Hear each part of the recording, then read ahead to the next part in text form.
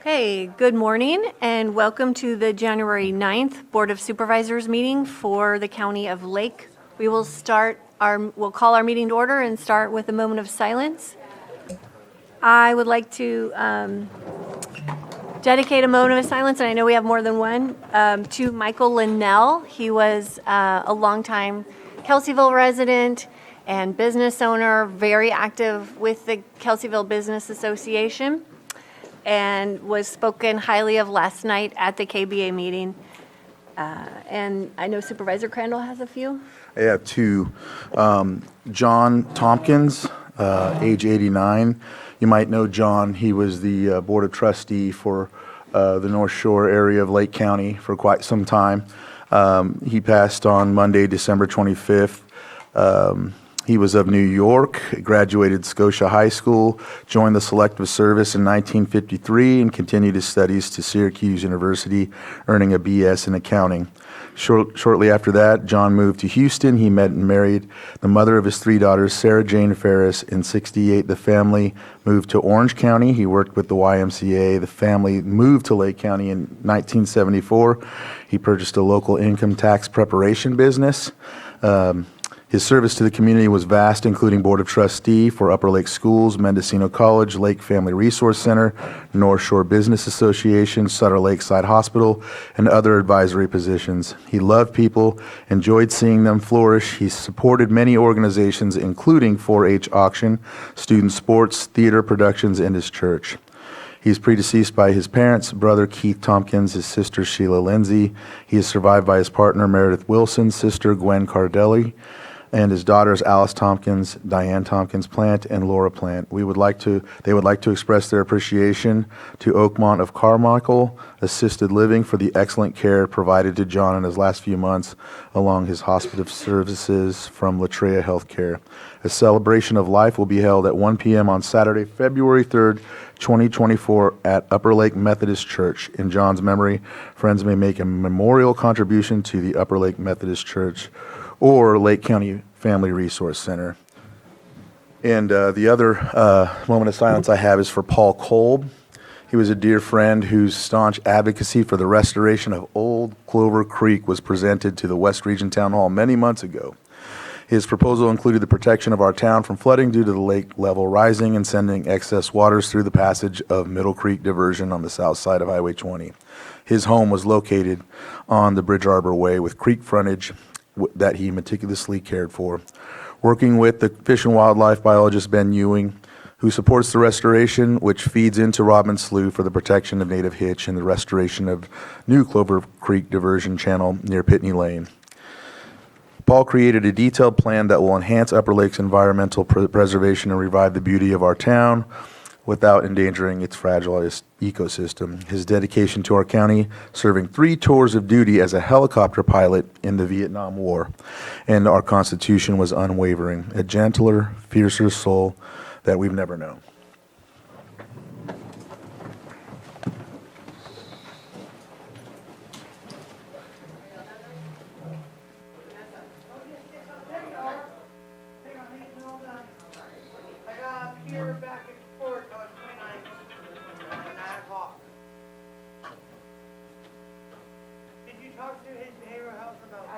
Vice Chair Simon, would you like to lead us in the pledge?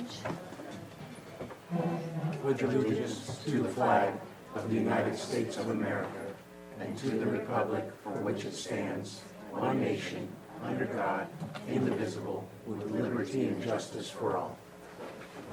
Thank you.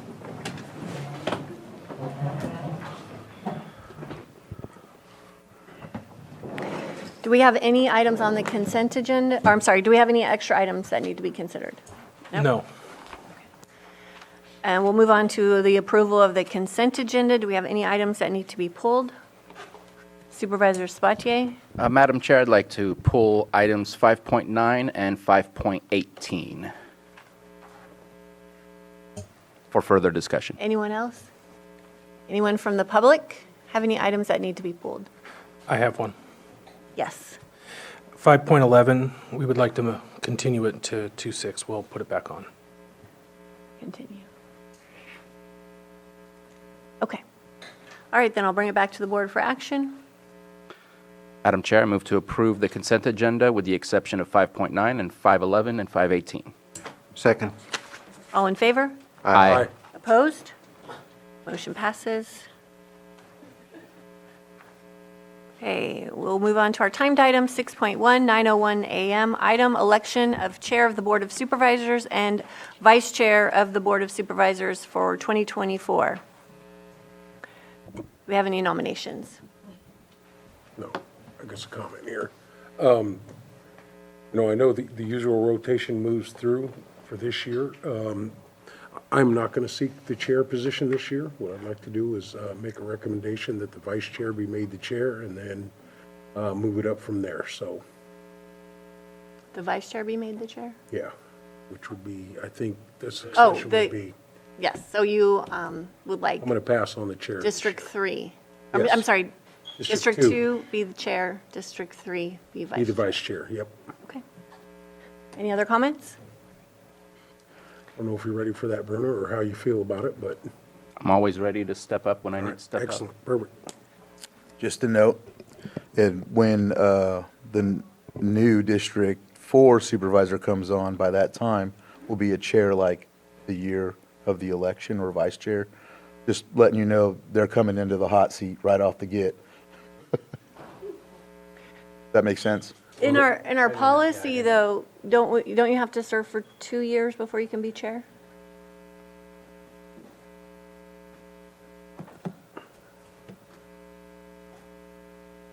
I think they become the vice chair right away, if anything. I don't know. Yeah. We don't have to figure that out today, we can Just just, letting you know. yeah, I know that if I was in that spot, I'd be like, yeah. yeah. It would be the vice chair right away. I think that there's a time requirement.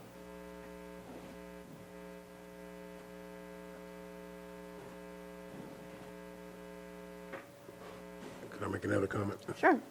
Yeah, when I came on board, I was in that situation. I was not were? made the chair. Okay. When I came on board, waited another year or so, so it's happened before, obviously, so. And we're all right. I was just noting No, that. there's not in the policy? I thought I had read that somewhere. So far, it is silent, but not to say that there may be somewhere else Oh, in the policy. okay. So it is something I can look into. Maybe I read it in a different policy board. Okay, so any comments from the public? And I'll bring it back to the board for action. Yeah, Supervisor. just an additional comment. So I don't know if there is a procedure, we'll look it up, but we don't have to do it today. But because my predecessor departed midterm, and then I'm obviously on my way out now, so District 4 kind of lost its, if there's a rotation, District 4 kind of lost its spot in that rotation. Yeah, whoever lands in the hot seat next, yeah, I don't want them to land in the hot seat, but neither do I want that. If there is a rotation, I want us to respect it so that District 4 soup plugs in at the soonest appropriate time. We don't have to settle that today. My process question is, if there's a nomination for chair and vice chair, do we handle that in a group, or are those two separate nominations and votes? They're two separate, right? All right. Oh, wait, no, they're What's both, the they're recommend? both the same. Yeah, I think it's the same. And we will take care of whoever lands in District 4. Yeah, we'll Oh, I'm figure sure. that out. Does that take a formal nomination then, to nominate Bruno Sabatier as chair for 2024 and E.J. Crandall as vice chair for 2024? And if so, I'll make that nomination. And I'll second it. All in favor? Aye. Opposed? All right, motion passes. Take a break, or just go right to it. Moving. I'll have to move. I want my chair. Can I still sit here?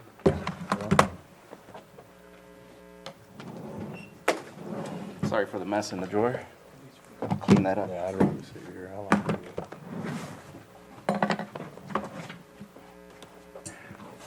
And for those just tuning in, this is what a peaceful transfer of power looks like. So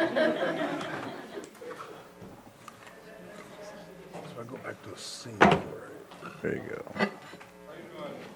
You want to move? No, I just need to give him my nameplate. Keep That the one goes vice to chair back EJ. in. There we go.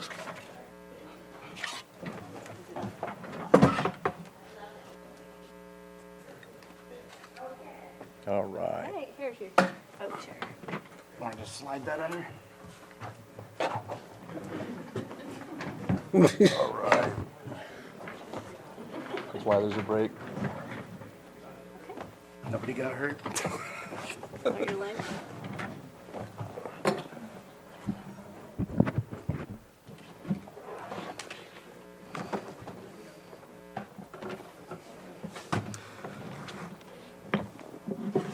All right, thank you very much. And we will move on to our 6.2 item, 9:02 a.m. And actually, before we move on, I do want to thank the broken thing. I do want to thank Supervisor Pyska for her leadership in leading the board in the past year. Thank you very much for your efforts and your successes. And let's move on to item 6.2, 9:02 a.m., sitting as the Lake County Board of Equalization, election of chair and vice chair of the Lake County Local Board of Equalization for 2024.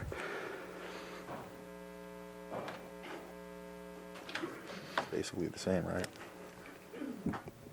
Supervisor Not- Pyska? Yep, I nominate the chair and vice chair of the Board of Supervisors to sit as the chair and vice chair of the Board of Equalization. Okay, any further conversation before I open it up for the public? Open it up for the public. Any comments, questions? And seeing none, let's go ahead and bring it back. And we have a nomination, looking And for a a second. second. Okay, we have a motion and a second. All in favor? Aye. Any opposed? Motion passes. 6.3, 9:03 a.m., sitting as the Lake County In-Home Supportive Services, election of chair and vice chair of the Lake County In-Home Supportive Services Public Authority Board of Directors for 2024.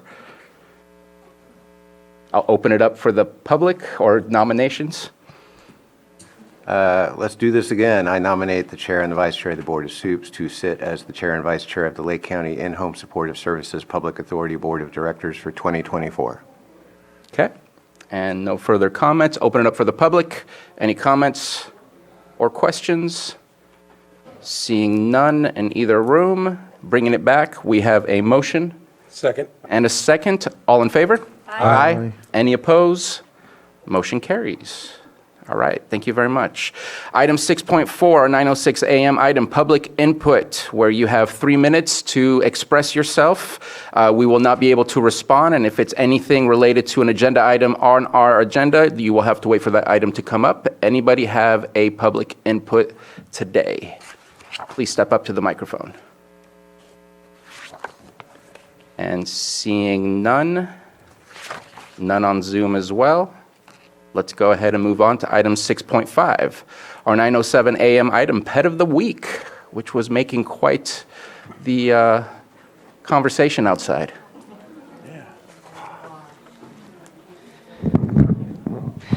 Good morning, happy Tuesday. I am Lake County Animal Control Officer Sadie Egan, and with me today we have Lexi.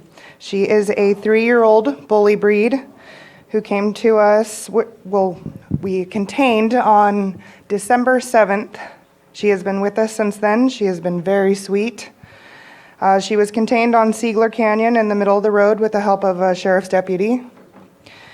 She was microchipped out of Willows, California. Her microchipped owner has not came for her.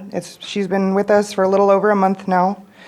She is available for adoption, and we have many other pets available for adoption at Lake County Animal Care and Control. If you would like to see any of our other animals, we are located at 4949 Hellbush Drive in Lakeport. Our phone number is 263-0278. Thank you. Thank you so much. Such a good dog. Come on, Lexi. Thank you so much. Moving on to item 6.6, 9:15 a.m., presentation of proclamation designated the month of January. Did we get the proclamation? I will sign that.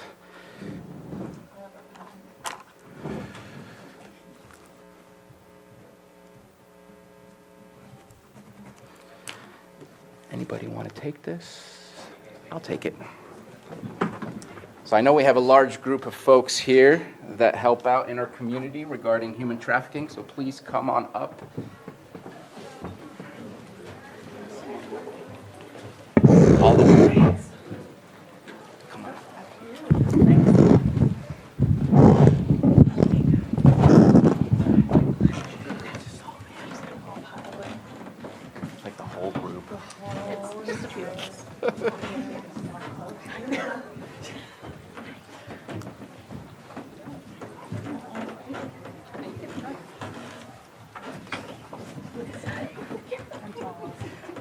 Hey, stand up here.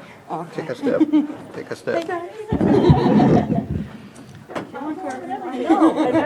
Yeah, come on up. Come on up. Thank you, everybody, for joining us. So today, proclamation designating the month of January 2024 as Human Trafficking Awareness Month in Lake County. Whereas human trafficking is a serious crime that affects people of all races, age, and gender. And whereas human trafficking is a borderless crime against individuals that violates the most basic human rights and deprives victims of human dignity and denies freedom to 32 million people around the world. Whereas human trafficking is the fastest growing criminal industry globally. And whereas California ranks first among the states in the number of potential reports of human trafficking.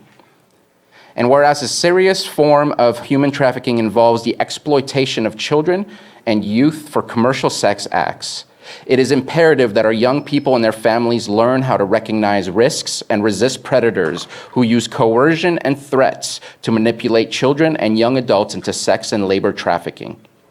And whereas Lake Family Resource Center is instrumental in leading the way in the County of Lake in addressing human trafficking by providing 24-hour hotline services and continuing support, advocacy, and accompaniment to survivors. And whereas preventing human trafficking in Lake County must include active public and private efforts to help recognize and acknowledge existence. And it is time to start conversations, take appropriate action, and support one another to create a safer environment for all residents. And whereas many organizations such as the District Attorney's Office, Sheriff's Office, Lakeport Police Department, Clear Lake Police Department, and Lake Family Resource Center are committed to ending human trafficking in Lake County and provide essential crisis intervention and prevention services to all members of our community. Now, therefore, be it proclaimed that the month of January 2024 is designated as Human Trafficking Awareness Month in Lake County, and our community is urged to support the efforts of the agencies listed, assisting victims of human trafficking, and urges all local governments, schools, businesses, and community members to be aware and report any suspicious activity to local police departments and help shine the light on trafficking. Passed and adopted this 9th day of January 2024.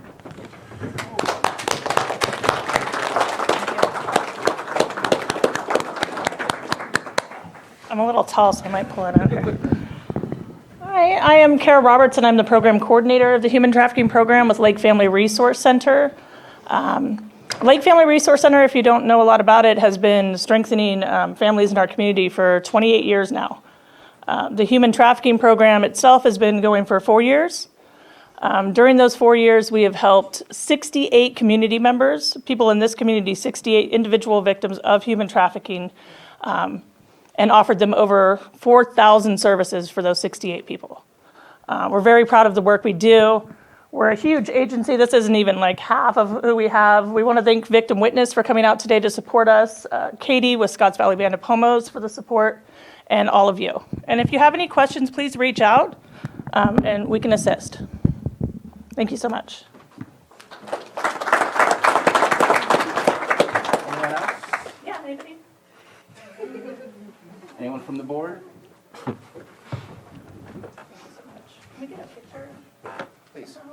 Yeah, we will get a picture. You are not leaving. Just want to make a comment of the great work that Lake Family Resource does in the community. In the most vulnerable times, there's someone there to reach out. You know, and I know you do a lot of different things today. We're talking about human trafficking, domestic violence, all the other work that's done. So as a community, supporting you guys is very important. If you have an opportunity to do that, I just recommend that you do. So thank you for all the hard work that you do protecting our most vulnerable folks. So thank you. Thank you. I'll make one comment. I don't know the number of years when this happened, but there was a show at the Supervisors show. I believe it was a play or something along those lines that was done by Lake Family Resource Center, And just because that conversation occurred, somebody in the audience approached our district attorney at the time and expressed their experience of going through human trafficking. And so sometimes just having that conversation sets the pathway for helping those that are experiencing these things. And it is happening in our communities.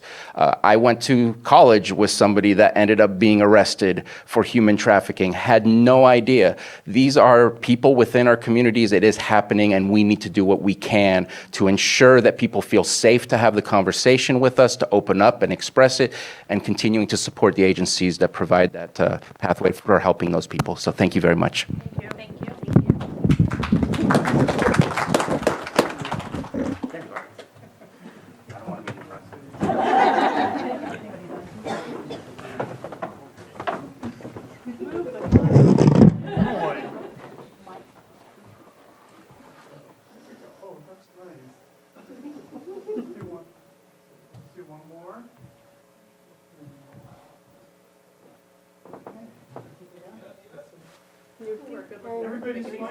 Thank you. Thank you, guys. Yeah. I think we all want some pins. Oh, yeah, we did bring pins for you guys.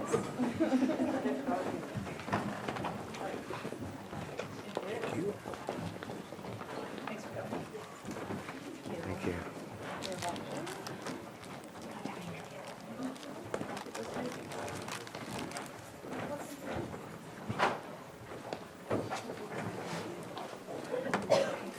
So the blue is the awareness color on the heart, and the hand is for Stop Human Trafficking, just so you guys know.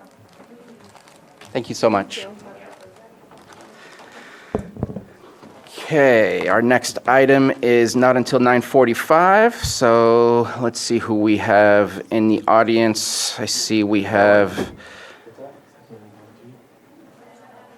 That was actually where I was going, so perfect, we're on the same page. Let's open up item 7.2, consideration of letter of commitment to CAL FIRE for a grant application to provide funding for the LiDAR derivatives from the recent North Coast LiDAR acquisition project, and authorize the chair to sign. And Ms. Logsdon is coming up. Good morning, Chair and Board. Supervisor Pyska, would you like to take this? Yes, thank you. So this is a project we've been working on for a long time. The LiDAR mapping of our county was something that we were raising funds for, and we wrote grants for, I think it was 2022. And the project ended up being funded by USGS and the Department of Conservation. And since then, we have written another grant for the derivatives. So this is another shot at it. The LiDAR data was collected and finished last fall and winter, beginning of winter. And it's going to be, the next year, they're going to be compiling that data. What this next step is making sure that we can use that data, the public can use that data, everyone will have access to it. So it's the next step in the plan. And again, we've been hustling as hard as we can to make sure that it's funded all along the way without having to. At one point, we did ask for some board help for contingency funding, but we were able to get that covered. So this is just another grant that we're working on to make sure that we can get this critical resource and data out to our public. Exactly. And we're excited about it because it's great to have the LiDAR, but if you don't have the useful derivatives that are made available to the public, then it's kind of a moot point. And so the RCD is taking the lead on this grant application, and we want your support in committing to do the work so that we have the derivatives. I forget, who's funding this grant writing? Oh, they're writing. RCD is RCD, funding yeah. the grant, yeah. So all we're doing is a letter of commitment. We're not submitting the grant, but we'll get the goods. Okay. Any questions or comments from the board? So I know I did have a conversation with you, not sure if that's needed to be changed or not, but the word underserved in the letter on, I believe it was paragraph 2 or paragraph 3, I'm opening up the letter right now. Yeah. And we kind of spoke about it, and I believe you said it should probably be under-resourced. Yeah, it's funny, since our conversation about that, I looked on through a lot of the agencies, and what they say is California defines underserved communities as having a median household income that is less than 80% of the statewide annual income. And it's also used to describe under-resourced, so they're interchangeable. Gotcha. But when you read it, it means something different to you. Yeah, I'm so many different committees that we're on, whether it's disadvantaged communities or underserved, it's always a play on words, and I just wanted to make sure we had the right words to get the right effect on it. So it sounds like it doesn't need to be changed. All right, opening it up for the public. Anyone from the public wish to speak on this item? And seeing none, let's bring it back for action. Mr. Chair, I move that we approve the letter of commitment to CAL FIRE for grant application to provide funding for the LiDAR derivatives from the recent North Coast LiDAR acquisition project and authorize the chair to sign. Second. I have a motion and a second. All in favor? Aye. Any opposed? Motion carries. Thank you very much. Let's see.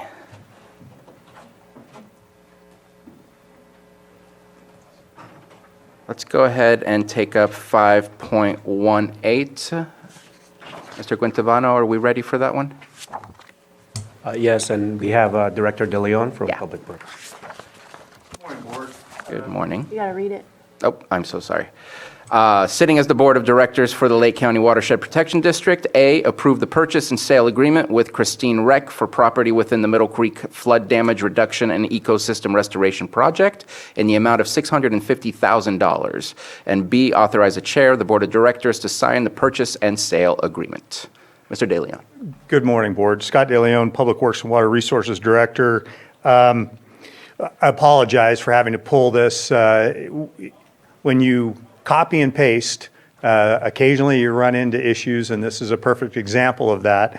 Everything in your board memo, all the attachments, everything is correct with the exception of the title that you just read, and the purchase, the owners of the property are Shushan Vetsmadian and Greg Sharon, not Christine Reck. So if you recall, Christine Reck's property was purchased a few months ago, and so again, we have a little copy-paste error, so I apologize for that. What needs to be corrected is as I just mentioned, the names of the property owners, Christine Reck in the subject and also in the recommended action needs to be replaced with Shushan Vetsmadian and Greg Sharon. And I would also suggest that in paragraph 1 of the executive summary, we add Greg Sharon's name in the first sentence where it says the parcel is owned by Shushan Vetsmadian. We need to add Greg Sharon to that as well. So with those minor modifications, I'm hopeful that your board can support approval of this item. All right, thank you very much for that. Mr. Quintabano, are there any other points that need to be made before moving forward, or are we good at this point? Yes, we are, and so the recommended action would just need to be As stated. revised as stated by Director De Leon. All right, thank you very much. Any comments or questions on this item? And seeing none, looking for public comment on this item? And seeing none, bringing it back to the board for action. Mr. Chair, sitting as the Board of Directors for the Lake County Watershed Protection District, I motion to approve the purchase and sale agreement with Shushan Vetsmadian for property within the Middle Creek Flood Damage Reduction and Ecosystem Restoration Project in the amount of $650,000, and authorize the Chair of the Board of Directors to sign and purchase the sale agreement. And you want to add Greg Sharon? And add Greg Sharon, and then with also the additional amendments in the document, right? Yes, so just to clarify, with that motion, the purchase and sale agreement itself would not be amended, but with the added clarification stated by Director De Leon with regards to the board memo and this recommended action under the So board. moved. Second. We have a motion and a second. All in favor? Aye. Any opposed? Motion carries. Thank you very much. And then, let's keep going. We do have behavioral health in the back, Director Jones. Let's go ahead and do item 5.9, adopt resolution of the Lake County Board of Supervisors deferring implementation of the changes made to Welfare and Institutions Code Section 5008 by Senate Bill 43, 2023-24, regular session. Welcome.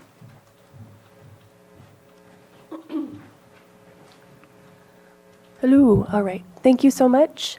Appreciate your pulling this item for discussion. It is definitely something to discuss. So to date, I believe that only 2 counties in California have not delayed implementation, one of them being San Francisco.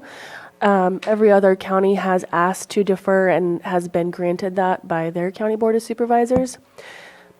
Some other things that are happening is that there are legal challenges to SB 43 because it actually did not amend the Lanterman-Petrus Short Act itself, which contains the conservatorship laws.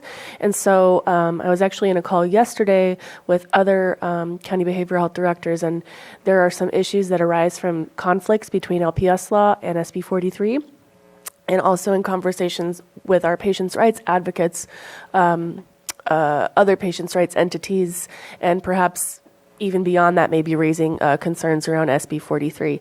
That being said, until all of that rolls out, Lake County will develop plans in partnership with the state to enact this, I guess you could call it, benefit.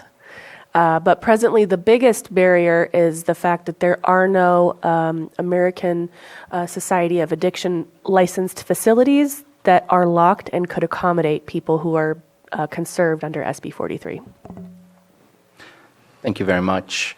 One of the reasons I pulled this was I understand the reason for deferral. To put all the pieces together to make this happen is not a simple task to have that going by January 1st, but was hoping to make a request with the consensus of the board to come back maybe 6 months from now, maybe even longer, to give you the time to create a plan and let us know what that plan is and what level of support is needed from the Board of Supervisors to make this happen.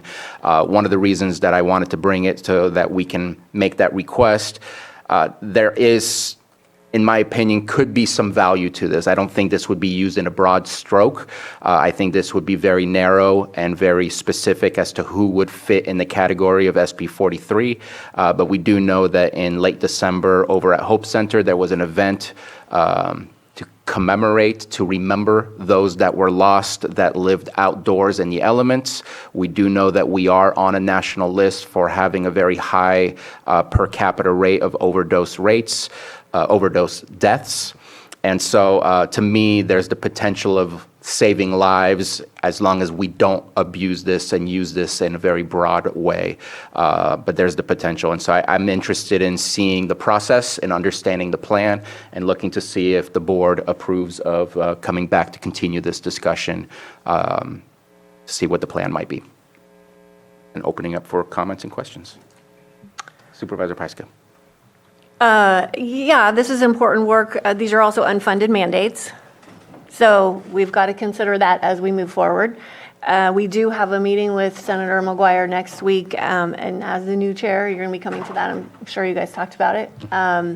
So I think this is all, it's all in play, and it's all a process that we're going to do our best to get through. But you know, when we're asked to put out so much funding for projects without the financial support from the state, that's really difficult.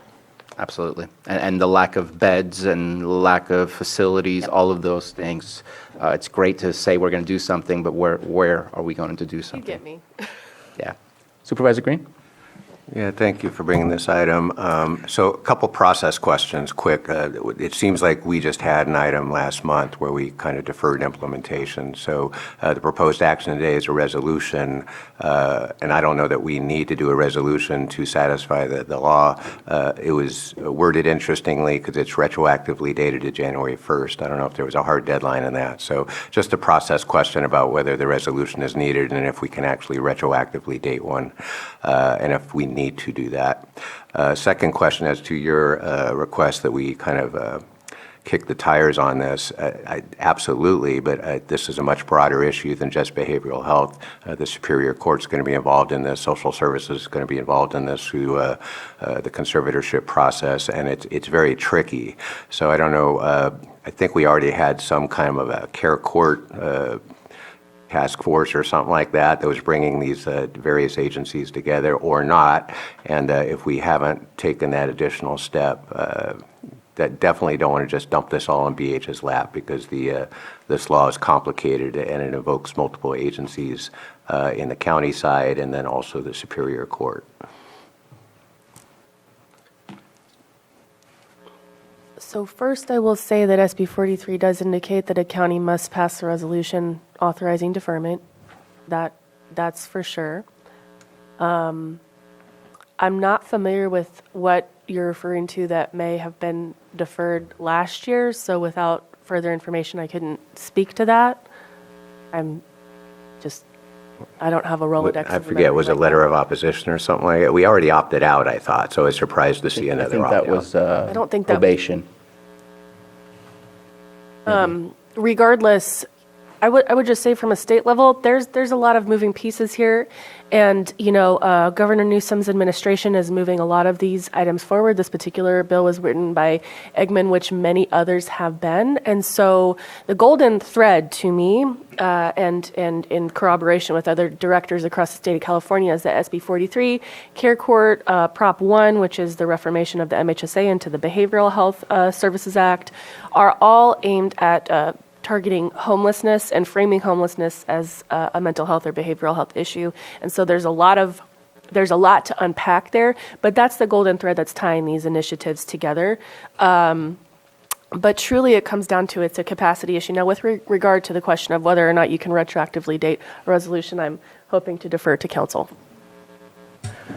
Yes, so I would, the suggestion here would be on number 2 of the resolution, section 2 of the resolution, just an additional statement that the board hereby ratifies the effect of this resolution between January 1, 2024 and January 9th, 2024, with that added statement under section 2. So essentially it would be a ratification of what took place upon that a retroactive effective date.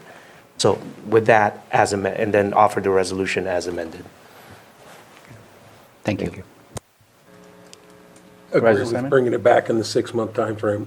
These things are supposed to be rolled out. I know in the early conversations, I think we were supposed to have some meetings in July, or it didn't happen. So I think it's still being figured out. So I completely agree with bringing it back in 6 months as we see it. Work through the courts if that's what happens, but also just work to be prepared with the support coming down from the state. So I agree.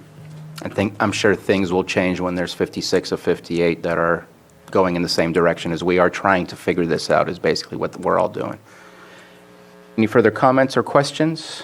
I'm confident, Director Jones, you'll bring it back when it needs to come back, whether it be 6, 9, 8, 5, if you have something sooner. I know you're capable of bringing it when you feel it's necessary, so I'm not partial to any date. I have the confidence in the director to bring it when is needed. Yeah, I agree with that. Okay, thank you. Any comments or questions from the public regarding this item? And seeing none, we'll bring it back to the board for action. Mr. Chair, I offer the resolution as amended. Resolution has been offered. All right. Supervisor Simon? Yes. Supervisor Crandall? Yes. Supervisor Green? Aye. Supervisor Pyska? Yes. And Supervisor Sabatier? Aye. Thank you. Thank you very much. Okay, that takes care of all of our consent agenda items, and we have about 6 more minutes until 6:07. See what's next here. This one shouldn't take too long. Item 7.5, consideration of a letter of support for AB 817 Pacheco, which proposes changes to the Ralph M. Brown Act to enable indefinite use of two-way teleconferencing by members of non-decision-making advisory bodies. I was contacted, and maybe we were all contacted by CSAC requesting our support for this. We are all on committees that at times will have issues of meeting quorum due to people unable to leave their work or leave their geographical area to make it to specific meetings. This is not an effective change to our board meetings, but it will be effective change to advisory boards and others. And I think that this really helps us to be able to open up the access to those types of meetings and who can represent at those meetings, and making sure that those meetings can occur and that things can keep moving along. So opening it up, I believe Vice Chair Crandall, no? Supervisor? She was first. Supervisor Pyska. I'm really glad you brought this. This is something that we've been pushing for our advocates all year on, and our state electeds. It's difficult when we have a large lake in the middle of our county, and we really need community involvement and engagement. And this will really help and hopefully stop those meetings that have to be continued when we don't have a quorum.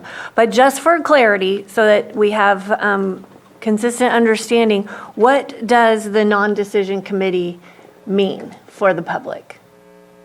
Municipal advisory committees. So municipal advisory committees, So not JPAs.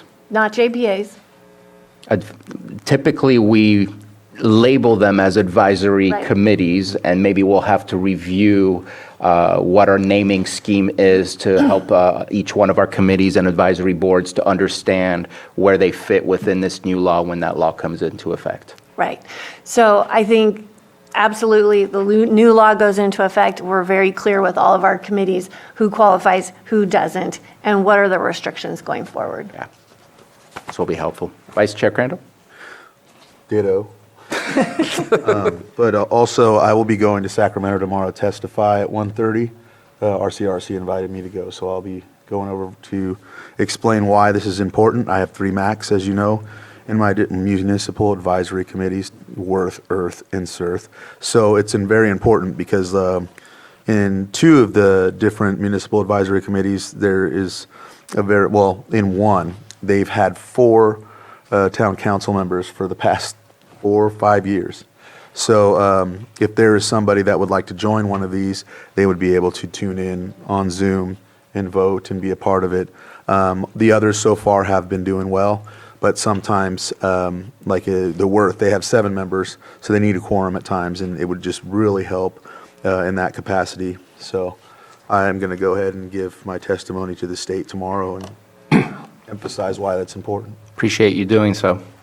And I do want to thank Matthew Rothstein for helping me put this together. Really appreciated his help on this. And Supervisor Green. Yeah, thank you. Yeah, I know this letter will go today. I'm just going to register my vote of opposition. I think the pendulum swung a little too far on this. Clearly want to offer some flexibility. It seems like we're going all in all the time on teleconferencing. In particular, there's a provision that allows for out-of-county attendance for these advisory bodies. And definitely want to have accessibility, and Zoom can help with that, but we don't want to throw out the in-person meetings with the bathwater. And good things can happen when people are Zooming in from all over the state and the country, but good things also happen when you do get people in a room and get face-to-face and communicate in that. So I get the broad strokes of this, and I support the broad strokes, but there are some certain line item provisions of this that I think went too far. So I'll be voting no on that basis. Thank you. Thank you for your comments. Any further comments or questions? In support of it. All right, thank you. Let's go ahead and open it up for the public. Any comments from the public on this? Seeing none, let's bring it back to the board for action. I'll go ahead and move to consider a letter of support for AB 817, which proposes changes to the Ralph M. Brown Act to enable indefinite use of two-way teleconferencing by members of non-decision-making advisory bodies. And just to clarify, that would be the approval of the letter? Right. Approval of the letter of support. Right. Second. We have a motion and a second. All in favor? Aye. Aye. Any opposed? No. And motion passes. Thank you very much. And we are just about to click over to 9:45.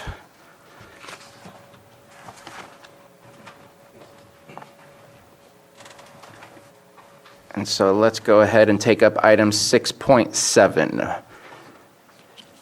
Public hearing continued from December 12th, 2023. Consideration of an ordinance amending the purchasing ordinance, Article 10 of Chapter 2 of the Lake County Code to include increased purchasing limits, additional definitions, modify a requirement for exemptions from competitive bidding, and additional procedures for informal and formal bidding. And we will be moving this to our February meeting. Mr. Carter? Thank you, Chair. Yes, we're requesting to continue this to the February 6th meeting, time certain at 11:30. And so we're looking for a motion in order to continue the public hearing to that date. And we will renotice it as well. Okay. Any comments or questions? Do we need public? Yeah. Any comments or questions from the public? And seeing none, bringing it back for the action. I'll move to table this item until February 6th at a time certain of 11:30. 11:30.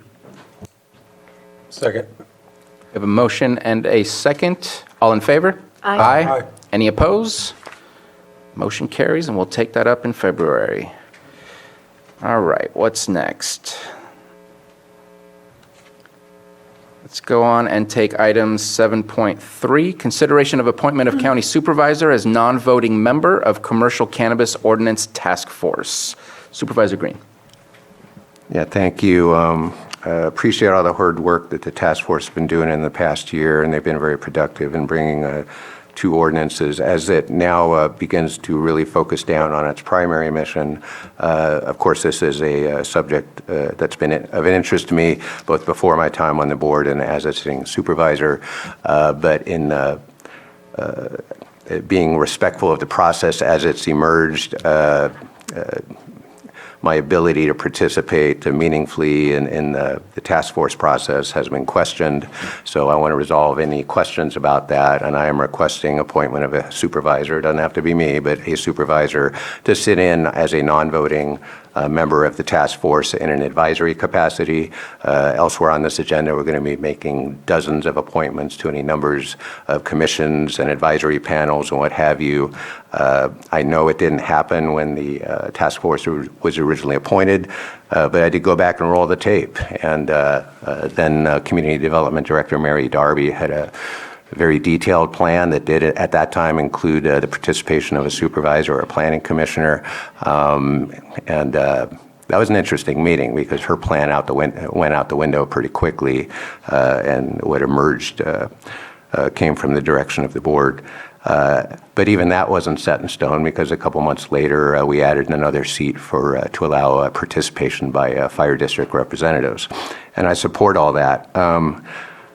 But we do get into the weeds in some of this stuff. This is a complicated ordinance. I think having some historical perspective and also some knowledge of how the board processes work is going to be useful as this task force continues its work.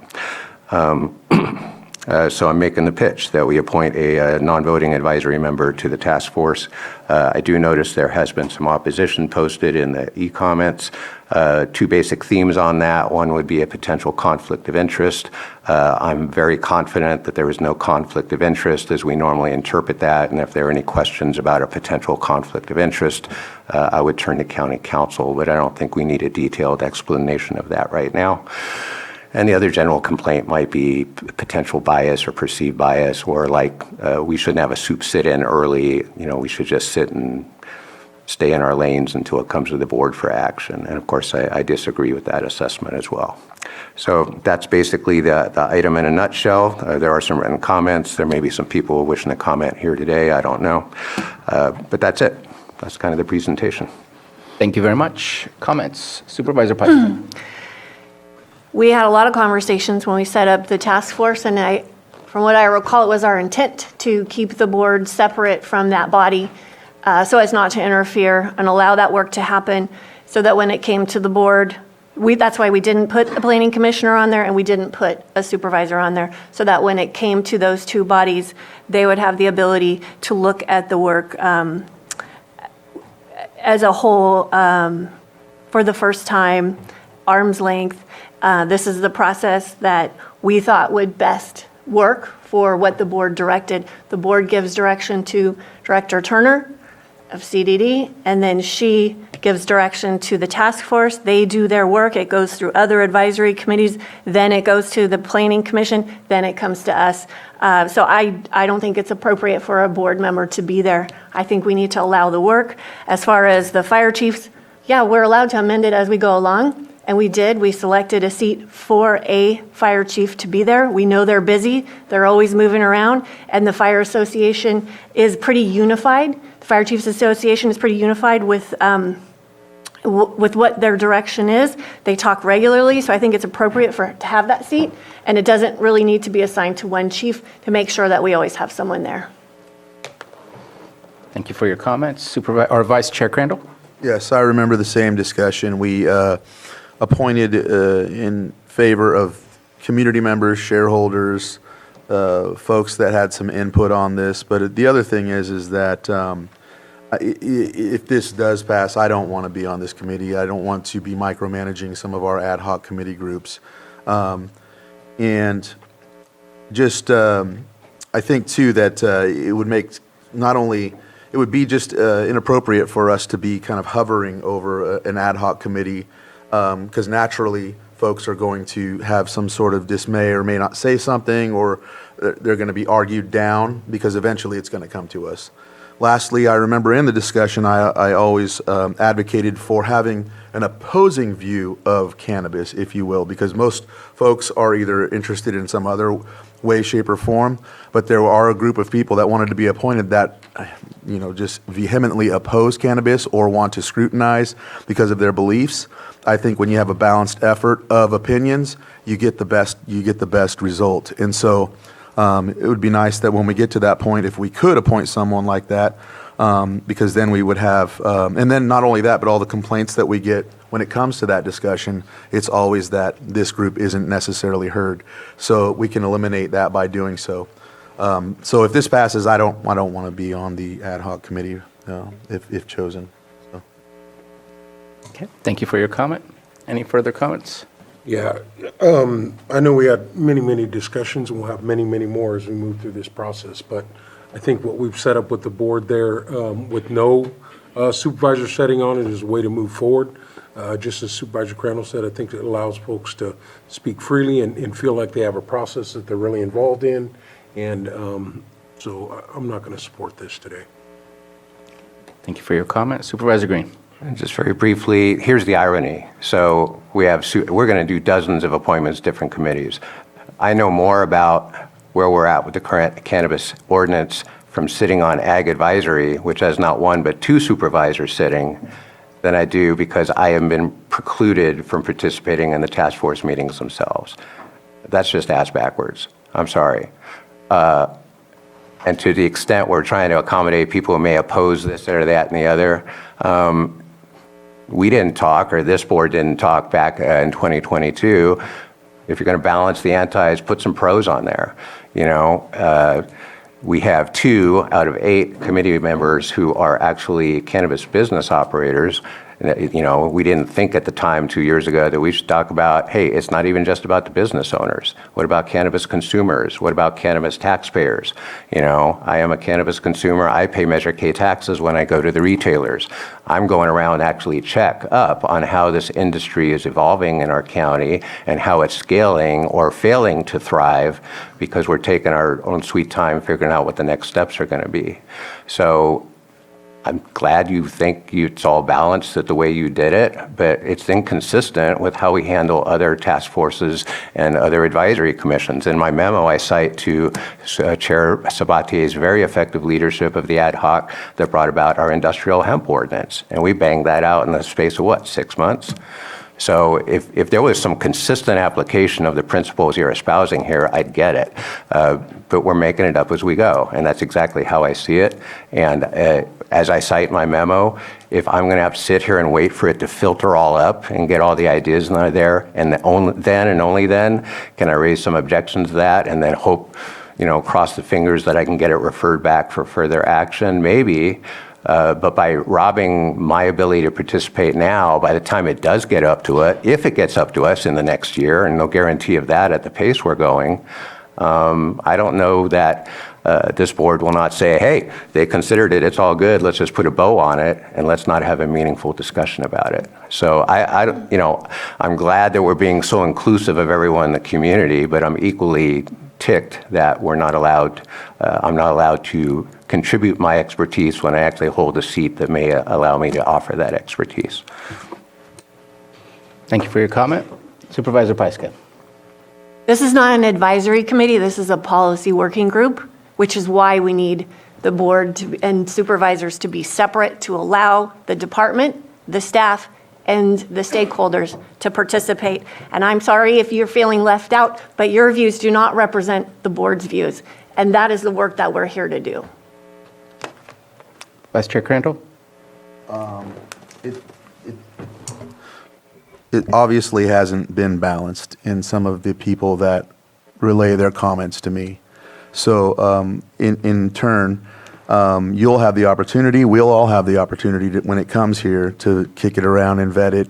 It never gets passed right off the get. I've never seen anything come straight to us and get passed. You'll have your opportunity to oppose. A lot of times we always give direction back to community development or whoever brings it forward, and so you'll have your opportunity at that time, rather than crafting it beforehand or attempting to craft it beforehand, especially in light of the fact that it's not balanced, and the folks that are in the room more than likely will go with your recommendations, and then also enhancing more of a complaint from the folks that feel left out. So that's another reason why I have an issue with putting someone on ahead of where they should be. It's like having a say beforehand. It's like going down to the minor leagues and playing and having the opportunity to win. I just don't think it's right. Thank you for your comments. I think that the task force has been working hard, I want to say over a year, close to a year or more. Over a year. Yes, it is slow. There is a lot of work to be done to iron out the kinks of what was created originally in 2018 and amended quite often throughout 19, 20, maybe even 21.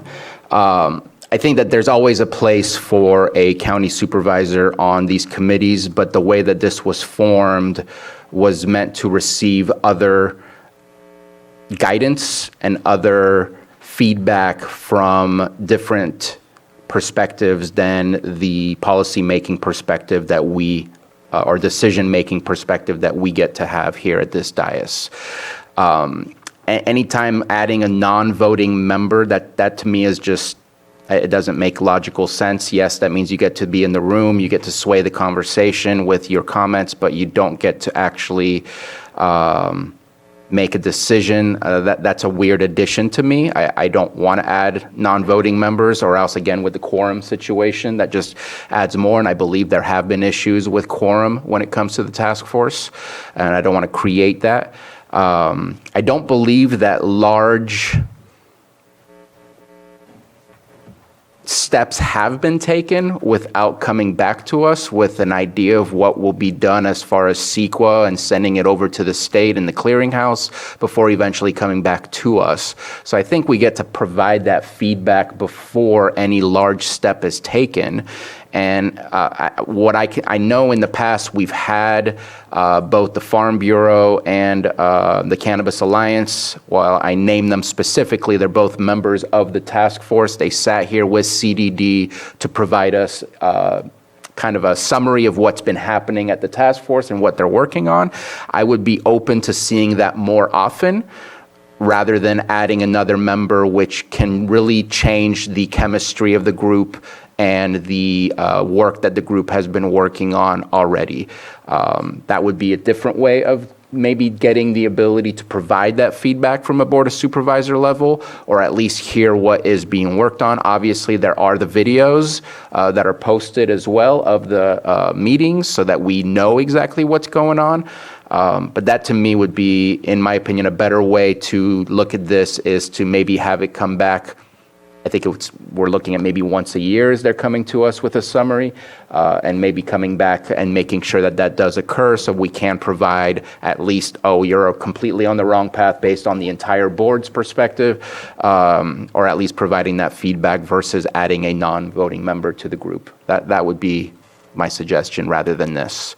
And I see that we have a comment from our director. Can I make a comment on that Please. first? I have concerns about just having arbitrary summaries. I want the committee to do their work, to get through to a place When they're where ready. when they're ready, before they come before the board, not just at some time where we say that we want to know what's going on. If you want to access the videos, do that. But we have to allow this group to do their work. Absolutely. And while I have heard of some difficulties and concerns, I feel like those things are being ironed out, and it's only working better and better, not going the opposite direction when it comes to this task force. And Supervisor? Just Vice wanted Chair to add that Planning Commission has the option to kick it around too before it even gets here, so it might not even pass the first time when they get through it. They may say, oh, let's bring it back, let's talk more about it or whatever. Definitely many levels of scrutiny. Director Turner, you seem to have something you wanted to say. Thank you. I have good news for the board. The task force has created a set of recommendations that are coming to you, I think it's the February 6th meeting. And these will be for you to consider in concept different types of cannabis business types, possible zoning districts where they would be allowed, and the level of permit that would be required. That's going to be a great opportunity for this board to sort of see what we've been working on for the last few months, give us valuable feedback on what you'll be willing to consider in the future in a draft agenda. And we're going to take that information back then and start working on specific development standards for the ones, for the different business types that make it through your consideration. So that'll be great because it'll all then come together in a draft ordinance that will then do the rounds, again, of vetting through Ag Advisory Committee, the Planning Commission, and the board. Thank you for that. Thank you. And I know it was mentioned in one of the comments about the potential for a programmatic EIR, and that's where I was going, that I don't think we're going to go for that large of a study without at least getting the concept past the board. That costs money, that takes a lot of time, and it would be horrible for us to go through that and then reject it after the fact. So the idea of already bringing that concept is exactly what I was just discussing, so that's already in the works to bring things to us before taking that big step. Any further comments or questions before we open up for the public? Let's open it up for the public. I see we have a hand up. Oh, please come on up. Let's start with the room. Good morning, Supervisors. Happy New Year. New Year. Congratulations. Chair, couple disclaimers right up front. One, I'm not speaking on behalf of the Chiefs Association, and I'm not even really speaking on behalf of my district. I'm not speaking on behalf of the task force, not representing any of them as well. I'm up here just to add my comments as a fire chief to the Board of Supes that on how I see this position and its and coming to the task force, and whether it's Supervisor Green or one of the other supervisors is irregardless. I work very hard with my organization and with my past organizations that when I have committees that are doing the work of the board, that we have a board member or two board members present, not working as an ad hoc, but working as separate from the board, so that they bring a different perspective to that committee. They bring the perspective of the taxpayer, the taxpayers that they represent. They also can advocate or do just the opposite on behalf of the committee to the board when issues come forward. Because they're in the room, they're in those discussions, they can bring different insight, and it goes both ways. They can bring the insight from the committee or the task force back to the Board of Supes, or they can bring the insight from what their time on the board and their interactions with the public back to those organizations, that sub-organization, if you will. that's all I really wanted to say was I agree with everyone's opinion up here, which is an interesting perspective. You pass this task force, and this task force, it's been difficult. And no, I haven't made all the meetings. I'm not gonna, we're all busy, but it's been a lot of work. There's been debate, discussion. We open a can of worms every time we have a meeting because an issue comes up and we think, okay, we've got it corrected, and only to find out we've got all these other issues attached to it. It's a tangled web. So it's not easy. They have worked very, very hard. They've worked hard to also represent all of the concerns from the public who is opposed to cannabis, as well as the business owners. And they've also worked very hard with the concerns of, I know, our organizations, our fire districts, and the concerns that we have, as well as agriculture, dealing with herbicides and pesticides and the control and those kind of things. And we're all looking at the tax dollars going, we want to see the benefit from this. So I just want to give that perspective that it's not a bad thing to have supervisors on these committees.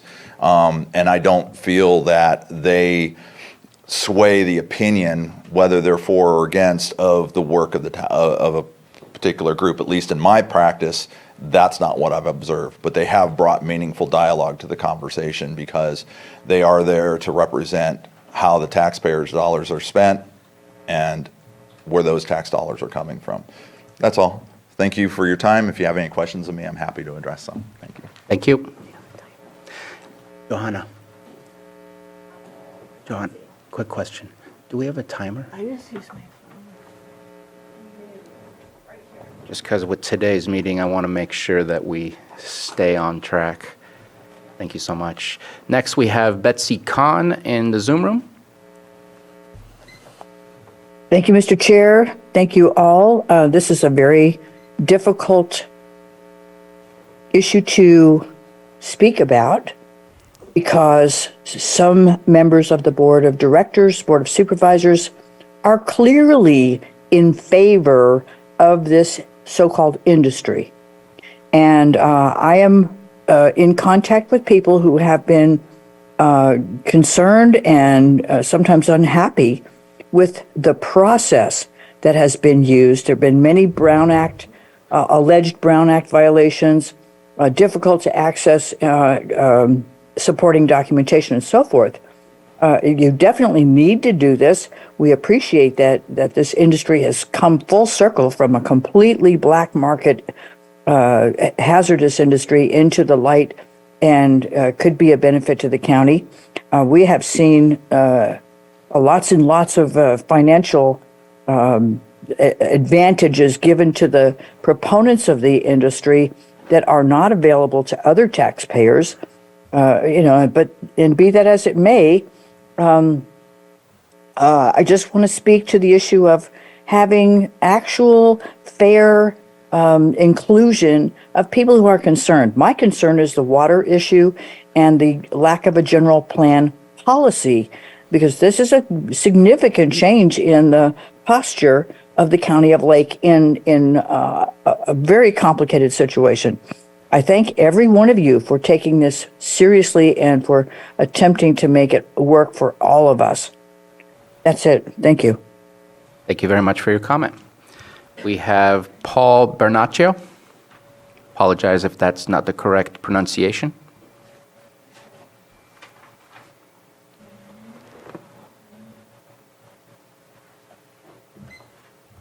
Hi, can you guys hear me?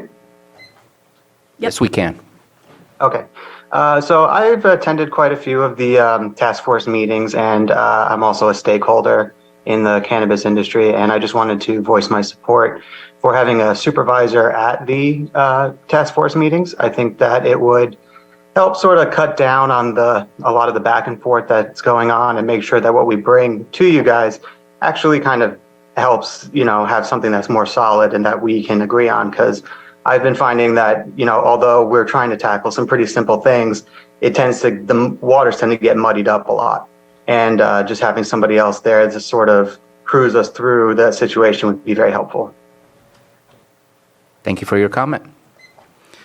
I see no further hands up in the Zoom room, and check in the chamber and bringing it back to the board.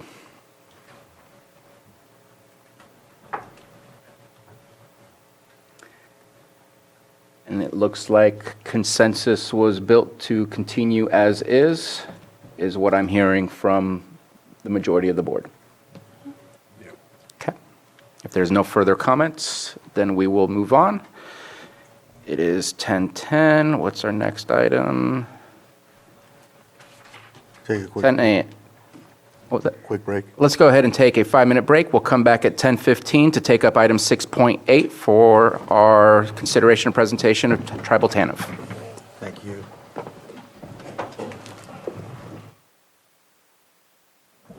Thank you for those 2 extra minutes. Let's go ahead and come back to this meeting and move on to item 6.8, 10 a.m. Consideration of presentation on the California Tribal TANF Partnership. Please come on up to the seats. Would you like to sit in the seats? Oh, no, thank you. I talk better standing up. So in the seats, it You do what's kinda comfortable for you. constricts me. So I'm like, I want to stand up and talk because then I talk better. So Perfect. anyway, my name is Yolanda Lukey, and I'm the current executive director for California Tribal TANF Partnership.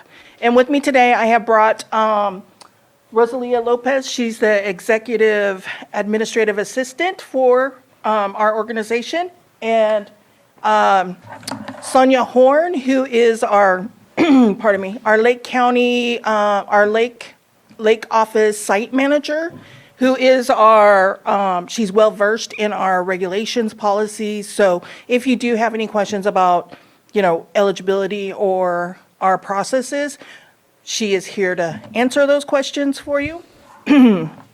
I wanted to start off with thanking you for giving us the opportunity to come and do a presentation for you so that we could introduce our program to the Lake County Board of Supervisors. So thank you so much for this opportunity. We are hoping that this presentation will start that open dialogue, not only between us and the Department of Social Services. I really feel that we can work better as for our community if we have that open dialogue with the Lake County Social Services.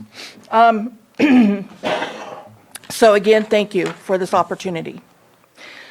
So we are a 20-year program. We were established in July of 2003. We just celebrated our 20th anniversary last July. We are a consortium of tribal governments, and we have come together.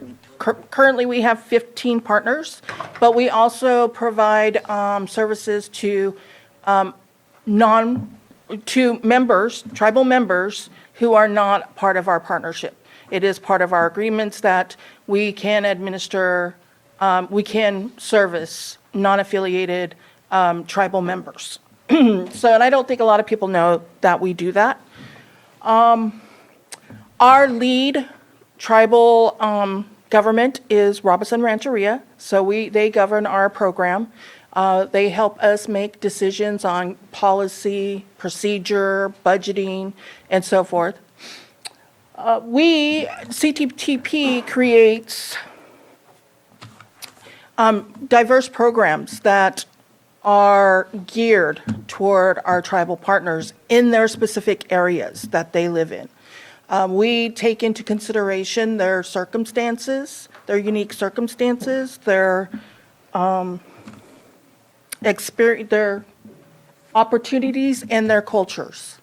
Because every tribe is different, and we want to make sure that we honor their culture and their history. We focus on a broad goal of self-sufficiency for our participants, not just the goal of employment. We look at creating a supportive environment that helps them succeed, not only the parents, but the families, that the whole entire family that comes into our program. Our organization is considered one of the largest organizations, tribal TANF programs in the United States. We we have 18 office sites, next, in 18 separate counties.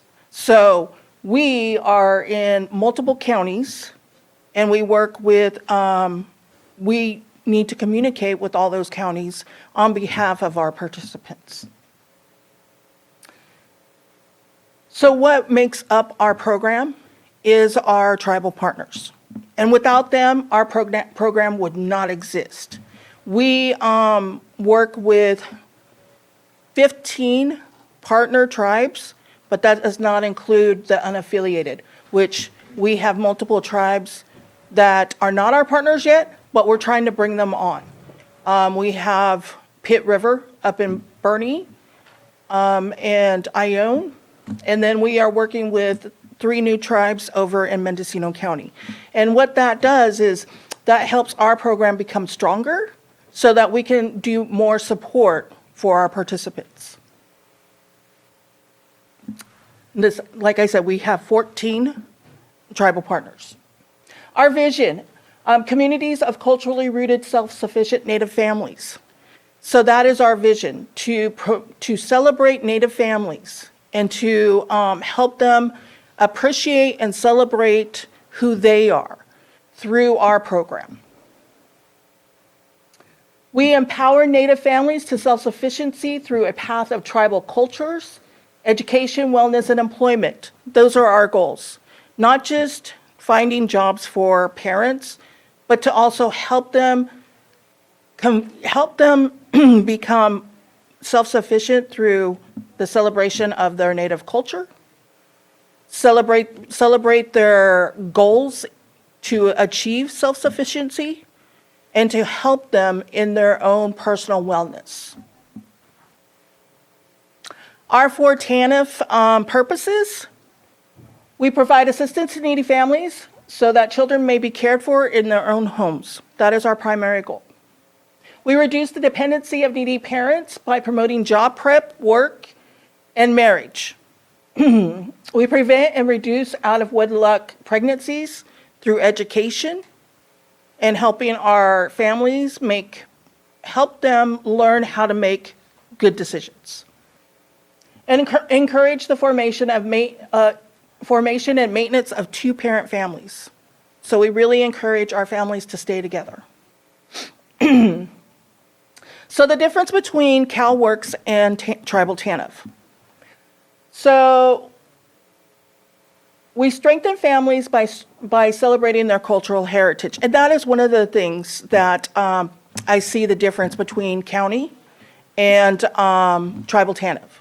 We celebrate our culture, our heritage, and we encourage the learnings of our traditions, our language, our stories, whatever our partners and our participants need.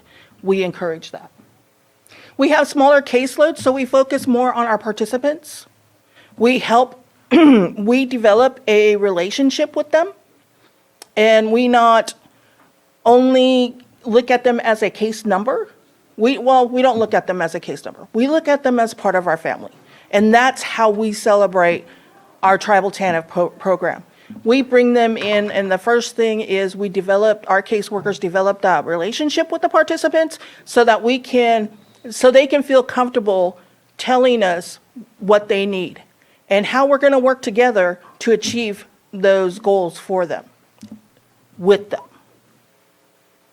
We do have drug testing and home visiting, and that is part of our program. And so when a participant chooses to come to our program, that is part of the process, that they will have to go through the drug testing.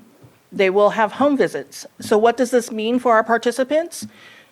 If they do test positive, we don't deny them. We don't discontinue them. We set up a process to help them become clean and sober. We go through by helping them become clean. We set up the supports for them, the referrals. We have our our counselor talk with them to develop a plan. And then we work with them. Now, I'm not saying that we don't discontinue at some point if they still come up testing positive, but we do try to engage with them and try to help them through their substance abuses so that they can become self-sufficient. Home visits, we do safety checks. So we're looking to make sure that they have appropriate the fire detectors, carbon monoxide detectors, bedding for the kids, a bed for the kids. And I know that counties cannot do that, but we can. If a child is sleeping on the floor, guess what? We can buy them a bed so they don't have to sleep on the floor. We make sure that there's baby-proof gates. Whatever the house needs to make sure that they're safe, that's what we provide to them. That's what the home visits are for. It's to help that family feel safe in their own home. So how we work with the counties, we have, our program is cash assistance, and it is countable in the CalFresh program. It also means that the counties have to administer the Medi-Cal programs for us because we don't have that ability. Basically, our cash assistance makes our participants automatically eligible for Medi-Cal because it is a cash link program. As far as CalFresh goes, depending on the family size and the income that we provide and other incomes that the household may have, they may be eligible for CalFresh, they may not. It's all up to the counties to determine that based on the federal poverty levels that the county uses in their eligibility determinations.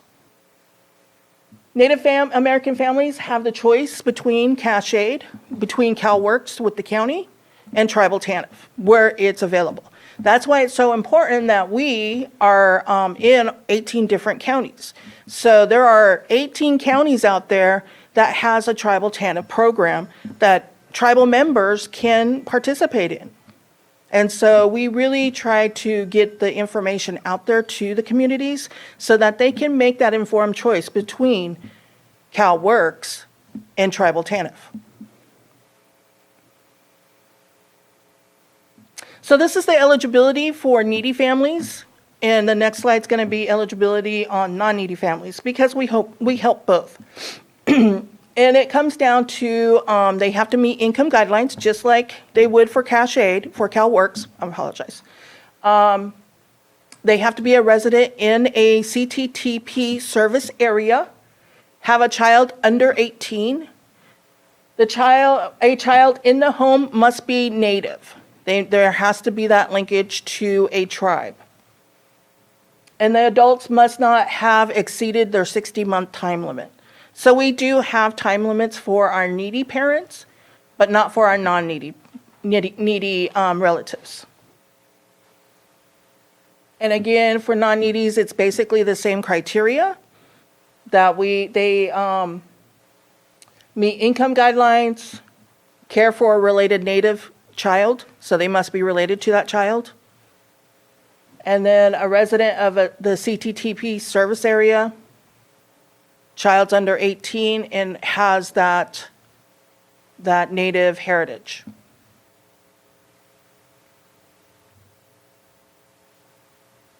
So the services that we provide, we not only provide cash assistance, we also do supportive services, childcare, transportation, career development, youth services. Some of the additional services that we provide, culturally specific and relevant classes and programs for our participants. We also have members from the tribal partner communities come in also. And it doesn't matter if they're members or not, if they are native and if they're not participating in receiving cash assistance from us, they can still participate in our workshops. It's okay. Because we consider our Native partners, our tribal partners, our family. And so when we have any workshops for whatever, and we're going to go through workshops later in a minute, we allow for those individuals, those natives who are not participants, to participate in our workshops. It just makes it a better community organization. So we not only support our participants, but we support our tribal partners. So some of the programs that we're really proud of is our WEX program. This is our work eligible program, and adults go through this program and we get them, lined up with jobs for internships, or we figure out what they need to improve their employability. We go through career counseling, career assessments, helping them write resumes. We help them with life skills also. The other really important one is our youth employment program.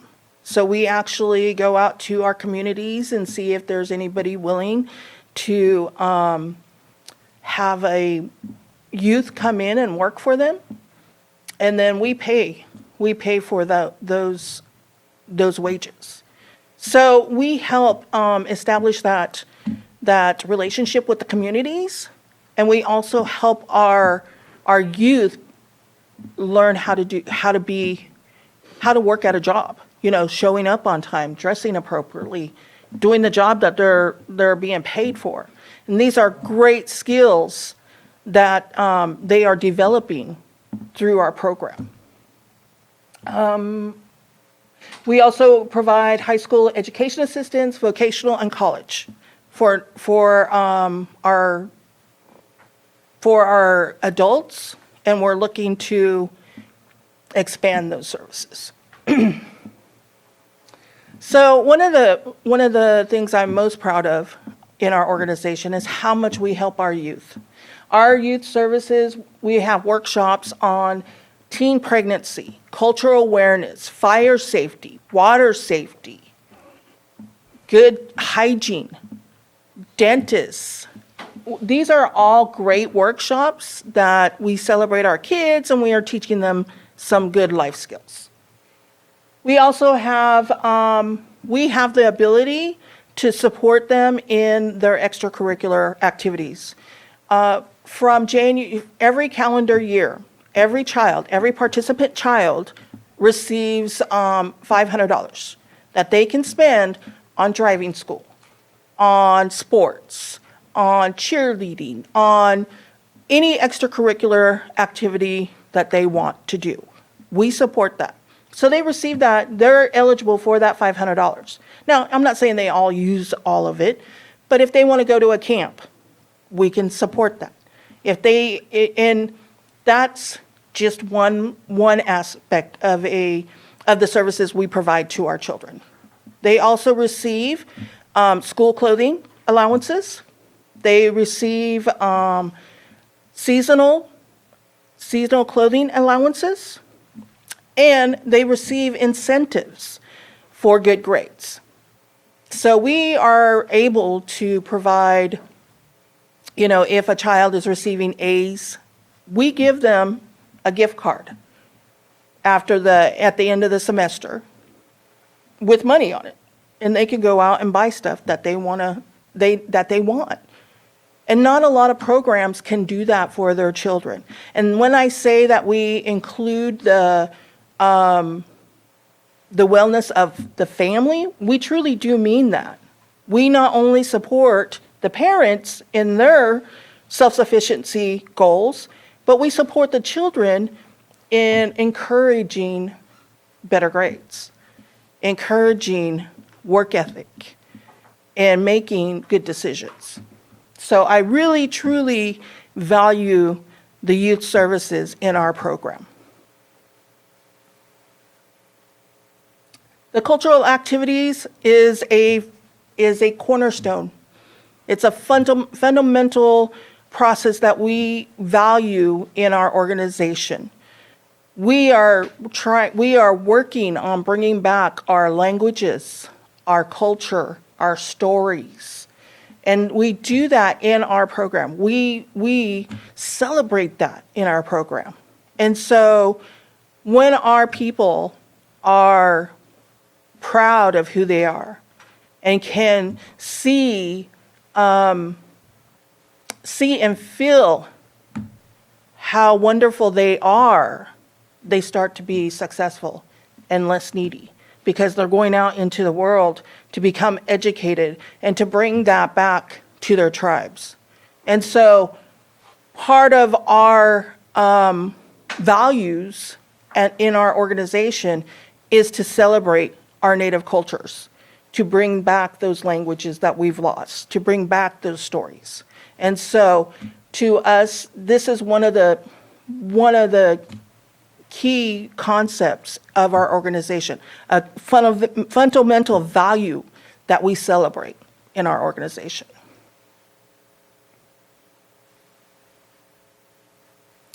We hold specialized workshops for parenting,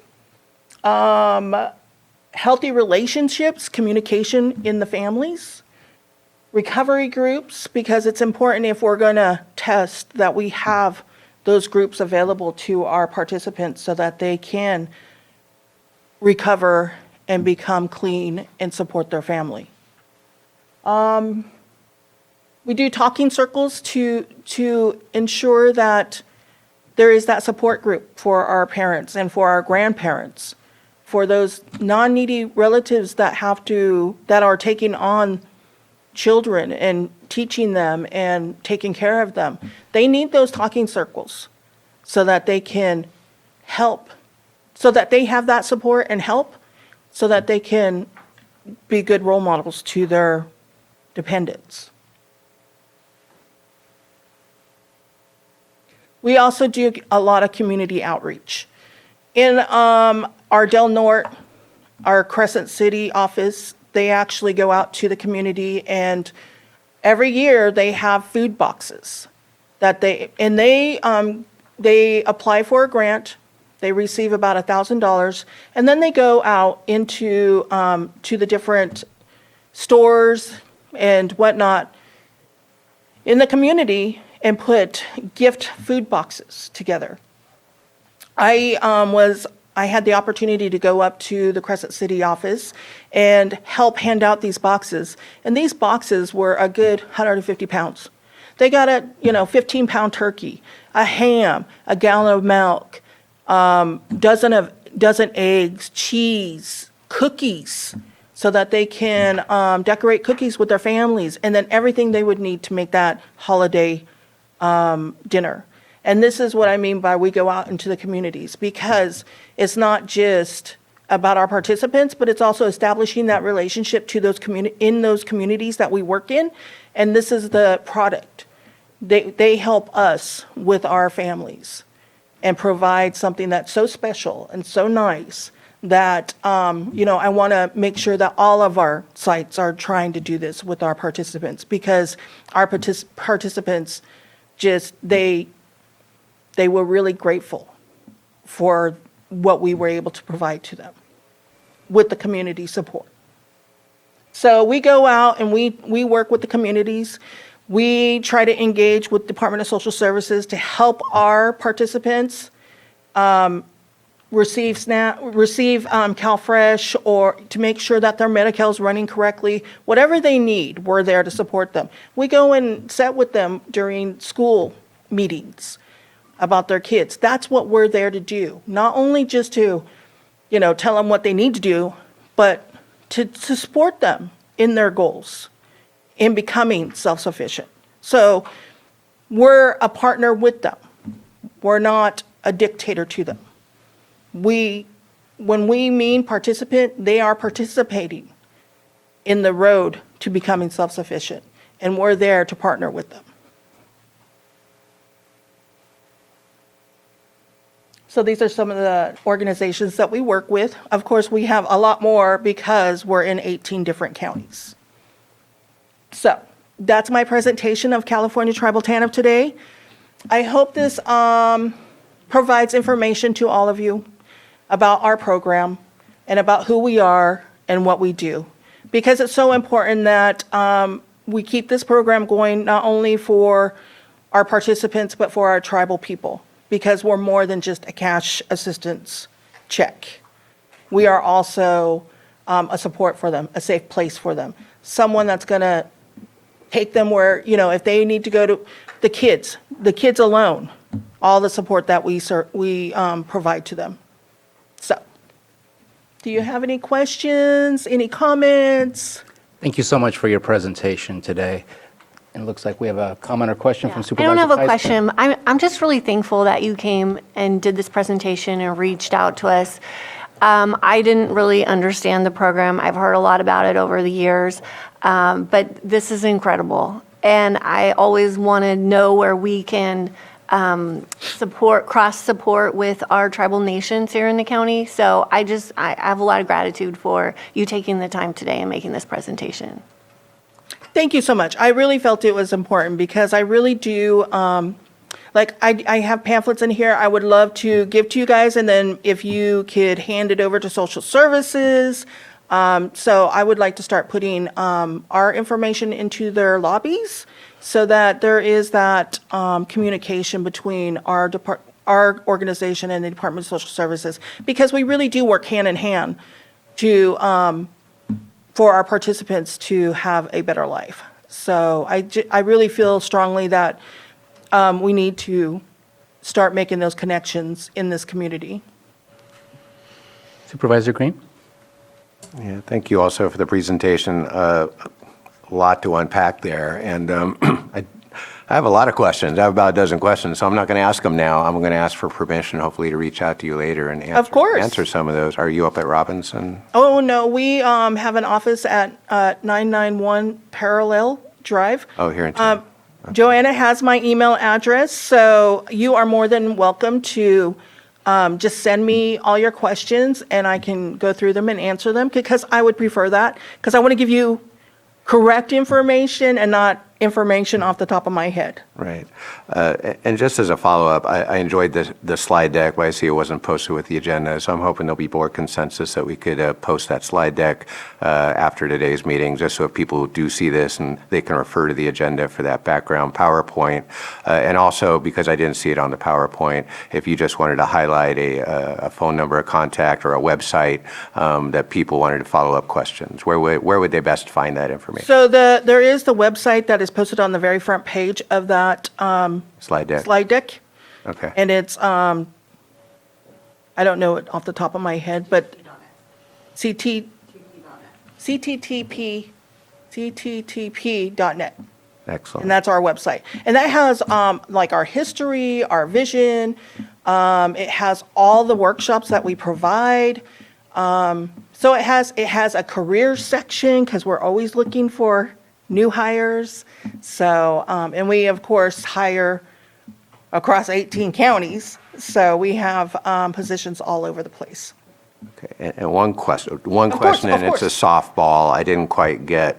So maybe you get funding through a state compact and you're kind of equivalent to CalWORKS, but just if you have off the top of your head, what's your annual budget across the 18 counties that you're serving? Oh, I don't have that information. We do receive federal and state funding. We're part of we're part of the federal block grant that is given for the cash assistance program. So we take a percentage of what the state is given. Thank you. Thank you again. Quick questions for you. I feel like you came here with a purpose to enhance the relationship. And just kind of want to ask you, what are you looking for? Do you have an idea of what you would like to see happen that may not be happening, so that as a board, that's something that we can consider and provide guidance to our departments in order to enhance that relationship? Do you have a specific ask? Well, what I'm looking for is to start some communication between, like, for example, the Welfare to Work program, and working with them to collaborate on better servicing our Native community. That's really what I want to do. I want to work with Department of Social Services so that they can learn about our culture and how we feel when we go into an office. I came from Mendocino County. I worked with Mendocino County for 29 years. So I know what an office setting looks like when you walk into an office for a county or a Department of Social Services county. It's very sterile, not very welcoming. And depending on a good day or a bad day, you might get somebody that is really not helpful. And so what I would like to do is engage with Department of Social Services and Welfare to Work so that they can know how to communicate with our Native communities. Whether it's coming and doing a workshop with them. You know, we can provide more workshops with the county, you know, to help educate staff on how natives how natives will respond to how they treat them. You know, and, you know, if you're going to force somebody to do something, if you're going to force a native to try to do something, they're going to get stubborn on you. And so what we do is we work with them and we encourage them, and then we let them choose their path, and then we support that path. And I think that's the difference. And I want to work with Welfare to Work and Department of Social Services and start making it easier for our participants to engage with the county. You know, I want to make sure that their benefits are running smoothly. You know, if they apply for cash at CalFresh, I want to help facilitate that and expedite those benefits to them. You know, I want to make sure if their Medi-Cal drops, why? You know, what happened there? Our program is automatically cash link Medi-Cal.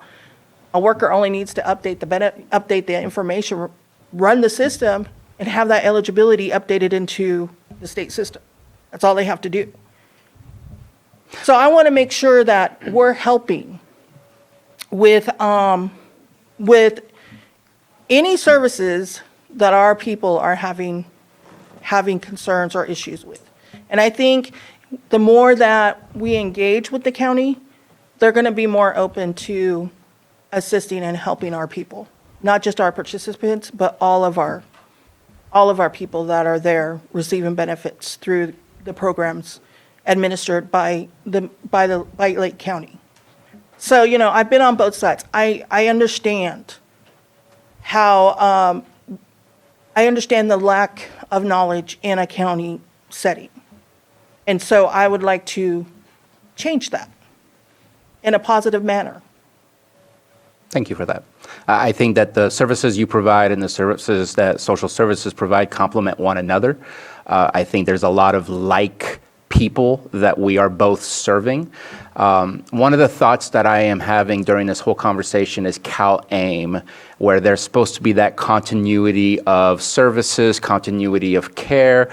Wondering where TANF fits within the CalAIM. I haven't heard in the conversation of CalAIM where TANF fits in. Wondering if you can provide some information on that.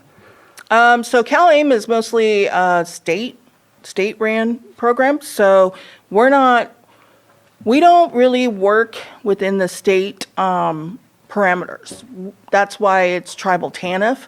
So whatever's happening in CalAIM, I would have to research more to find out what is going on in that program, to get more fluent in that program before I could actually give you that analysis. And granted, it's just stating my opinion.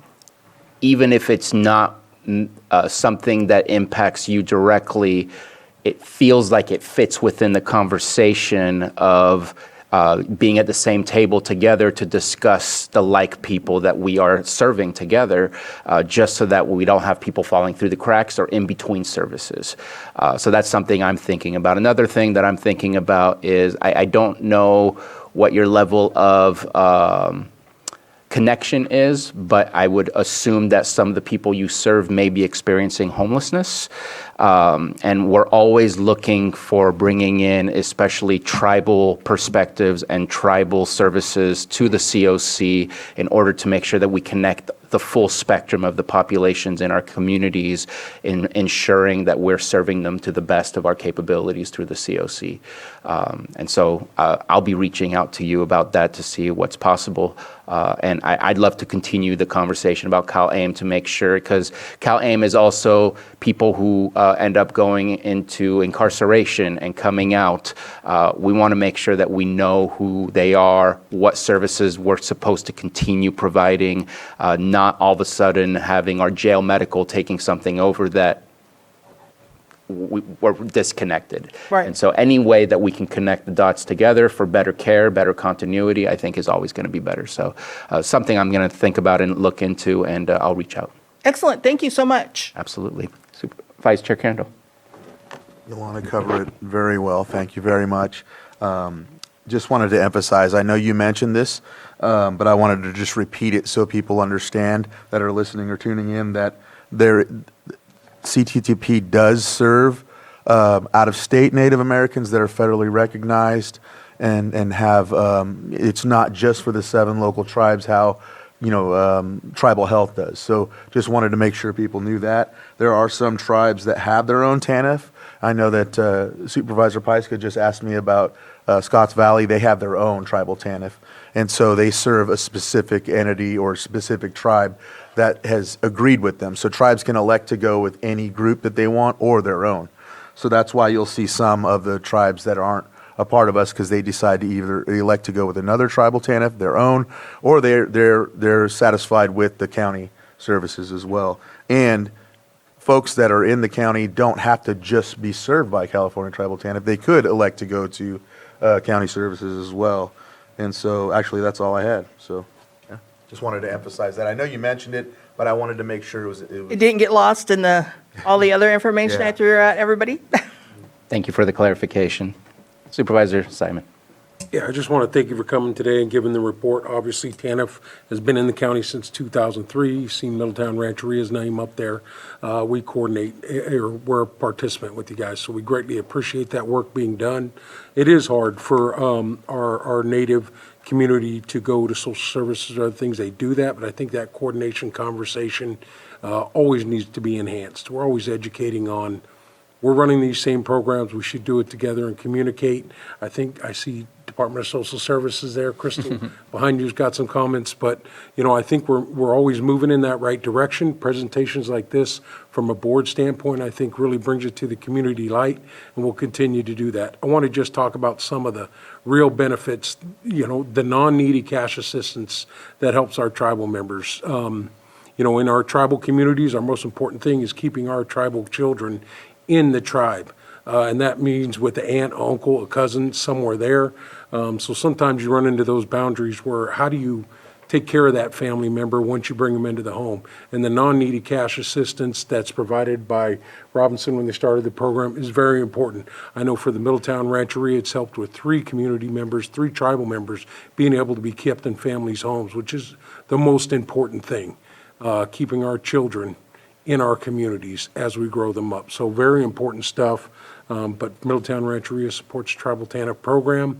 It not only serves Lake County, but the other 18, and it's always providing opportunities both for tribal and non-tribal employment.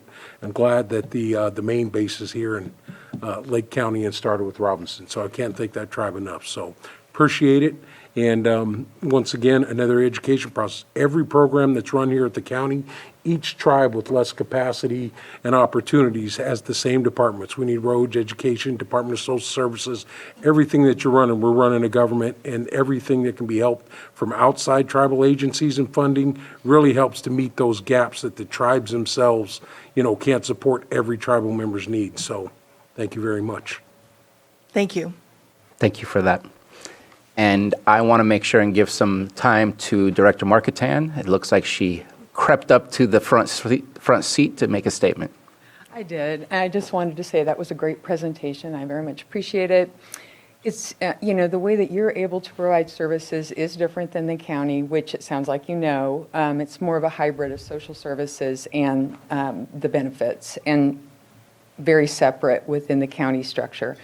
I worked in Del Norte for 20 years, so I'm also familiar with Del Norte and working with the tribes there. And so I have not been approached. I've been approached a couple of times in meetings, but not directly. And we are more than happy to sit down and have conversation about any of the things that you talked about today. We'd be more than happy to do that, and I'll give you my information. And I'll give you my card. Perfect. Sounds like a Set up a plan. meeting. That would be great. Thank you. Perfect. Thank you so much. Absolutely, please. I'm Noemi Duhan. I'm the Public Health Officer. Thank you for this wonderful presentation. And I just want to also share with you that the Public Health Department or Division is also a potential partner for you. And to speak about CalAIM, there's also a program called Path Sighted, where it's funding for community health workers. And so I think there is an opportunity here for partnership, absolutely, with the Public Health Department. And I'm going to take one of your flyers, and please, I would love to also be in touch. Excellent. I'll give you my card. Thank you. And this was one of the reasons why I wanted to come here, because this is 2 connections already, and it's just going to be more positive for our program, because with the help of resources in our communities, we will be able to service our people better. And that's what I was really aiming for, to not only bring knowledge to the Board of Supervisors and to Lake County, but also to start making those connections so that we can expand services to our people. Workforce Alliance of the North Bay and the WEX program, there may be some correlation there as well, so maybe getting Bruce in touch with her or something like that, yeah. I'll give Joanna my cards that you guys can hand out too. Please, and thank you. Thank you. Anything else? I will add one thing. Not going to request that this happens, but obviously you are making contact with both public health and social services based on some of the services you're providing, whether it's recovery or substance abuse. I would say definitely we need to connect you with behavioral health as well.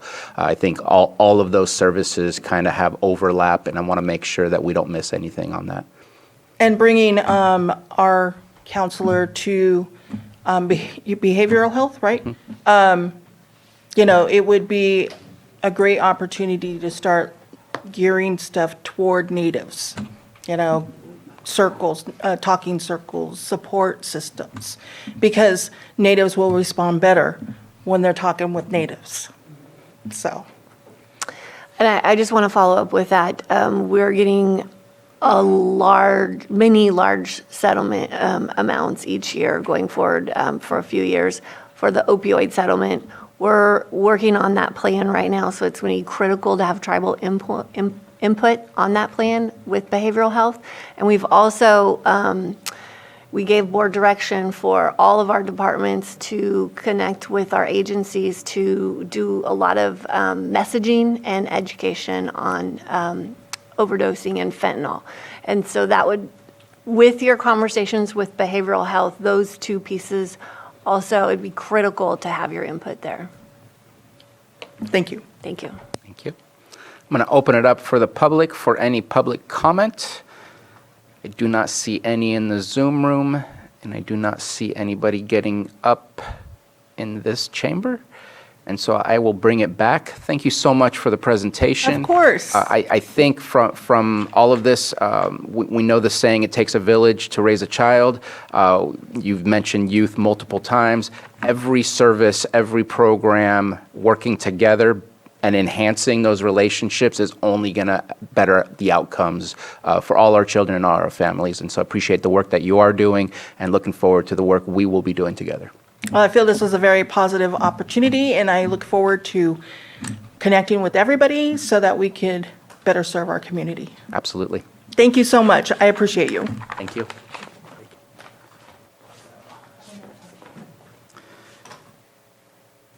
All right, moving on to item 6.9 or 10:30 a.m. Consideration of resolution requesting extension of Community Development Block Grant Micro Enterprise Program. And we have Mr. Rickelman and Mr. Lucas.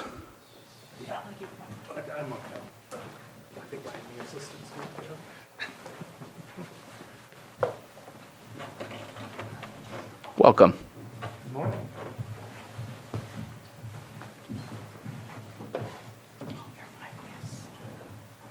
6.9. Good morning, Board of Supervisors. Ben Rickelman, Deputy County Administrative Officer. I'm joined by Jeff Lucas, Principal at CDS.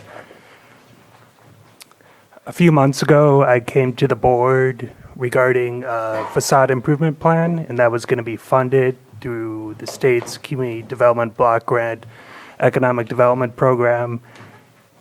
In December, we received notification about the middle of December that due to the Department of Housing and Community Development implementing a new grant management system, they are going to delay this. So it was originally anticipated it was going to come out in the spring of 2024, and now they're saying it's pretty general, but the fall or winter of 2024. So that program, we won't receive the funding till probably end of 2024 or the beginning of 2025. And that was the funding we were going to use for that.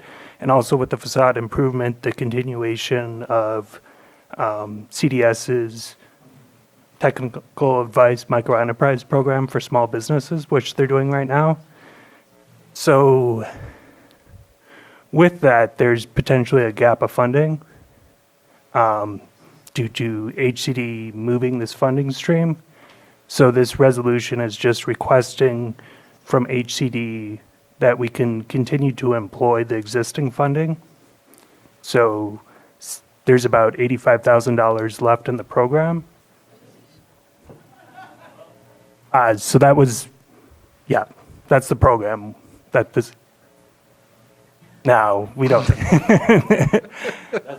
Yeah, I know there's a long agenda, so I'm just giving the background.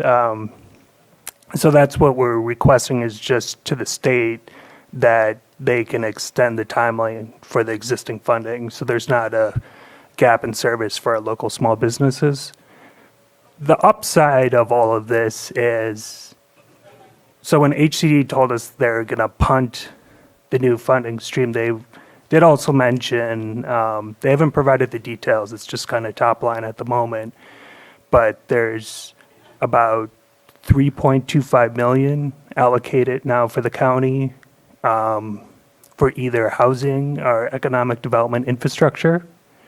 I don't have the NOFA yet, but we're anticipating getting it later in January. So I'm sure I'll be back in front of the board in the next month or two, explaining kind of what our course of action is. But since we don't have that NOFA yet, I don't have a specific project idea because I don't know the parameters of the funding. So that's the upside. Thank you for the upside. Is there anything you want to provide, Jeff? If you can speak in the microphone, please. Just a little bit more information. You know, we're typically on an annual cycle. So what's happened is HCD, as Ben has said, has delayed the application cycle, which means that there'll be a gap in funding. And so the one thing we wanted to discuss with the board and request was by resolution approval to extend the existing program contract by 1 year so that the services could continue on. There's enough money in the budget to do that. We can extend it out for the microenterprise program while the state reorganizes with this new software program. And then the other item Ben was referring to is, while they've delayed the total notice of funding availability that we came and presented to you about last time, they're going to continue with part of it, and that's what they call the over-the-counter portion. It's for about $19 million total, and it's just for shovel-ready construction projects that would be in support of a housing project or an economic development project. And a couple of examples would be putting in a road to property that a business wants to locate in and develop. And the county could access funds for a project like that if it was shovel-ready and the environmental work had been done and we have engineering and design plans for it.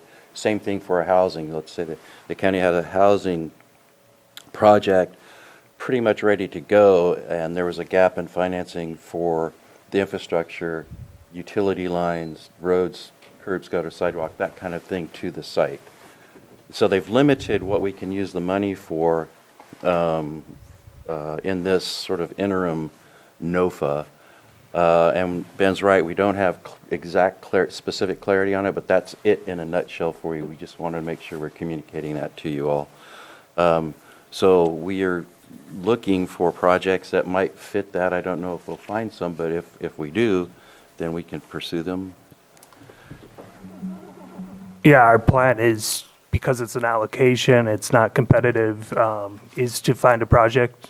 We never want to pass up money allocated for the county. So we'll figure something out. Well said, well said. That's 19 million allocated for our county for projects, or is that spread over other counties? For the state of California. Or the state, okay. Small jurisdiction. Got it.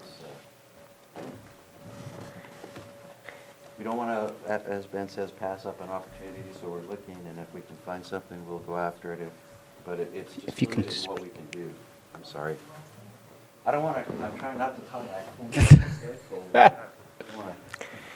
Guys didn't have to sit next to each other. Any other questions on the request for the resolution to extend the timeline? A quick question for you, Mr. Lucas. The $85,000 you have left in the program that I believe you said in fall, winter, which is like a 6-month window, it's very vague, that you would be able to recoup to restart the program with new funds. Is the $85,000 still a good amount to continue through this year? Or how much typically do you go through? Well, that, what we did on that was forecast. In the microphone, please. Sorry, I'm so sorry. So on the forecasted amount that would be still available, the current agreement with the state and the county will terminate on May 26th. So we determined what's the drawdown occurring now, and then anticipated what would be remaining, and that's where we came up with that $85,000 estimate.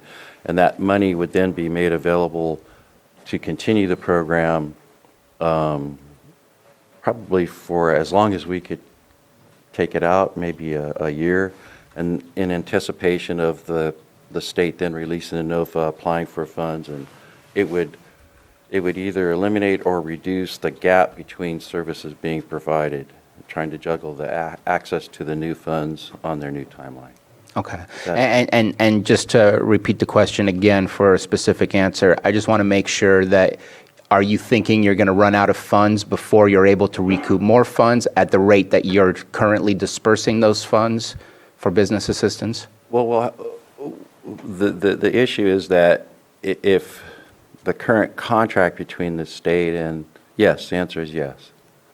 Okay.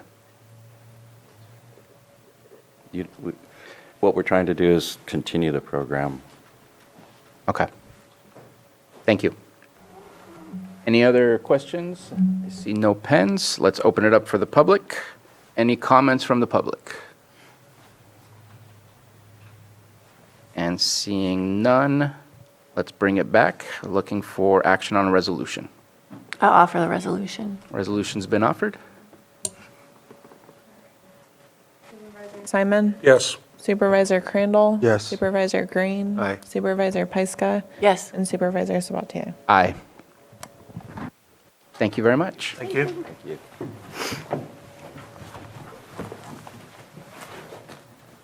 Let's move on to item 6:10 or 10:45 a.m. item, public hearing.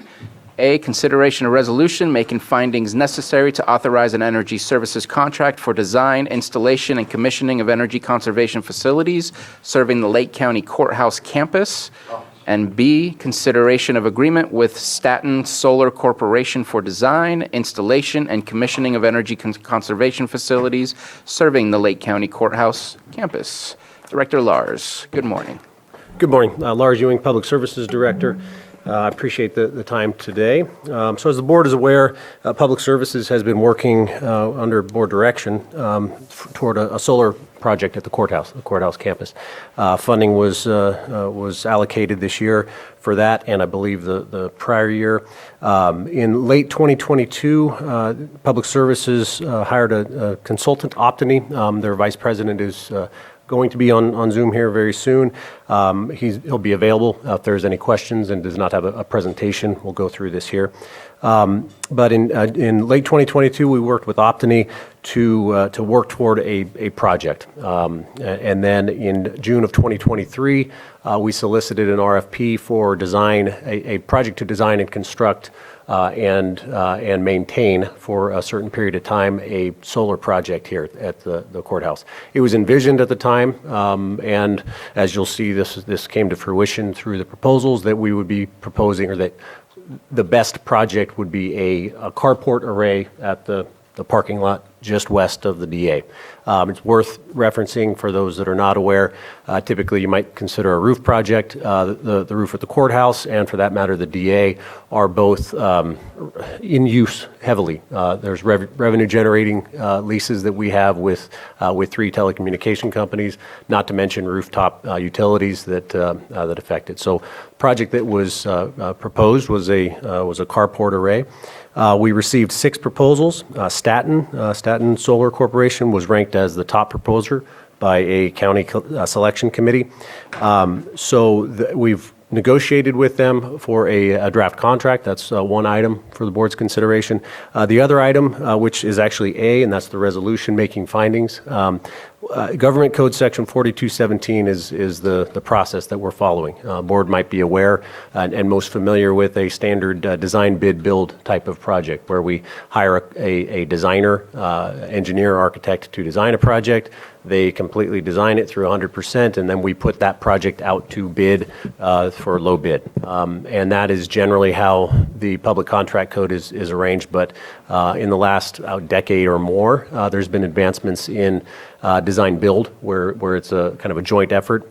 This is not a truly a design build project, but the Government Code Section 4217 allows the board or allows local jurisdictions to go out to to contract for energy services work in a manner that is most beneficial to the entity, so long as certain findings can be made, and that's what this resolution does.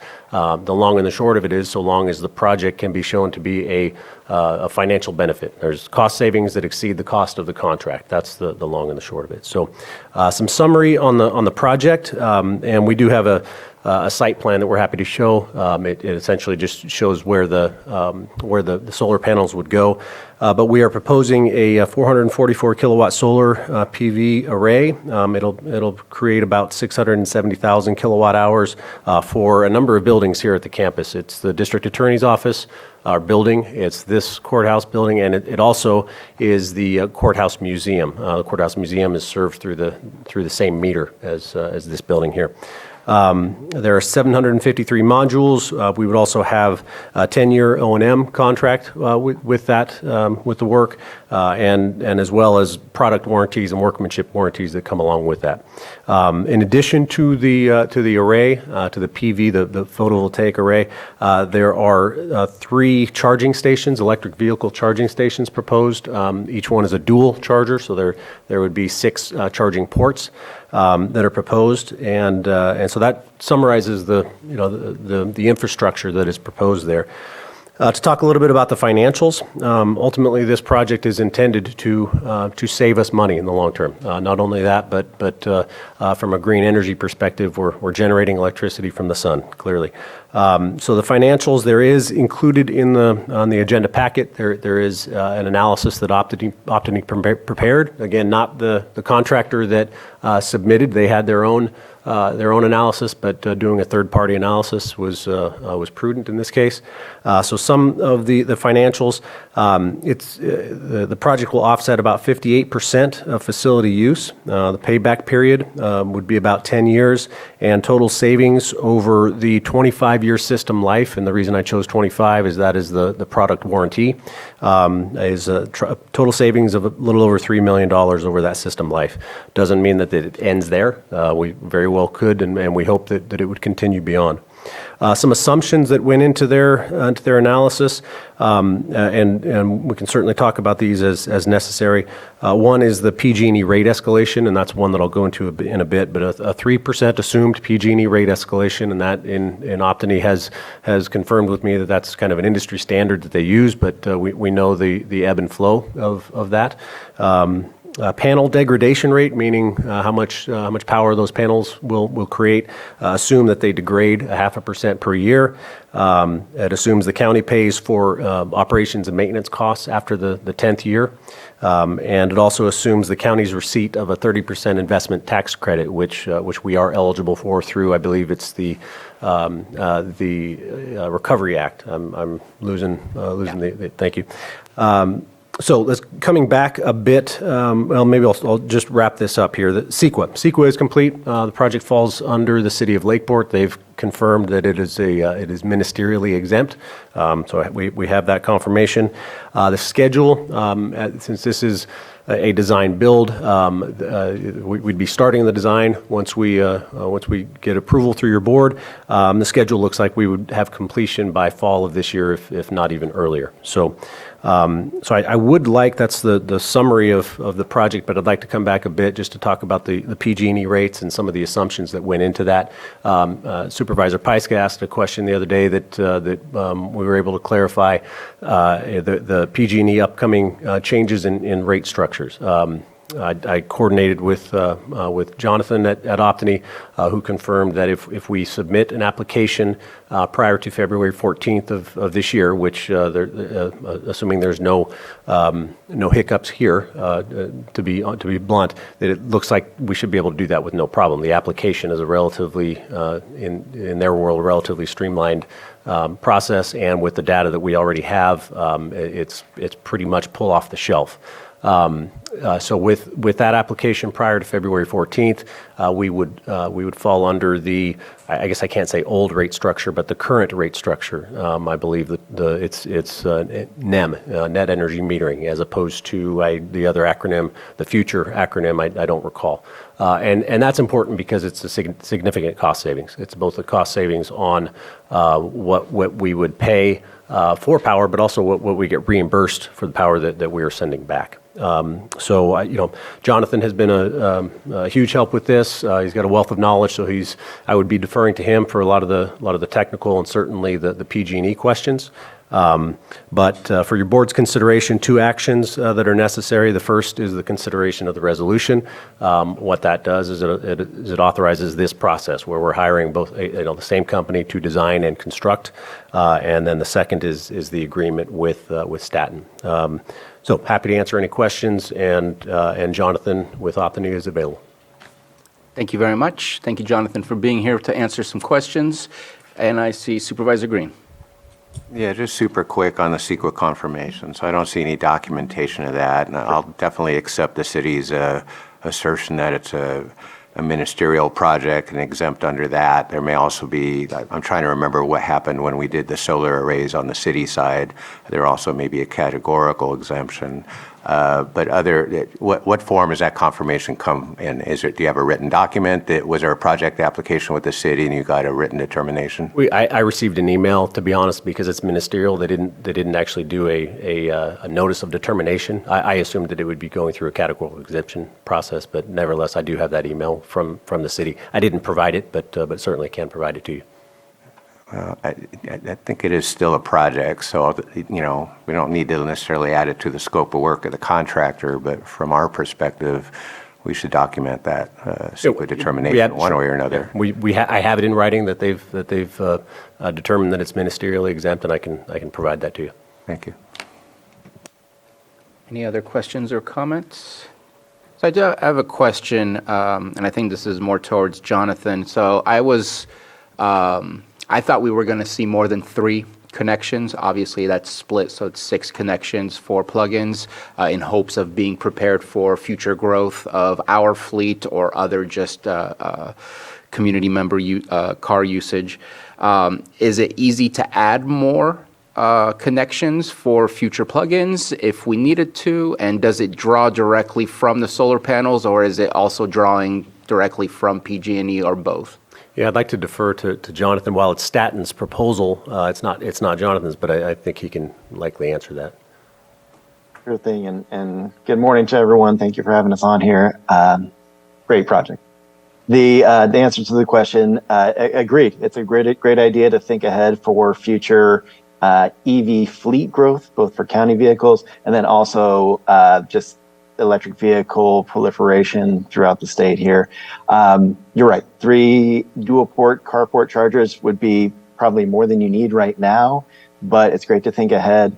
What could be done hasn't been included right now in their design, but additional conduit runs. You could always run additional conduit, have them stub up out of the concrete or just below the concrete or asphalt, and ready for additional EV chargers in the future. I think it's a great idea. It's a little bit of additional cost, but they're doing their underground conduit runs anyway during this project.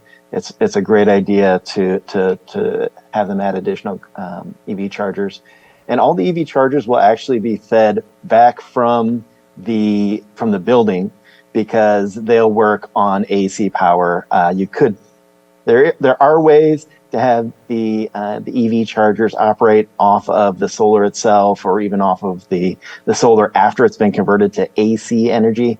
But generally speaking, it just makes more sense to go back through the main switchgear with a dedicated electric vehicle charger breaker that then manages all the charging directly from the building. Thank you for that. I'm looking at this, and we're provided a 25-year potential of cost savings, and I'm thinking 25 years from now, our parking lot will look drastically different in the vehicles that we have. I would love to see us making sure that we do have it prepared for expansion of charging stations if we choose to apply that in the future. I don't know how the rest of the board feels, but I would like to be better prepared so we don't have to kind of restart and bring conduit at a time where it's more difficult to add conduit, or it doesn't look the same by adding conduit at a future date. I don't know how the rest of the board feels. Getting one yes? Absolutely. I had a feeling you'd be on board for that. What at least to put the conduit in the ground, to have those opportunities for a simple expansion, even if it's through another grant program or something that's going to be coming down over the next couple of years from the state level. So, yeah, I completely agree with having those conduits put in the ground so we could make an expansion there when the time is needed. With the board's consensus, then, what I would propose to do is come back at a later date, relatively soon, though, as negotiate with Statton about what that would look like, confer with Optony, and then it would be a change order that we would be coming back to you with. Definitely don't want to slow this down. Want to give you that. I don't think it would. Want to give you that go-ahead so you can meet the February 14th deadline. That's important to all of us. But that was my only thing that I saw. I was like, just 3? Yeah, and just physically where those would be located, they're geographically they're in the southeast corner of the parking lot, basically the corner of the courthouse parking lot that's closest to us right now, or where people would walk from the parking lot. So recognizing that any EV charging, if we're dedicating EV charging parking or stations, and therefore the parking, then we're eliminating some regular or standard parking lot or parking stalls there. So just for consideration, I don't think it's. I think the reward is better than the risk, but nevertheless, that's we'll come back to the board with information on that as a change order. Perfect. And as far as the 3% industry standard for the increase, we know we've seen some much larger increases. So in my mind, I see this overall savings over the 25 years. I see it as just being a starting point, and we will see even greater savings if we actually allowed us to stay on PG&E and pay the entire cost of all these increases. So I appreciate this being in front of us and looking forward to approving this. Great. Any other comment? One follow-up question. In looking through it, battery backup batteries down the road, would there be an opportunity to incorporate that too when you're talking about change orders for the eventual, those things? Because we know what's happening.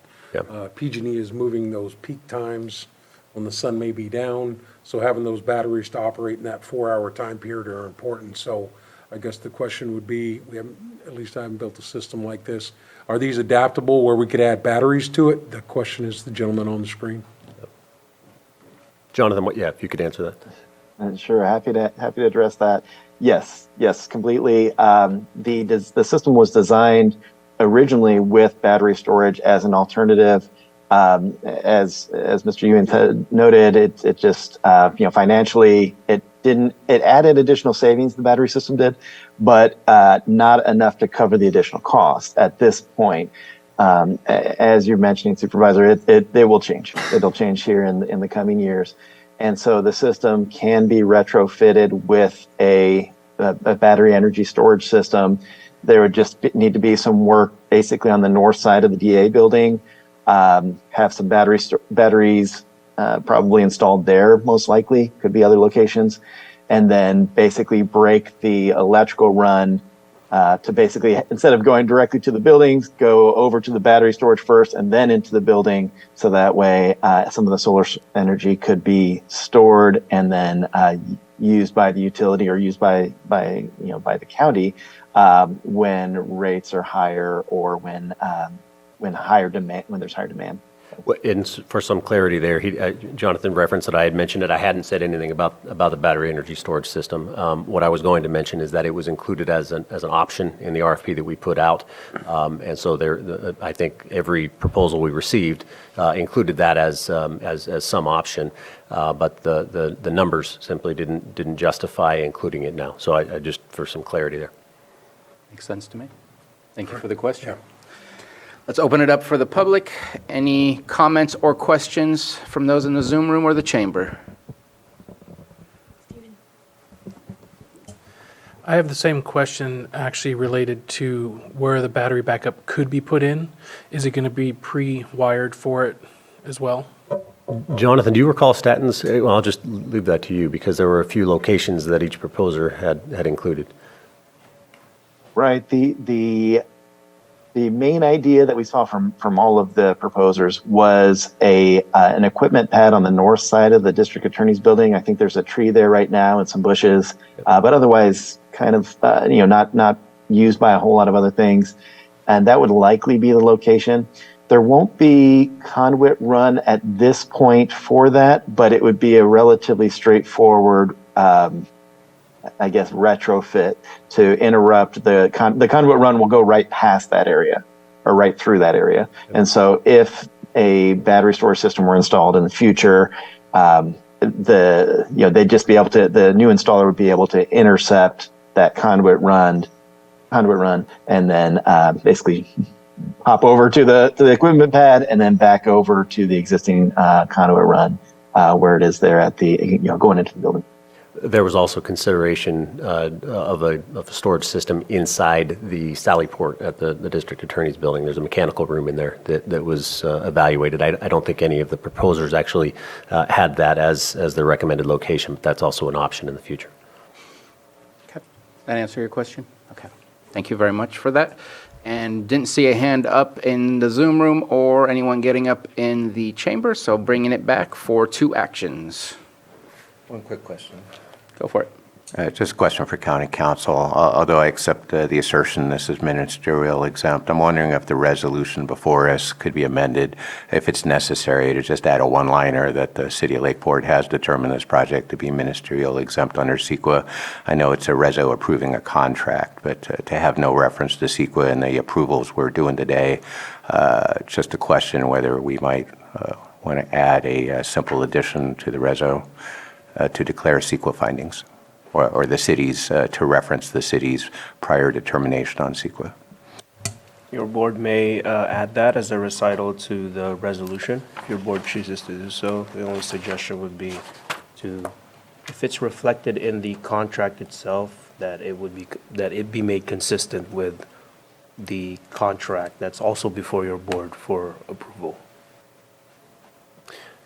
The resolution is primarily about the findings, that there's cost savings. Now, granted, it does reference the contract too. I feel like it's 2 separate compartmentalized processes. One of them was with the City of Lakeport. They have their process. We've obviously received a response.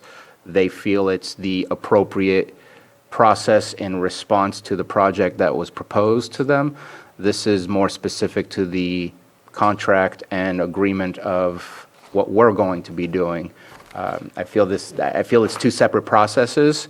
And if I might add some clarity, that the government code section specifically says what that resolution has to state. I mean, not word for word, but the finding has to be that there's cost savings. There's no reference to CEQA needing to be in there. So the resolution, as you're aware, typical contracts, we wouldn't also have a resolution approving the contract. That's a standalone action. So the resolution driven by Government Code 4217 is strictly in relation to the findings that the project will pay for itself.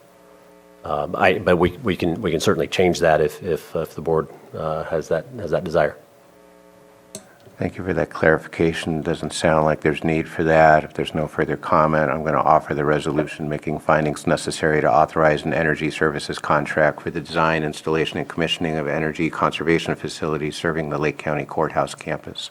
Resolution has been offered. Supervisor Simon? Yes. Supervisor Crandall? Aye. Supervisor Green? Aye. Supervisor Pyska? Yes. And Supervisor Sabatier? Aye. And since I'm on a roll, I'm going to move to approve the agreement with Staten Solar Corporation for the design, installation, and commissioning of energy conservation facilities serving the Lake County Courthouse campus and authorize the chair to sign. Second. We have a motion and a second. All in favor? Aye. Any opposed?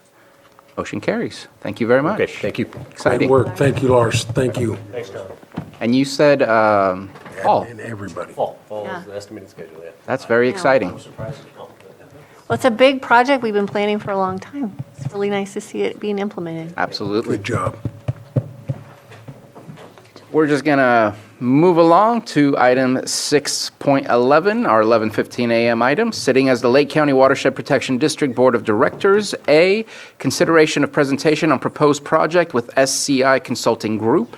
And B, consideration of contract agreement with SCI Consulting Group to conduct a water quality outreach study and assessment evaluation in an amount not to exceed $100,000 and authorize the Water Resources Director to sign the agreement. Good morning. Good morning. Thank you, board. Thank you, staff, for having me here this morning. My name is Angela DePalma-Dow. I work in Water Resources, and today I wanted to just do a little presentation on a Blue Ribbon Committee funded project, and we're waiting for the slides to come up. I also have some consultants from SCI on the Zoom. John Bliss and Melanie Guillory-Lee are also on there. If they can be promoted to panelists, they will be talking on one of the slides. That would be great. Thank you, Joanna.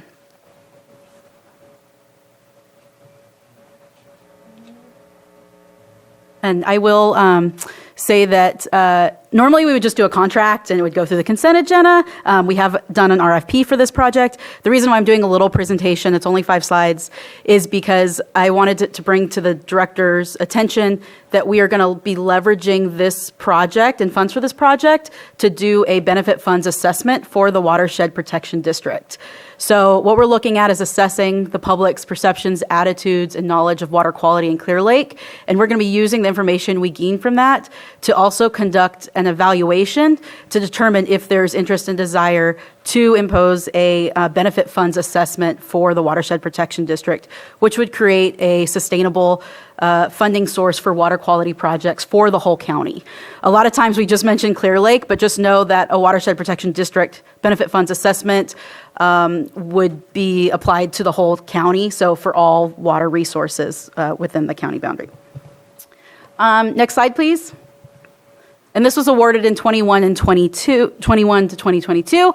And the goal for this project is to, again, look at the perceptions, attitudes, knowledge gaps, particularly that the public has towards water quality related issues. For right now, there was a survey that was done in the 90s, particularly looking at tourism-based perceptions and attitudes, but recently we haven't had one specific for water quality recently. And this will be really important for us so we can identify maybe there's potential behavior changes that could improve water quality or stormwater quality. We also want to look at how we can increase citizen engagement. You know, we do a lot of these stream cleanups, and everybody talks about illegal dumping in the streams, and then we do these stream cleanups, and sometimes sometimes we get poor turnout. How can we really improve that citizen engagement? And then this is really important for us as lake managers. So when we're imposing policies or making policy recommendation changes, we have some sort of information about the public's attitude and what they support for those efforts. And this is also important for the Blue Ribbon Committee projects themselves. You guys are aware the Blue Ribbon Committee is funding millions of dollars of research, and sometimes the outreach gets left behind with education on those projects. And so this is really also going to help provide information so those awarding entities can really target and focus their outreach and education based on their awarded projects. And this is for agencies, not just at the county projects, but also tribal nations, UC Davis, USGS, for example. Next slide, please. And the value, of course, for the Blue Ribbon Committee and the district for this project is getting that baseline knowledge level now of what's out there for water quality and water quality issues. And that way we can make sure that we're tailoring information in the correct and most efficient way, and that we can make these recommendations for maybe future water projects that actually align with what the public cares about or what they know about or what they don't know about is really the goal for that. This, again, helps effectiveness when we're looking at policy actions or changing ordinances or changing programs. Also, it really helps when we're explaining these complex scientific issues to the public and to partners. So right now you guys are looking at a very expensive LG Sonic project, and sometimes those are some complex scientific issues looking at cyanobacteria and algae. And so this project will help give information about the best way to communicate some of these complex technical topics to the public. And of course, if something is too technical and scientific, it is not transparent because it's not accessible. So this will help us really improve the transparency of these projects. And then, like I said, we're leveraging this project to look at the desired or identify the type of measures or priority projects that the public would support a fee assessment for. So the question being, what will people want to happen in exchange for assessment or a fee or a tax? What is it that we need to do for water quality improvements? And so that's kind of boils down to that simple question for that evaluation. Next slide, please. And there is a very strong precedent out there for these kinds of surveys and evaluations of the public. So the EPA has this whole little toolbox where they have examples and tools to help put together these sorts of evaluations. Next, just click, yeah. And here's an example of some of those. These are state specific, but there's also some regions or water body specific like the Chesapeake Bay. One more click. Thanks, Joanna. And then there's even ones that are specific to certain watersheds and then counties. And one more click. And here's an example of an output from one of those surveys. So this is from 2011 from Kitsap County in Washington. And the question was, what happens to water that goes down the storm drain? And you can see within this county, the responses of the different regions is very different. So for example, the third one from the top, Breckenridge Island, about 80% of the population knows that stormwater goes down a storm drain into the nearest water body. That's in opposition to Gig Harbor, where about 40% of the population thinks that stormwater goes to a treatment plant. So that's pretty significant. We want to make sure that we're targeting outreach to the right areas and have the right message. And especially here, we have Clear Lake, we have Pewter Creek, we have St. Helena Creek. All the stormwater goes directly to those water bodies. It doesn't go to treatment plants. And that really can help the public understand when they're, what activities am I doing? Where is this trash going? Where is this motor oil going? And so this is a really good way to be able to figure that out and target those messaging. Next slide, please. So this is our general approach. This is going to have a lot of clicks, John. So the contract approval now, today, hopefully, then we'll organize the project team and strategy with SCI and the district. Then we have to draft what the survey looks like. We're going to make sure that that survey is formed in a way that the questions are understandable and the responses are what we want to see. That actually gives us the information that we need, and that'll be used with the focus group and survey validity test. And then any of the final survey, we are going to present to the Blue Ribbon Committee and partners, the technical subcommittee, the social economic committee, subcommittee, just to make sure they're okay with the questions and everything's being considered. And then, of course, we'll distribute the survey, collect responses, analyze the findings, do some summaries, and then we'll present those findings, of course, to the Blue Ribbon Committee, partners. And really importantly, we're going to be able to use those findings way beyond the duration of this grant period to assist in our management of the resource. Also, when we're doing policy updates, recommendations, and specific actions. So when I'm writing grants, I know exactly this is the kind of outreach tools and the type of information and messaging that I need, and I don't need these things because didn't come up as a need in our survey. So it really makes our jobs a lot more efficient and get the right information out there.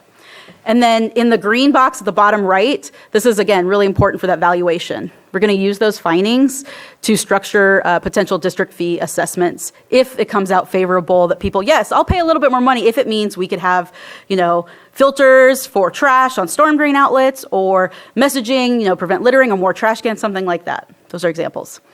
And then really importantly, that last box is conducting post surveys. So if we go through all this structure and make these surveys properly, in like 10, 15 years, we're going to be able to basically use the same survey again and gauge how well we're doing. Hopefully, we're not getting worse. People learn more, and then we'll be able to then move forward with more effective messaging and outreach after that. And then one more, Joanna, click on there. Okay, so want you to guys know that on this last box, we're going to work very closely with the directors for that benefit fee assessment structure with the consultants at SCI and making sure that we're communicating through that whole step of the process with you guys, and we're fully aware, eyes open of that going forward. So the next slide, I'll hand it over to SCI, and they're going to talk about potential next steps if the survey ends up with an evaluation that's favorable. So if the public says, yeah, we think a funds assessment is reasonable for these specific things. And I'll turn it over to John. I see John there and Melanie. John. Fantastic. Thank you, Angela. My name is John Bliss. I'm president of SCI Consulting. I'm here with my colleague, Melanie Lee, Board of Supervisors, staff, and members of the public. We're excited with the opportunity of potentially being back in Lake County. Some of the old timers may remember me or our firm about 15 years ago, I think. We helped the county with your balloting for your mosquito and vector control program. We worked with Dr. Jamesina Scott on that, and so we're humble, but we have a little bit of familiarity with Lake County, and we look forward to the opportunity for this. The first step, and what you're looking at today, and what Angela's presenting, is really a survey focus group. What do people know? What do they want? What are their preferences and priorities? However, Angela asked me if it lines up and that we can see that Lake County residents and property owners are interested in investing in a dedicated long-term funding source in support of water quality. And the step we're talking about today will do that. What would it look like to go for it? And where are we headed? Keep our eyes on the prize. And the prize really is to have sustainable funding long-term that can be planned, that can be sufficient to really move the needle in terms of water quality in Lake County. There are three mechanisms that are commonly used in California. All three have pros and cons. I often say they're a Ford, a Chevy, and I guess an AMC or something like that. They're all different, but they all get to the same location. Some are more politically viable. Some are more appropriate legally, administratively. The one that Angela's mentioned the most, which at first glance would probably be the most viable, is what we call a benefit assessment. It's a Prop 218 benefit assessment. It's a property-related balloting. A close cousin is a property-related fee. Both of those are property owners with a 50% threshold. There's also a special tax, which is a registered voter, 2/3. We work a lot. We work up and down the state of California, and we work in a lot of rural areas for services and infrastructure that tends to be water related or heavy or groundwater or storm drainage or flood control. And what we've learned is that Californians have a healthy skepticism towards any new balloted fee, tax, or assessment, but they really like the property owner vote and lots of information and a slow but rigorous outreach and information. And so we think that opportunity exists here in Lake County, and so we appreciate that opportunity. Of course, community outreach, we'll talk about timing, rate, and messaging. I don't want to get the cart before the horse because really we're focusing on the research, but we wanted to give you a little background on where this may head. So thanks, and then Melanie and I are available to answer any questions after Angela's finished. Thank you, John. Last slide, please, Jonna. With that, I'll take any questions. I just wanted to clarify that we will be meeting the deliverables of the Blue Ribbon Committee award regardless, and the evaluation is just to provide information to the board of directors. When we get the results of that evaluation, we'll come back to the board of directors and ultimately be up to you to decide to go forward with doing a benefit funds assessment. So I'm not trying to steamroll ahead. I'm just trying to let you know that we'll get you the background information, the temperature of the county, what it is that they would support, what they wouldn't, what that structure might look like, and then it'd be ultimately up to you to go forward with that effort if you deem so. So I just wanted to make that clear. And with that, we'll take any questions. On the slide is my contact, Angela DePalma Dow, and then the SEI contacts, John Bliss and Melanie Guillory. And thank you both for being here, and thank you, board, for listening today. Thank you for your presentation. Supervisor Pyska? Yeah, I think this is an exciting project. It's funded by the Blue Ribbon Committee. I think gathering data is always critical, outreach, education, accessibility. I just want to signal that we're not supporting a tax measure today. Like, that is not what we're talking about. We are going to collect some data, but I just want to make that crystal clear. That is a conversation for another day down the road. Okay. Thank you for that clarification. Supervisor Green? Thank you for that. Also want to signal it's never too early to think ahead. So many needs in our watershed protection district, most of them unfunded. Quick question on the match. So we had $140K awarded through BRC. This contract's for $100K. So I'm wondering why it came in a little bit lower than that, if we're banking some of that grant for post-survey work or what have you. Because if it's awarded and we can get it from the state, I kind of want to get it. Yeah, so the rest of that funds is going for the staff to work with SCI, to work on the project, to do the reporting for the Blue Ribbon Committee. We're also helping them do some outreach. They're not physically located here in the county, but we are, so there are certain things that we can do. So in every grant, we always put in funds for us to do the work because we don't have a sustainable funding source, and we're basically tap out all of our watershed protection fees every year. So every grant we have to put in that extra for us to do the work to make the grant happen. So I guess follow-up question, is $40K going to be adequate for staff to meet its obligations under this? Yes, and I will say that, like when I said this project is being leveraged, we're putting in some from the Watershed Protection District to do some work specific to the benefit funds evaluation for SCI.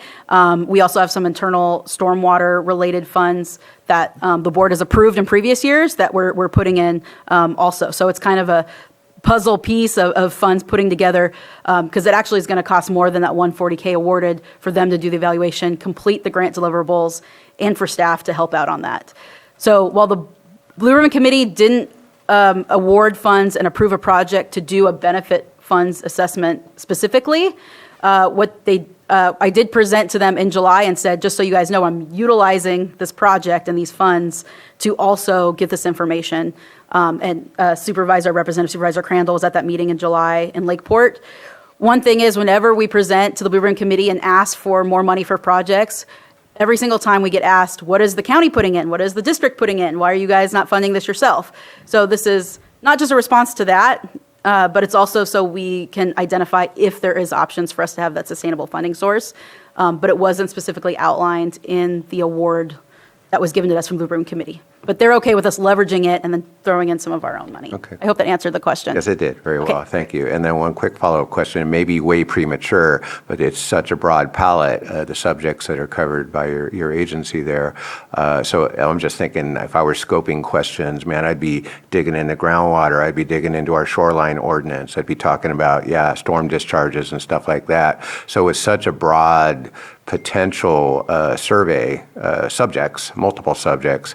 Do you already have some idea, or does the contractor have some idea initially how you're going to take that massive scope of inquiry and fine-tune it into an actionable survey? Yeah, I do not. That's why we have consultants here. And John, maybe you'd better at answering that. With great embarrassment, I'll give a consultant's response in that we don't know yet.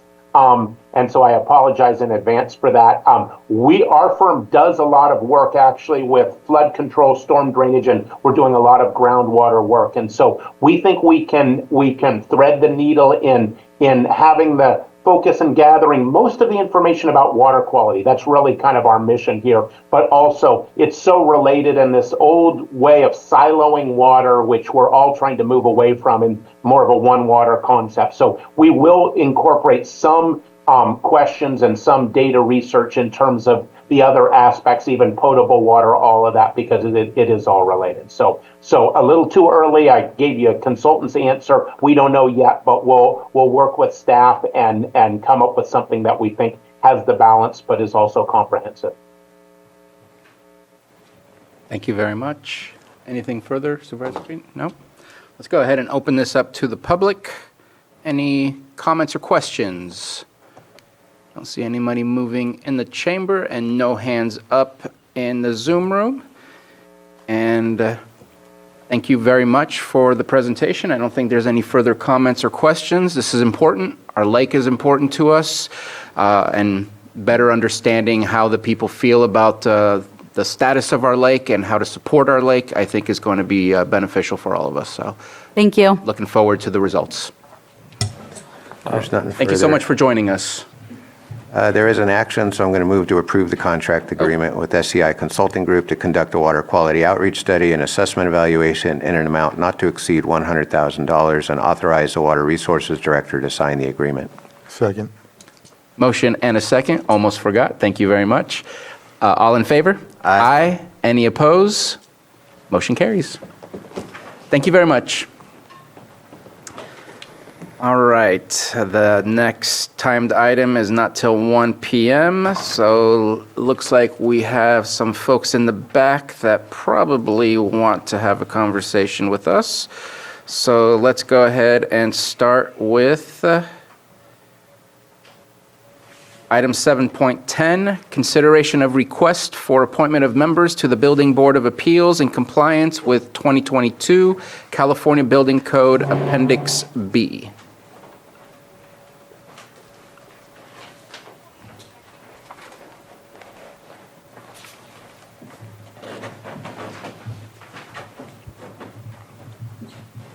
Still morning.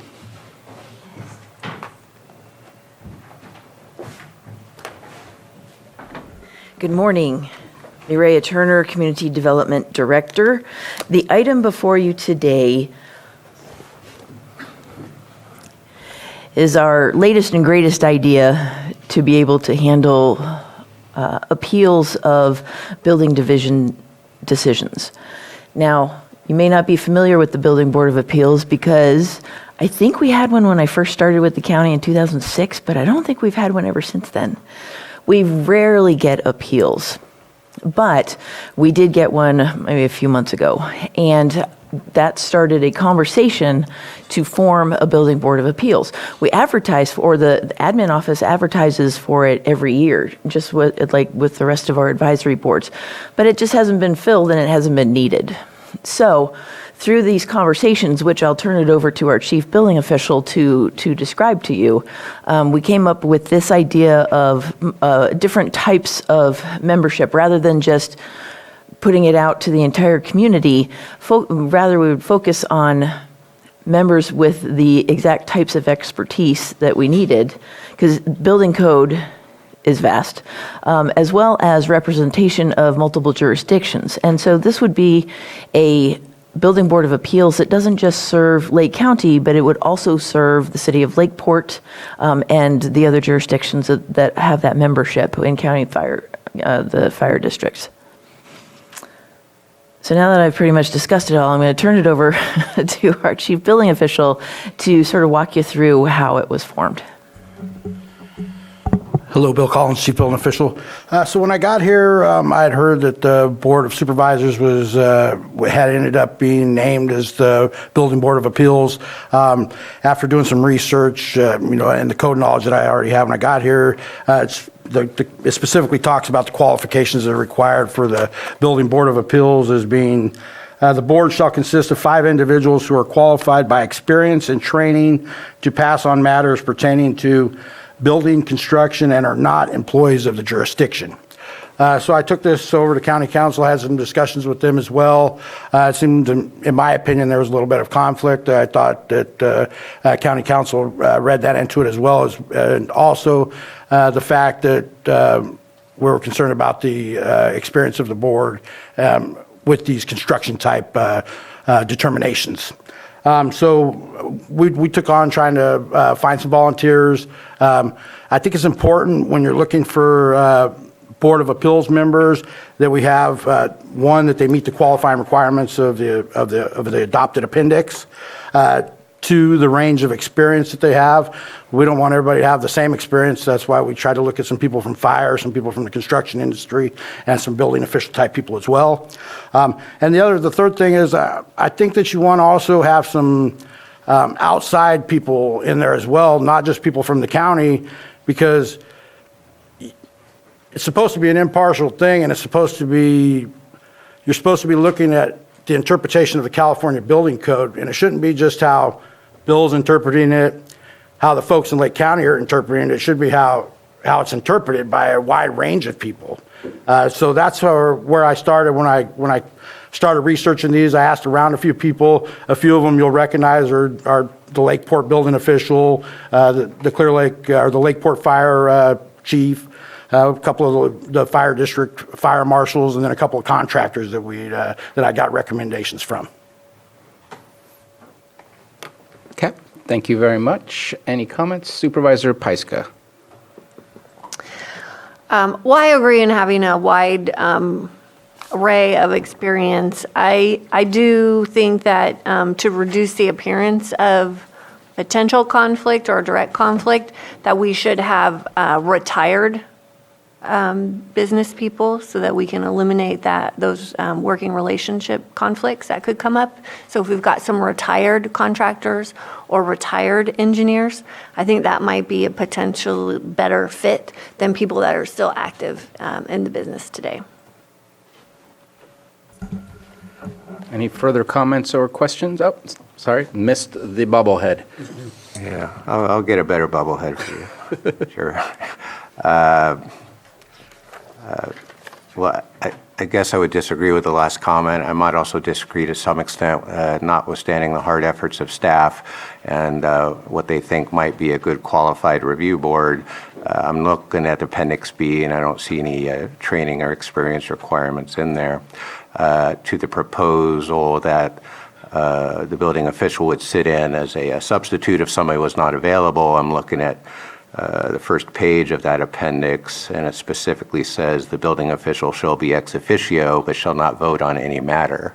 So I appreciate that there was public outreach, and I appreciate that these can be hard to fill like many of our advisory boards can, but also like many of our advisory boards, sometimes it's we throw it open and we get whatever public comes in. Sometimes there is I don't think cherry picking is the right word, but there's a more targeted solicitation of membership that would preclude participation by a member of the general public.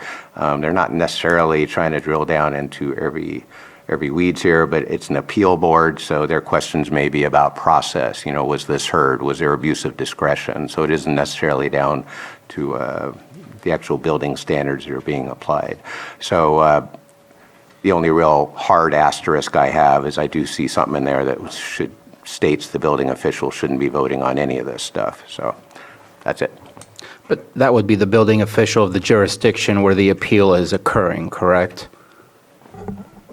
Yes, I could add a little bit of clarification to that. I think maybe in my staff report, maybe it was misconstrued. The only time I would be on the appeals board to be voting is if it was one of the other jurisdictions or fire districts that had an appeal. So if City of Lakeport had a decision appealed, I can't think of her name. The building official for City of Lakeport would not be eligible to be on the appeals board. So I would take her seat. She would be the ex facto member and not voting. I would take her seat on the board because it would not be in our jurisdiction. I would hear her appeal as her replacement in her jurisdiction. Same thing for the Lakeport Fire Department. Chief Wrights would come off the appeals board if somebody appealed his decision in his jurisdiction. I would go on the appeals board. basically, I would be replacing them in their jurisdiction. I would never make a determination on the appeals board in County of Lakes jurisdiction. It would only be on one of the fire districts or one of the other cities' jurisdictions. Also, just so you know, it talks about in section B 101.2, the application for appeal. The appeals board is only allowed to render judgments on claims that the intent of the code is incorrectly interpreted, the code does not fully apply, or there is an equally or better form of construction is proposed. So there is some digging down into the code to try and figure out these things, and then under qualifications, it talks about the experience and requirements for that. So, quick question. In the memo, it speaks to, and you alluded to it, that this roster that you gave us with the 5 members and the 2 alternates, that it would be the same roster that the fire district would utilize. Am I correct in restating that, or am I incorrect? That is correct. It would be except for the fact that I would switch in for. So you would want to be on the list for alternates then? Well, yeah, basically whoever switched out for their district, I would replace them. So I wouldn't be the alternate, I would be the, so Chief Wrights would be the one coming off, say if it was in the Lakeport Fire Department. So I would go right on in his place. We would still have the 2 alternates in case myself or one of the 5 main people. And I'm not even married to that. If you guys want me to drop down to the alternate, I have no problem with that either.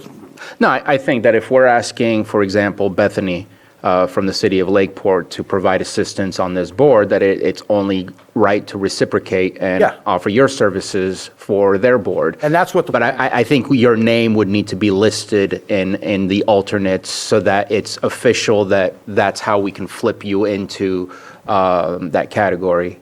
And the reason I didn't put it in there is because I figured that their own jurisdiction would have to adopt their appeals board. Gotcha. And so I didn't think you guys would be adopting for them. That's why I didn't put myself in. Gotcha. Okay. So quick Could follow-up add question. something in the bylaws, though, that does specify that. That way it would still be covered.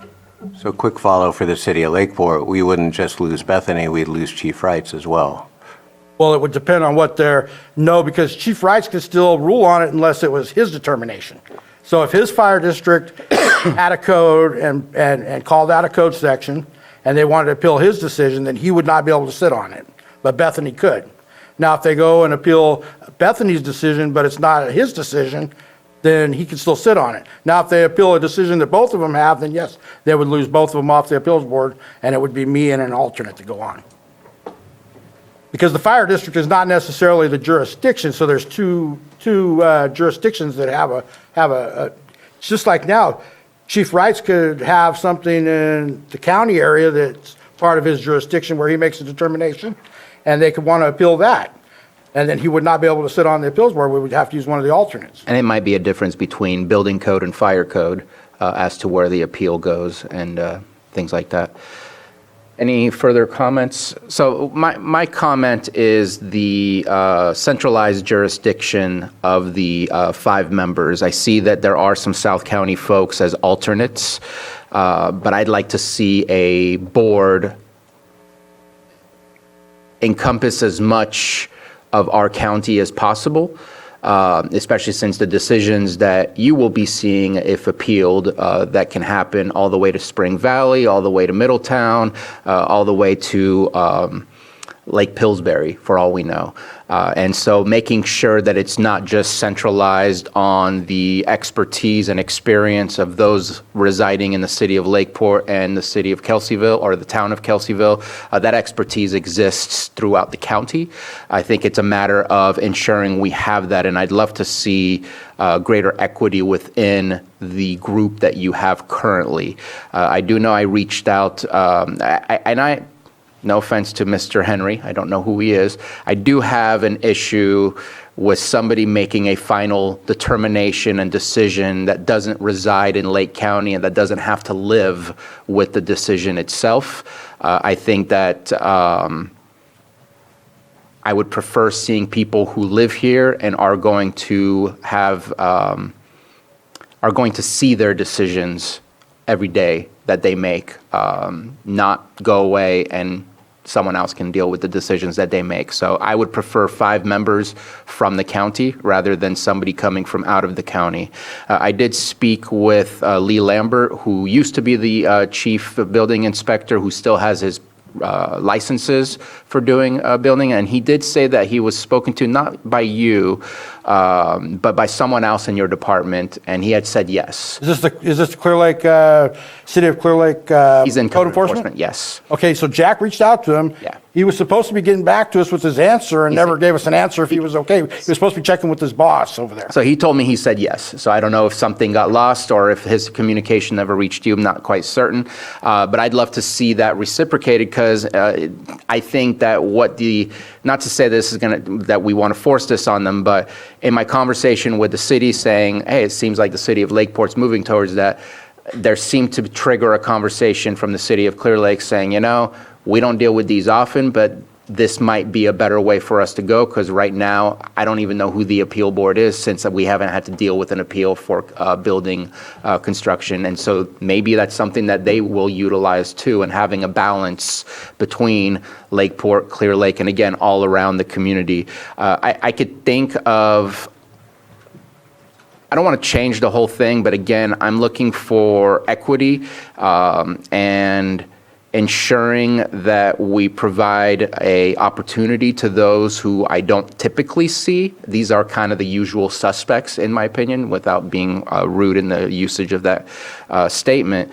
But I'm thinking somebody like Umberto, who does roofing and does other type of work, who is a business owner in the Lower Lake area. I would like to see more equity on the group, rather than the easy list of usual suspects that is easy for us to identify and coordinate.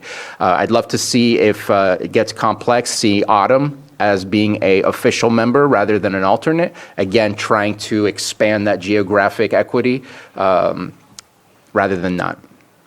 So those are my personal opinions on looking at this, that I would like to see those things happen.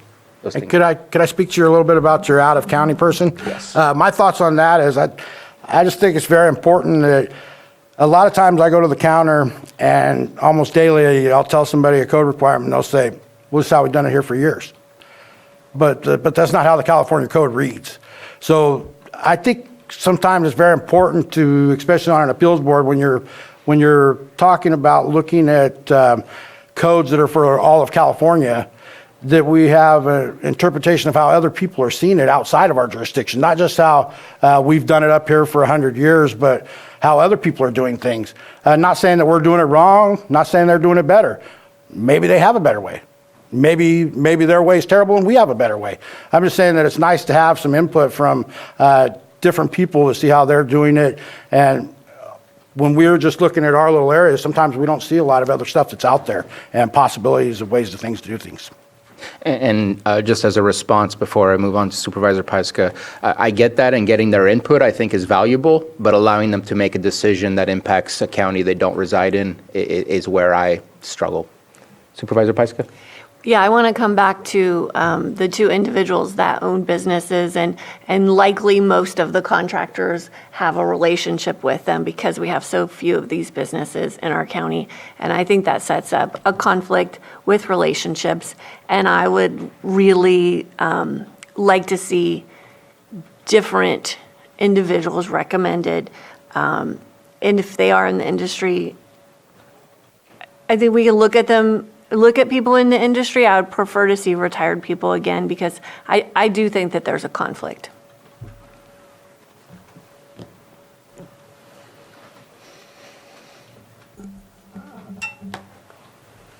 Any other comment? Supervisor Simon? I agree with the comment about the out-of-county individual for sure. I think it should be someone in the county. Whether we've done it 100 years that way or not, I completely agree. I just think it should be an in-county member. I think setting up the board is really important, obviously, because we are listed as the board, and who knows how many of these we get. You said you just got one this last year, and I know they may not come in a long ways, but it'd be great to have this thing set up again. to get it functional when those opportunities are given to to this appeal board when it needs to be heard. Kind of independent body there. So the other thing is too, it's going to be a challenge, I think, to get the retired folks to get on the appeal board. I think it's a good suggestion. I'll go with whichever way the board wants to go. I do know that these, I noticed both the name business owners and those folks, they're well-rounded. They've been here for a long time. But you bring up another good name there in South Lake County. So however the board wants to go on that one, I can go with that. But I really do believe I lean towards having all Lake County residents, whether they're in the business or not working for the county, however we do it, but it's Lake County folks on this board. Supervisor Green? Yeah, agree. We should probably stay local with the membership, although the point is well taken. Have an outside experience would be helpful. And of course, we could bring in additional testimony from outside, even if they don't sit on this. To the retiree thing, again, thank you for pointing out the qualifications as outlined in the appendix. I don't know that we have any authority to impose additional requirements. My question, because there was some direct outreach, did these people all submit applications? Did they sign the code of conduct that would go with that application, so that if there is a potential for an actual conflict of interest on a case-specific basis, we could address it, because they've already signed up and they know they're bound by a conflict of interest requirement within that code. So were applications accepted for these, and did they sign those applications, including the statement that goes with that? Both of those are no. I reached out to people that I thought might be able to make a determination, that I thought their experiences might meet up. And we reached out to these people, plus the guy at Clear Lake, the code enforcement officer. Those were our pool that we asked. All right. Well, whether it's by the de facto operation of this board or whether we actually have them sign a conflict statement like we do for all our other boards and commissions, I think that would handle it, and that would allow us to handle any potential conflicts on a case-by-case basis without excluding working professionals who may actually have the best training and experience that this board needs to review.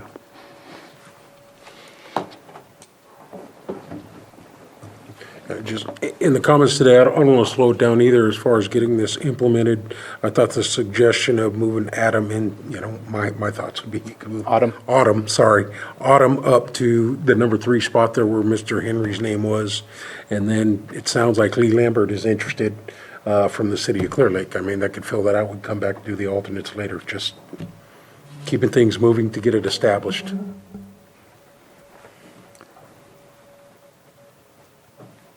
Sounds. Any other comments of moving forward with those changes or looking at obtaining other applications? I think we should be looking at others. I think there's a lot of comments here. We all have thoughts, and this is not something that is urgent, and I think we can relook at this list and bring it back. So I do have a quick question specific to Mark Borghesani. Definitely know of who he is and his ownership of his business, but outside of the business, his expertise in construction and building, what is that? Without an application, it's hard for me to know the exact knowledge that he would bring to the table. It's a valid question. I was going to wait until after public input when it comes back to the board, but I think from what I'm reading the room is we would continue this item. We're going to broaden our search, probably work with the Board of Supervisors office to send out a press release requesting memberships for the industry category, but then keep the ones that we have here and return to you at a future meeting where the board will see the signed applications and will be able to decide at that time who is the core group and who are the alternates. Okay. And I think that we'll work and make sure that we get you some of the names that we commented about today, so that without an application, they can't be on that roster. Yeah, we'll reach out to Lee, definitely. That's great. Okay. If nothing further, then let's open it up for the public. Anybody in the Zoom room or the chamber have a comment or a question? Seeing nobody getting up and seeing no hands up, it looks like you've received your direction, and that is all you needed at this moment in time. Thank you. Thank you both. Thank you.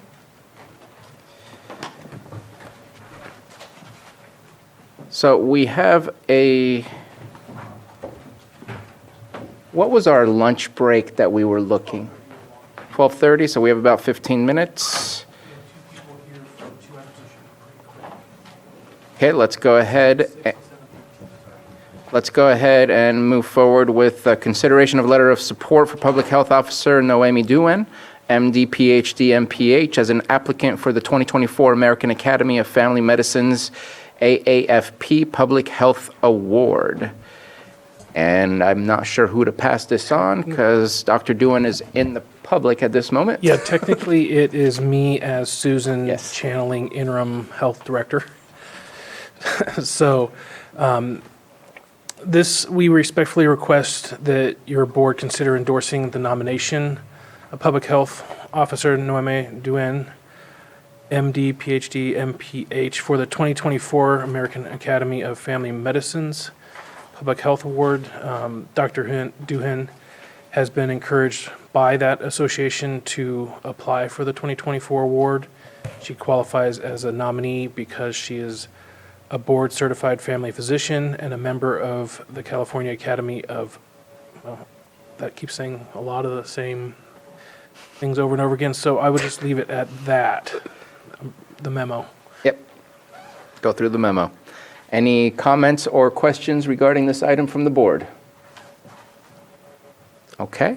Any comments from the public? Dr. Duen, would you like to say anything?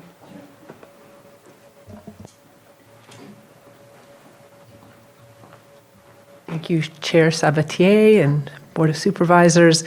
I'm a board-certified family physician, and the American Academy is my professional body. And this is an opportunity to not only, bring an honor to myself, but also to the county. This is a national award. One is given every year. And it's really been my honor to serve as the health officer in Lake. I think there's so many positive things on the horizon, and this would just be another positive item to add. So that would be pretty much my comments. Thank you very much. Any other public comment? I see none in the chamber and none in the Zoom room, and bringing it back to the board for action. Move to approve enthusiastically the letter of support for Public Health Officer Noemi Duen, MD, PhD, MPH, as an applicant for the 2024 American Academy of Family Medicine's Public Health Award. Second. We have a motion and a second. All in favor? Aye. Aye. Any opposed? Motion passes. Thank you. Best of luck. And did you say 7-6? All right, let's take on 7-6. Discussion of structural considerations surrounding the Water Resources and Public Works Departments and consideration of direction to staff to initiate recruitment for relevant leadership roles. And before we start on that conversation, we will take a lunch break after this item, and we will return at approximately 1 o'clock. Okay, so just in case anybody was waiting for another item, so they're aware that we will not continue until after 1 o'clock. I think I'm going to pass it to Mr. Carter to start this off, since it's got administrative office as the sponsor. I will go ahead and do so. I was told this was going to be board-led, but, so on December 5th, 2023, your board received a notice from Public Works Director and Water Resources Director, Scott De Leon, that he will retire effective June 30th. This notice requires additional planning to the best manage the subsequent time of transition. Some restructuring of water resources and public works needs to be looked at, whether your board goes with Scott's recommendation or not. Staff needs guidance on how to structure water resources as a separate department, keeping fiscal as part of DPW or fully separating. And I think it would be best for Scott to actually, since he's here, to explain a little bit about what his plan was. Director De Leon. Thank you. So The current configuration had a deputy director of water resources, and as you all know, she has moved on. And so combine that with my plan, you have the opportunity to decide which way we're going to go here.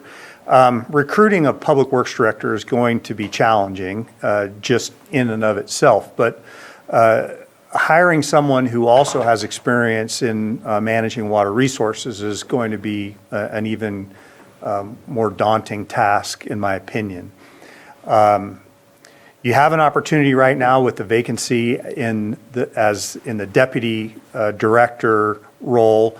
You have an opportunity to change that to a director, and your board would make that recruitment and make that decision for a director of water resources.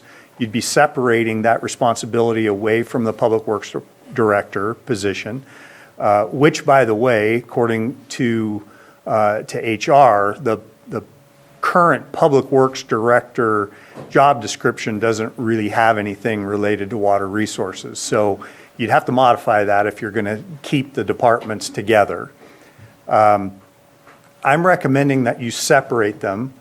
You have a job description for a public works director, and you have a job description for water resources director, and I'm recommending that you solicit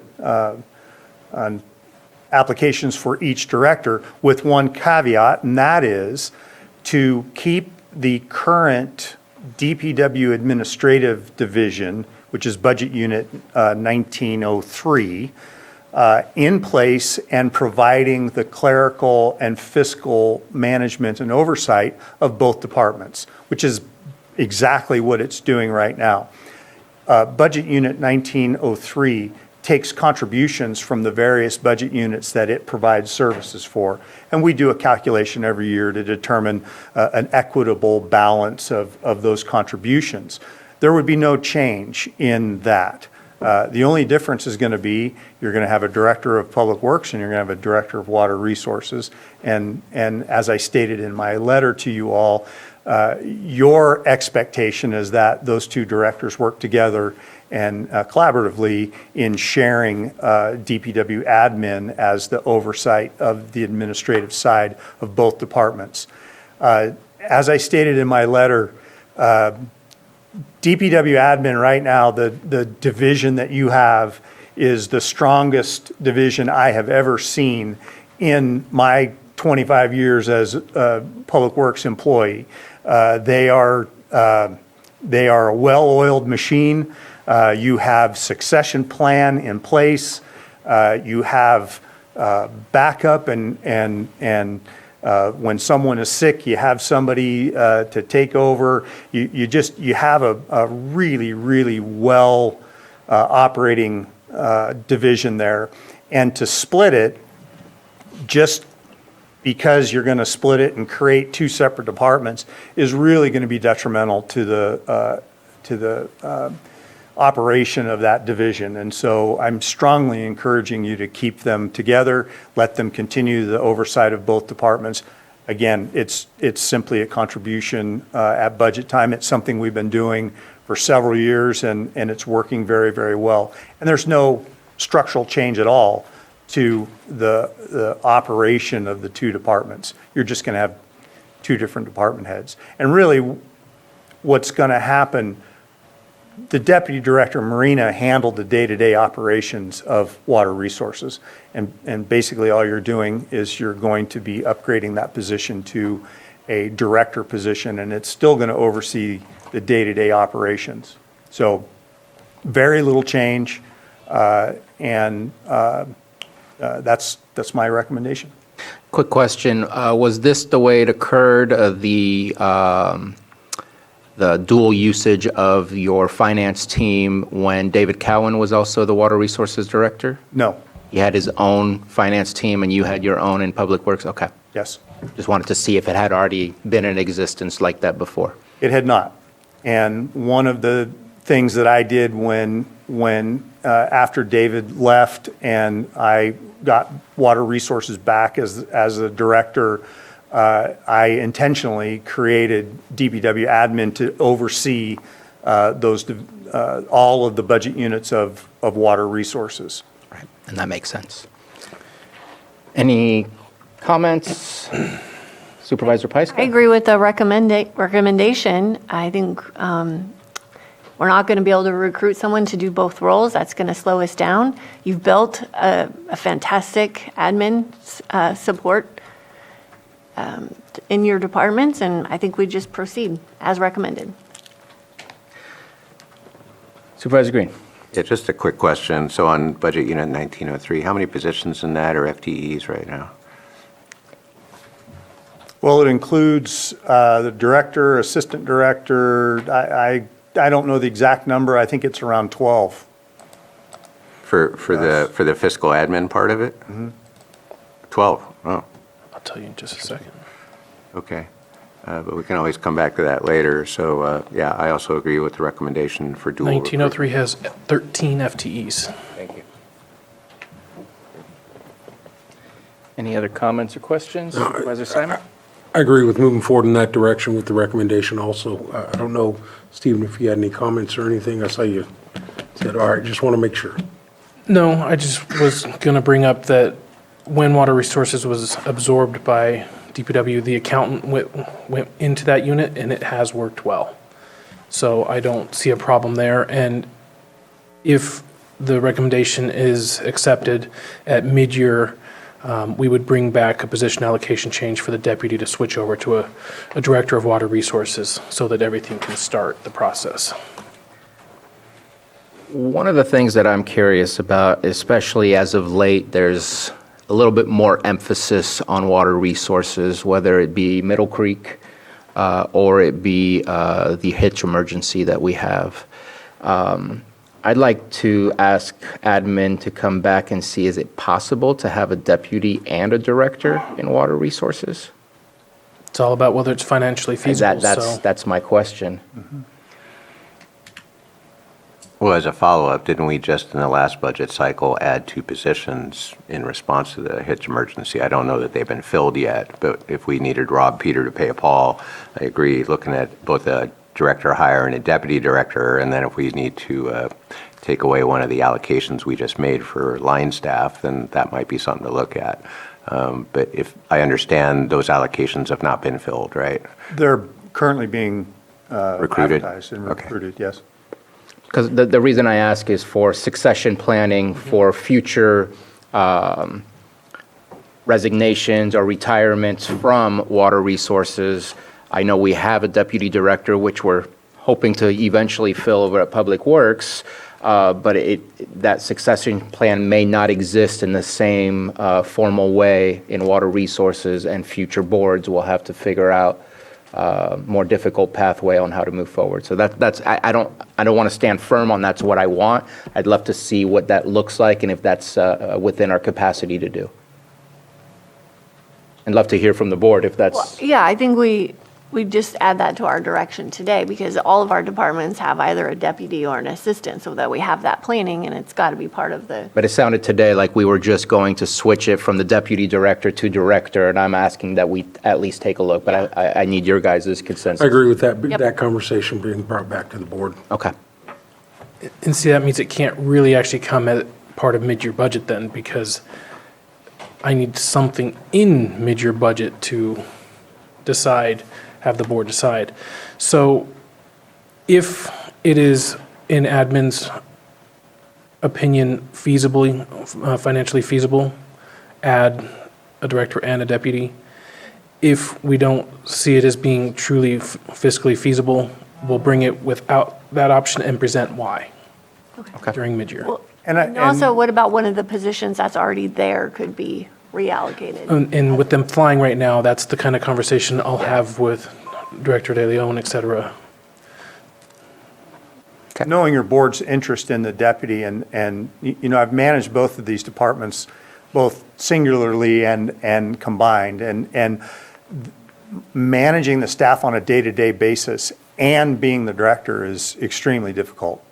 There are a lot of things happening. There's a lot of projects. There's a lot of stuff going on, and it's difficult. And though the department is relatively small, they have a lot of irons in the fire. They have a lot of projects, and so it's really a fiscal question, and it's something that we could look at. And one of the reasons why I set my date as June, end of June, was to help prepare the budgets for the departments. Your direction today will help us in that, and we can certainly evaluate that, and it'll be part of our budget presentation. Okay. Looks like you have consensus to look into that and come back and let us know what you find. And consensus to splitting them back up into individual departments. Okay. Great. One timing question, because it is going to be hard to recruit. Will we start recruiting as of today's direction, or do we wait until the June 3rd? Just a question. Neither one, actually. It would, Okay. sorry. As soon as the positions are created, like the Director of Water Resources, that will go live technically to FTE 2/6, the same time as mid-year. That one can start flying right away, and then I'd have to talk to HR, but because we have a specific letter signed, et cetera, we can start for the DPW position at least a month to 2 months ahead. We just know how long it's going to be. It's going to be hard to recruit. I know we can start early because of his letter. Not trying to get you out of here, but look at it. We No, have somebody. It'd be great to have I'd like to see you looking at it. I'd like to see you start recruiting for a Director of Public Works today. Yeah. I mean, that was my question. I think that we should do that. And when that position allocation for the Director of Water Resources gets adjusted during your mid-year meeting, then you'll be, I think you're eligible to start recruiting for that. So, So I'm not clear, Stephen, what was it by a current HR policy that we would have to wait a couple months to fly his position? Or if we're locked and loaded and have a firm That's just termination date? I need HR to answer that question more than, I know we can go early because of his letter of explicit date of when he is retiring. We can start early. I don't know how early without HR. Okay. Giving So the can we by consensus signal as soon as possible, our preference and pending and further information that you do get from HR? I was Speaking hoping of, Pam would come in. Oh, look. keywords were said. Yes, I heard my name.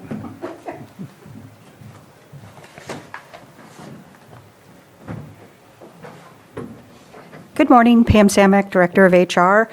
And with the notice, we can start ASAP as soon as we have salary guidelines, because if we're withdrawing water resources, it may change the salary. So I believe that there was, when we combined them, there was a specific percentage increase. So I think that we still have that salary for the individual, I would suspect, for a singular department. We do, but really the salary changed so much with the 2018 compensation. I did try to bench it, but it's not the same because of all of the lake bed management. And I went out to all water departments in our counties, and they're different. So I made some recommendations, which I'll work with Stephen with, and then I think we could develop the salary from there. So it really depends on if we're pulling them apart or keeping them together. Well, I agree with the mood of the board, the earlier the better to get this moving, but yeah, it sounds like we need to kind of dissect this and get more specific on what the salaries would be, but if we can get that in February so that we can start, because I don't like the 1 to 2 months just in case that we're not catching anyone in our net, and I want to make sure that we have the time to be able to catch. And the water resource is more difficult, as is the Director of Public Works. One has a engineering certification, which is going to be very difficult and has been difficult in the past when we looked at engineering just separately to bring in some resource. It was very difficult to get somebody with that certification.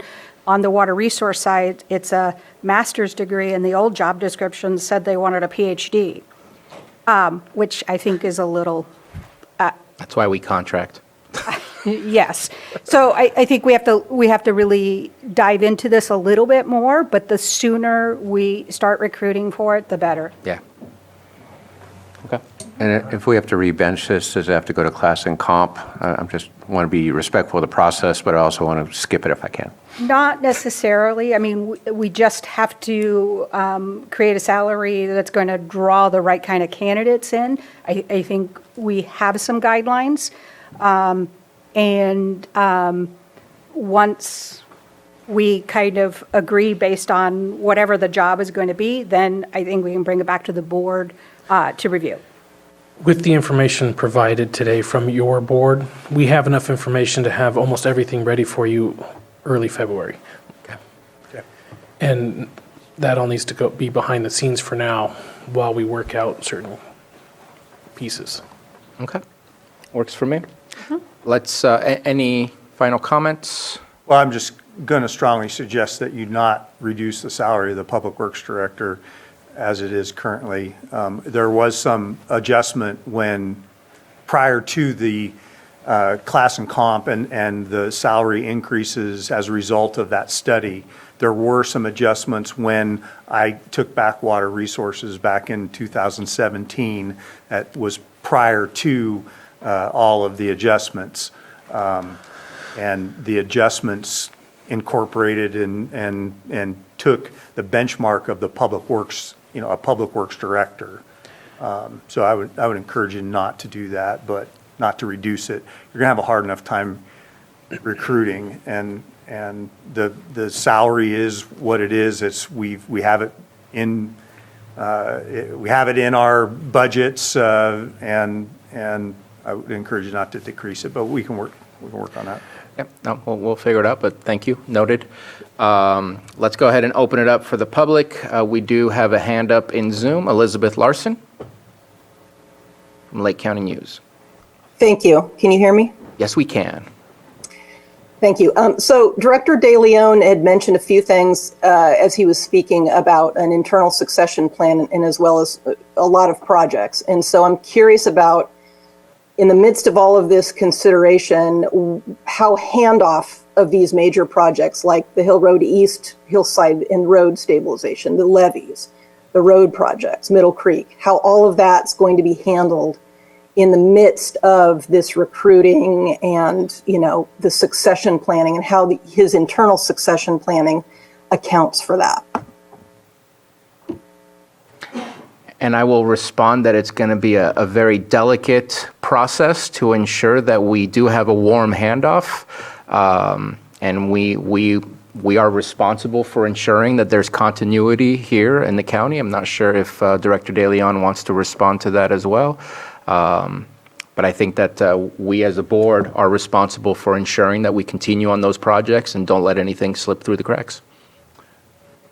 Yeah, I guess I would just add that, I recently entered into a contract with Coastland Engineering to provide staff augmentation specifically for our engineering and inspection division, but they have project oversight, engineers, construction people, so the department could rely on outside consultants for that. And I also don't have any intentions of just walking away and leaving things without anyone, to handle them, and just leaving everyone with a bunch of unfinished projects. I plan to assist in any way I can with that transition. And that was also one of the reasons for asking about the deputy director, because that could potentially help out with that whole process of transition as well, rather than relying on one individual who would be potentially new to the community and the agency. And so I think that there's a lot of pieces to the puzzle, and we need to make sure that we move as quickly as possible, and it looks like we are going to see this coming back to us. Did you have any further questions? I see that your hand is still up. Sorry about that. I forgot to lower it. Thank you. Thank you very much. I see no further hands in Zoom and nobody getting up in our chamber. And looks like direction has been provided to staff, and we'll have this come back to us as soon as possible. So we are going to take a lunch break. Looks like it is now 12:40, so we will be back at 1:10, and we will continue on our agenda. What do you think we'll do 7.4? All right, looks like we're back on. Welcome back. It is 1:13 p.m. We are going to continue with our today's agenda. Item 6.12, our 1 p.m. presentation and consideration of the housing work plan and proposed Lake County Housing Trust Fund. Ms. Judd. Good afternoon, board and staff. Thank you so much for hearing my work plan today. I look forward to any input that you may have. First, there are basically 4 components of my work plan. No problem. Your work plan disappeared. There we go. Next slide.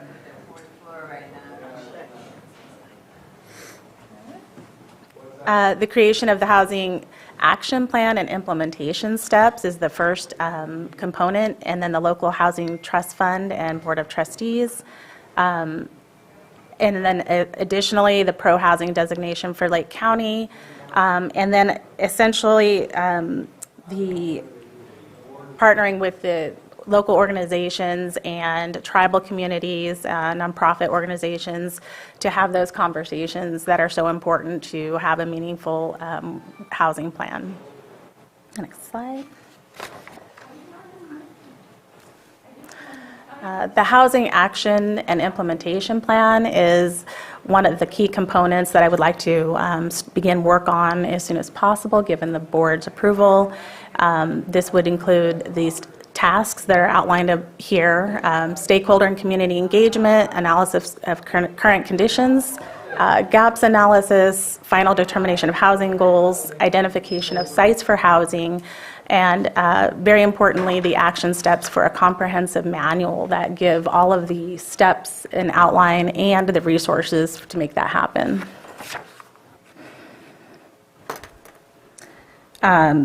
The community stakeholder and organization is so essential for us to be able to get feedback and insight from the community and stakeholders so that we can share ideas and experiences and generate real solutions. Next slide. As part of this plan, we will also be looking at analysis of current conditions. Before we can move forward, we have to see where we're at and look at all the different facets regarding housing. Next in this process, we'll be looking at analysis of gaps and trends. It's so important to us to see where we're at, where those gaps are, and where we would like to be.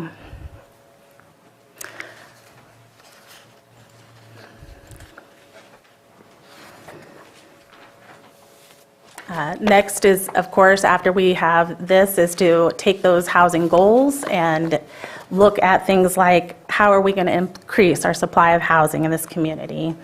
Rehabilitation, preservation of its existing housing supply. Another aspect of this is something I have heard termed as pre-recovery. Essentially, in this area, we've had so many natural disasters. Let's get ahead of that curve, be proactive, and think of how we can do better for housing. And next, no, that's okay. The other things down there were increasing housing equity and accessibility and supporting opportunities to obtain substantial home ownership. Next in this housing action plan and implementation is the identification of sites for housing development and all of the aspects that we would need in order to move forward.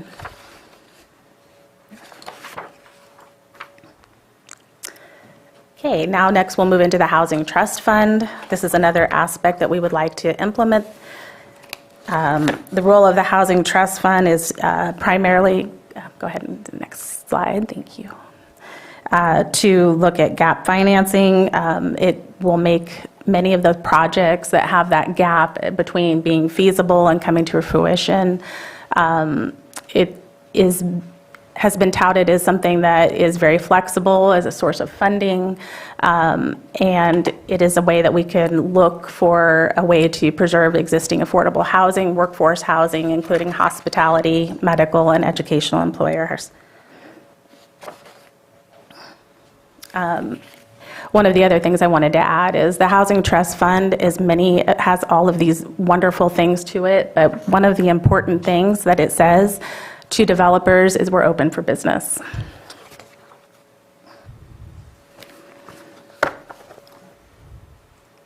Benefits of the Housing Trust Fund, some of this is restated: consistency, dedicated revenue streams, leverage so that we can attract additional affordable housing projects and all full spectrum of the housing. Allows for flexibility for agencies to focus their housing trust fund to meet the highest priority for whatever the board may deem.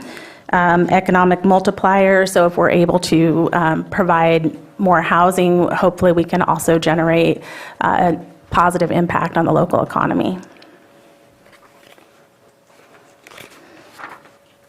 Financing of the trust fund is also another aspect. There are many ways that we can look into having this be a continuous revenue stream for the Housing Trust Fund, as shown here.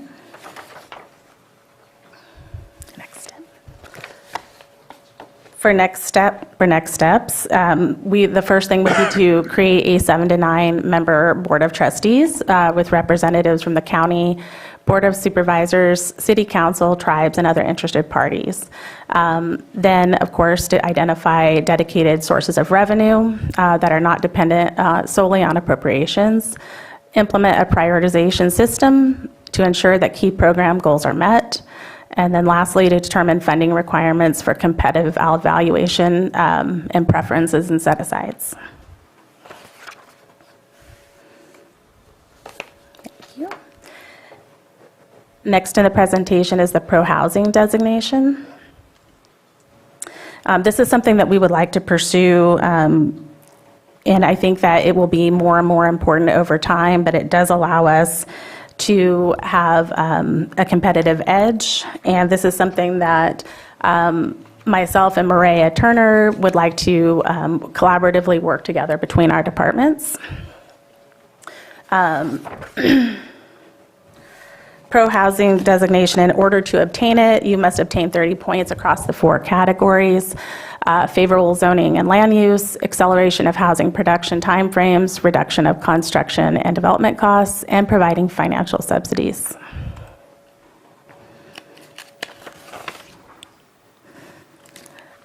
The Pro-Housing Designation Program provides incentives to cities and counties in the form of additional points and other preference in the scoring of competitive housing, community development, and infrastructure. And so these will be very beneficial for our county in order to pursue our housing goals.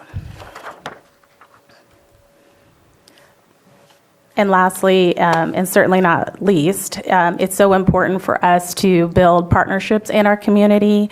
I think that those conversations, so that we're not in separate silos, and being able to connect and make those goals so that we can work together to improve our housing in Lake County is so important. And here I have a work plan timeline. Some of this, as you might notice, I do not have the pro-housing designation on here. However, kind of more focusing on the housing action plan and implementation initially.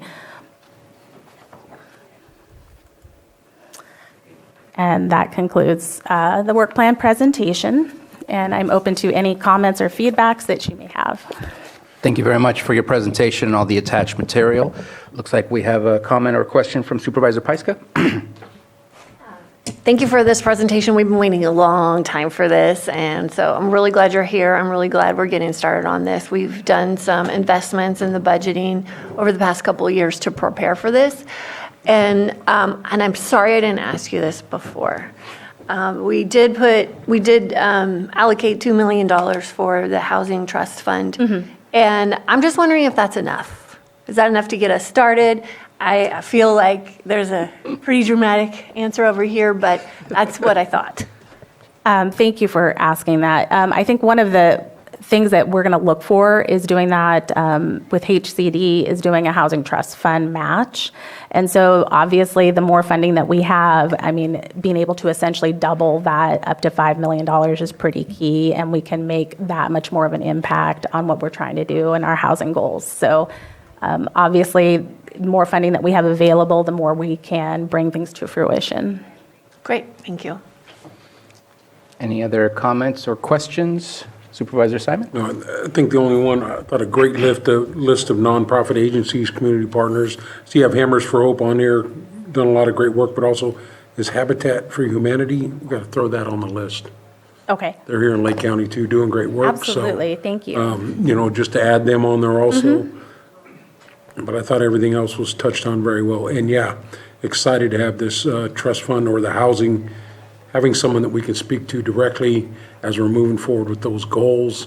And I'm going to have an offline conversation because I know there's a lot of laws going into effect this year, 2024, to expedite housing. Just want to understand a little bit more of those and how it can affect us here in Lake County in a positive manner to help us move forward with it. Because I know, at least in my district, Valley Oaks, there's a big housing project that is potentially, you know, has an opportunity to go in down there, but, you know, we really got to get it lined out and see how we can do things. So I think there's real opportunity all the way around the county. It's great to see that Collier project happening over on the North Shore, and we just want to see a bunch more of that as we're moving through the process. That's it. Yeah, absolutely. And I am very excited to be here, and I look forward to making a difference with the housing. And in reviewing some of those laws, I was happy to see that there are, it seems like, a focus on trying to make things more streamlined and housing friendly so that we can actually make some progress.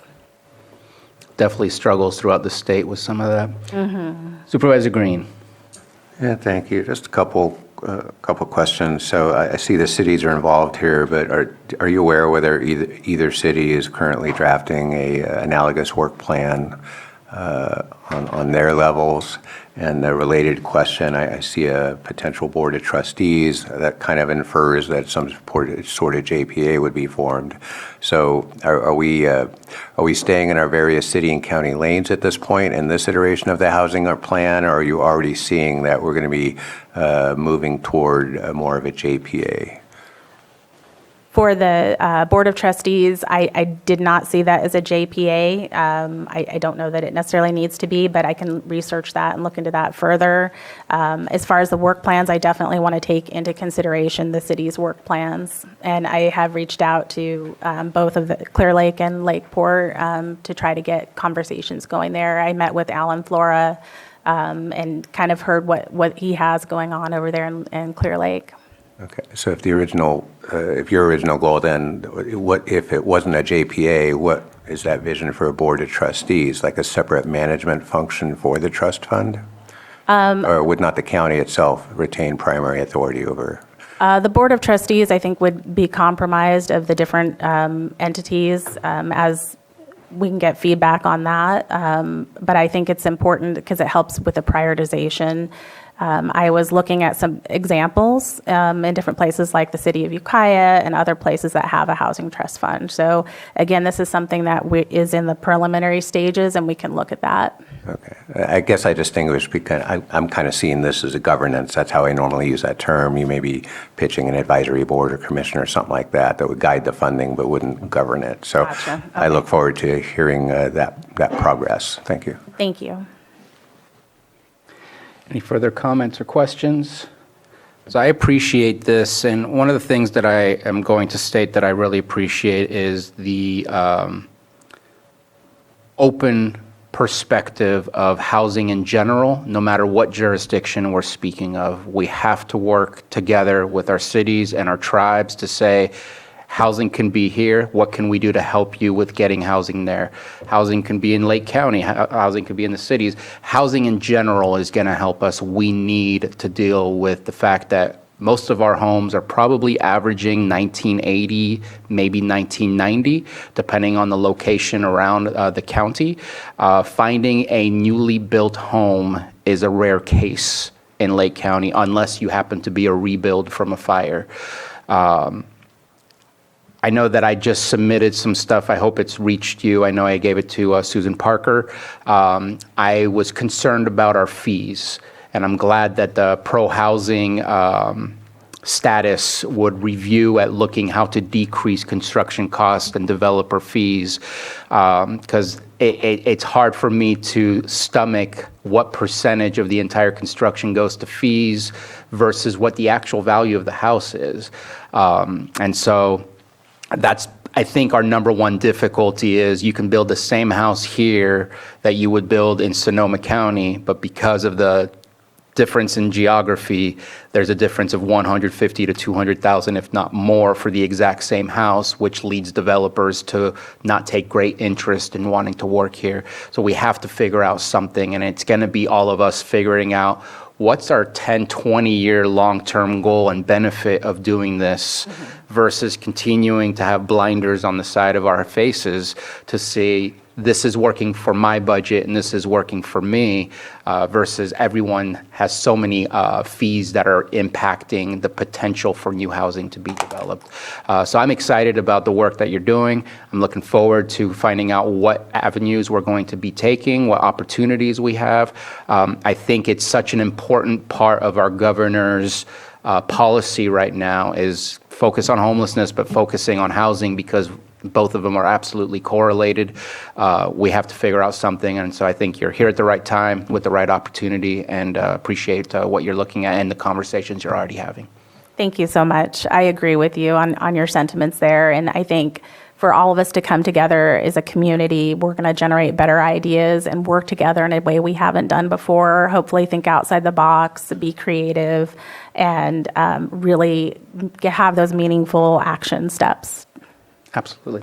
Well, and piggybacking on what you just said, traditionally in a lot of the areas in our county, homes have been built one at a time. And so we've been missing out on that economies of scale because we have not been able to attract the developers.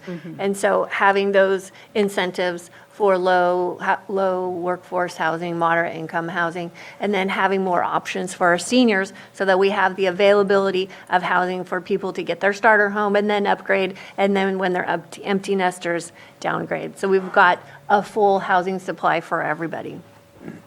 Absolutely. There's nothing further from the board. Let's go ahead and open it up for public comment. Anybody in the chamber or Zoom room, please raise your hand. In the Zoom room. Seeing none, I'll bring it back to the board, but I believe this was just a presentation. Yeah, that's correct. Thank you so much. Thank you very much. Thank you. Welcome. And right on time, 1:30 p.m., we're moving on to 6.13, consideration and discussion of quotation with High Level Enterprises, Inc. for the design and build medical mobile vaccination clinic for an amount not to exceed $407,200, and authorize department head to sign. And Ms. Tangerman, if you want to sit in one of these seats, you're more than welcome to come to the front. I will come and sit. I don't have a fancy presentation. Still more comfortable. I'm just here to answer questions if there are any. Would you like to at least provide a brief summary of what this entails?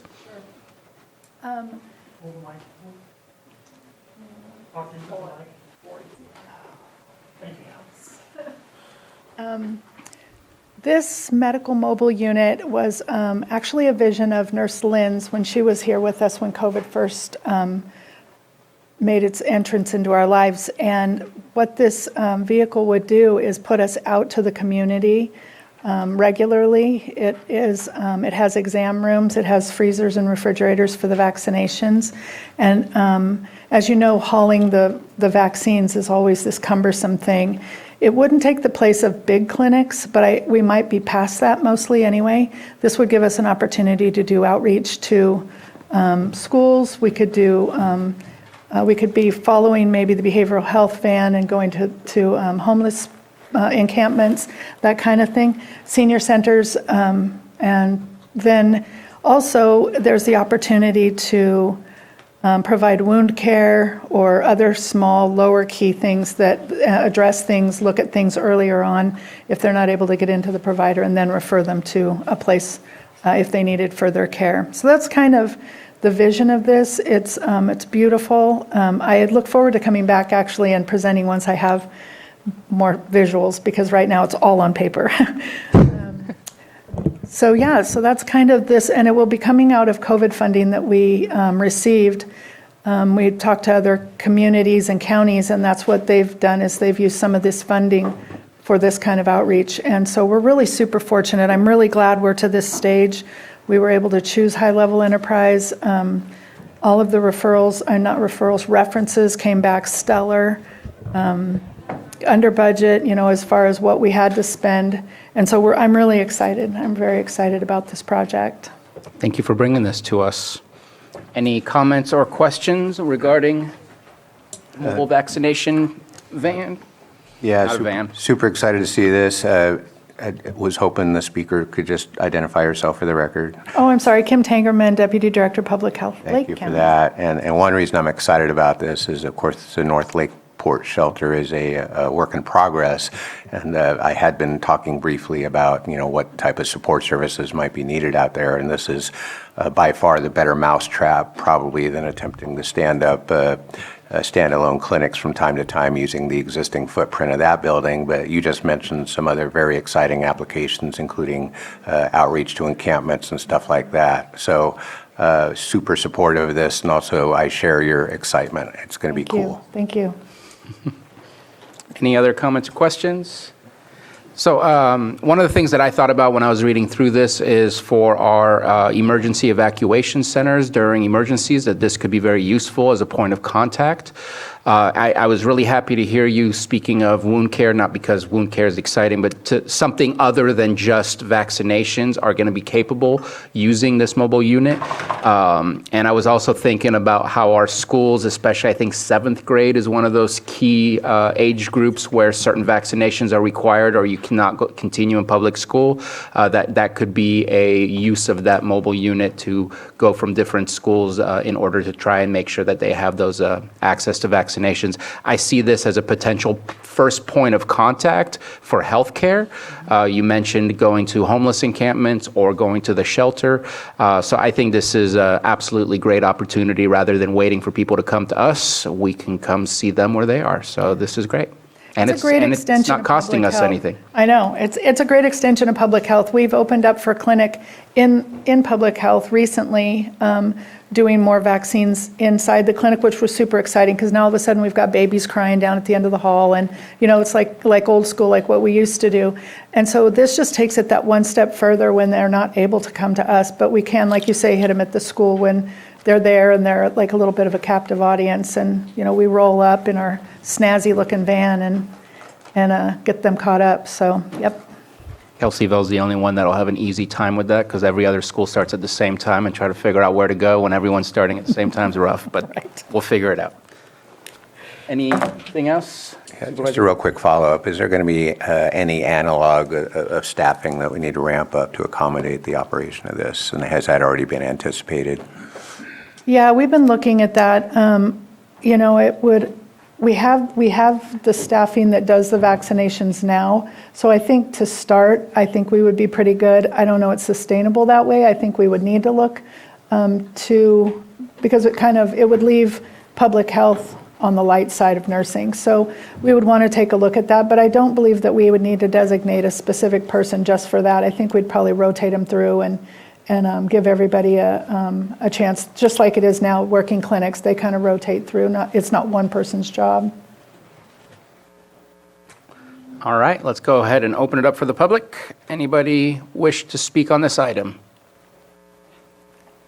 Seeing none in the chamber and none in the Zoom room, bringing it back, and we are looking to approve the quote that we have received. There's not further. I move to approve the quotation with High Level Enterprises, Inc. for the design and build medical mobile vaccination clinic for an amount not to exceed $407,200 and authorize the department head to sign. Second. If I may, Please. there's about to Just to make further clarification, that would be the language of the motion, and as part of the authorization for the department head to sign the quotation and any other documents necessary to effectuate this quotation, as there may be other subsequent documents that may need to be signed as part of the motion. I amend my motion to state whatever you just said. Sounds I good. second it still. Okay, we have a motion and a second. All in favor? Aye. Any opposition? Hearing none, motion passes. Perfect. Thank you very much. Thank you so much. All right, our next timed item is at 2, so let's see if we can go through some of these untimed. What's left on here? We said 2:30, so we won't touch that yet. Let's go ahead and do item 7.7. That one should be quick. Sitting as the Lake County Air Quality Management District Board of Directors, reappoint Cameron Reeves to the Lake County Air Quality Management District Hearing Board pursuant to Health and Safety Code. And so I know I did speak with Doug Gearhart, because typically we would see an application, but for the history of this board for reappointments, no applications are provided. So we have all the information on the memo in order to reappoint Cameron Reeves. Are there any comments or questions from board members? I guess my question would be, why don't we have an application process historically? And again, it comes down to, again, it's just boilerplate language, but having people sign the conflict of interest statement, I think, is good for all of our advisory bodies. The answer may be this district is not technically the county, but are we sitting as the board of directors, it looks like. So I guess if we haven't enforced our standard application and appointment process as we do for all our other advisory bodies, would now be a good time to start, or is everyone just comfortable with just having people show up and get appointed?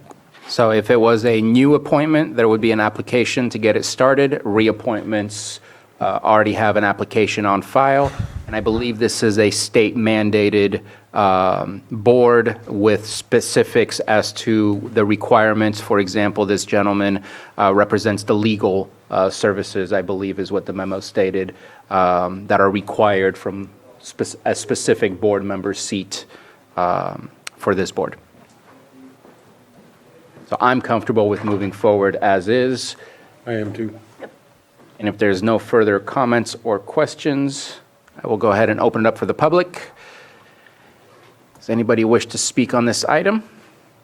None in the Zoom room, and no one is rushing to the microphone, so we'll bring it back for action.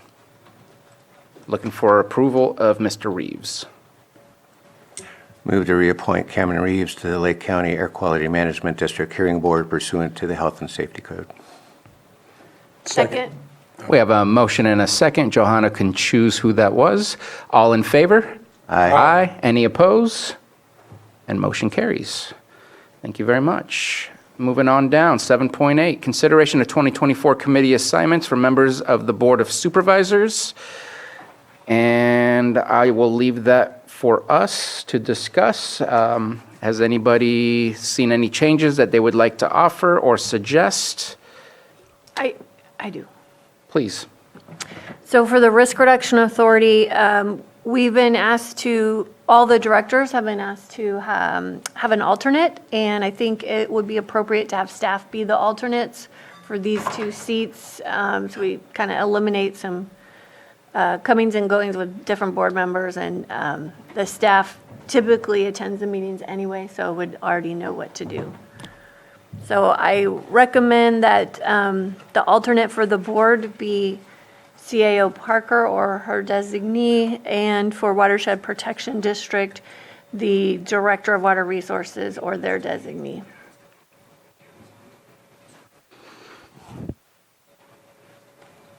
I'm in agreement with that. Except we don't have a water resources director, so. Well, at this moment, do. we do. It's Public Works / Water Resources. We only had a conversation. We did not make the actual split quite yet. I understand that that is the request of the risk reduction in the way that every member has an alternate, and the way that we're set up, it's two separate agencies that you represent. One is the county, one is the watershed protection. I think at this moment, I'm going to say I'm okay with it. I'm just slightly awkward about understanding or not understanding the amount of staff time that that could require. But I think that you guys typically show up for those meetings. And so I think just keep continuing to move along like that, because there's a difference between being a voting member and being prepared in that way versus showing up and responding and being a part of a meeting. And so to me, if staff starts spending more time as a voting member, then they would have to spend a little bit more time in preparation.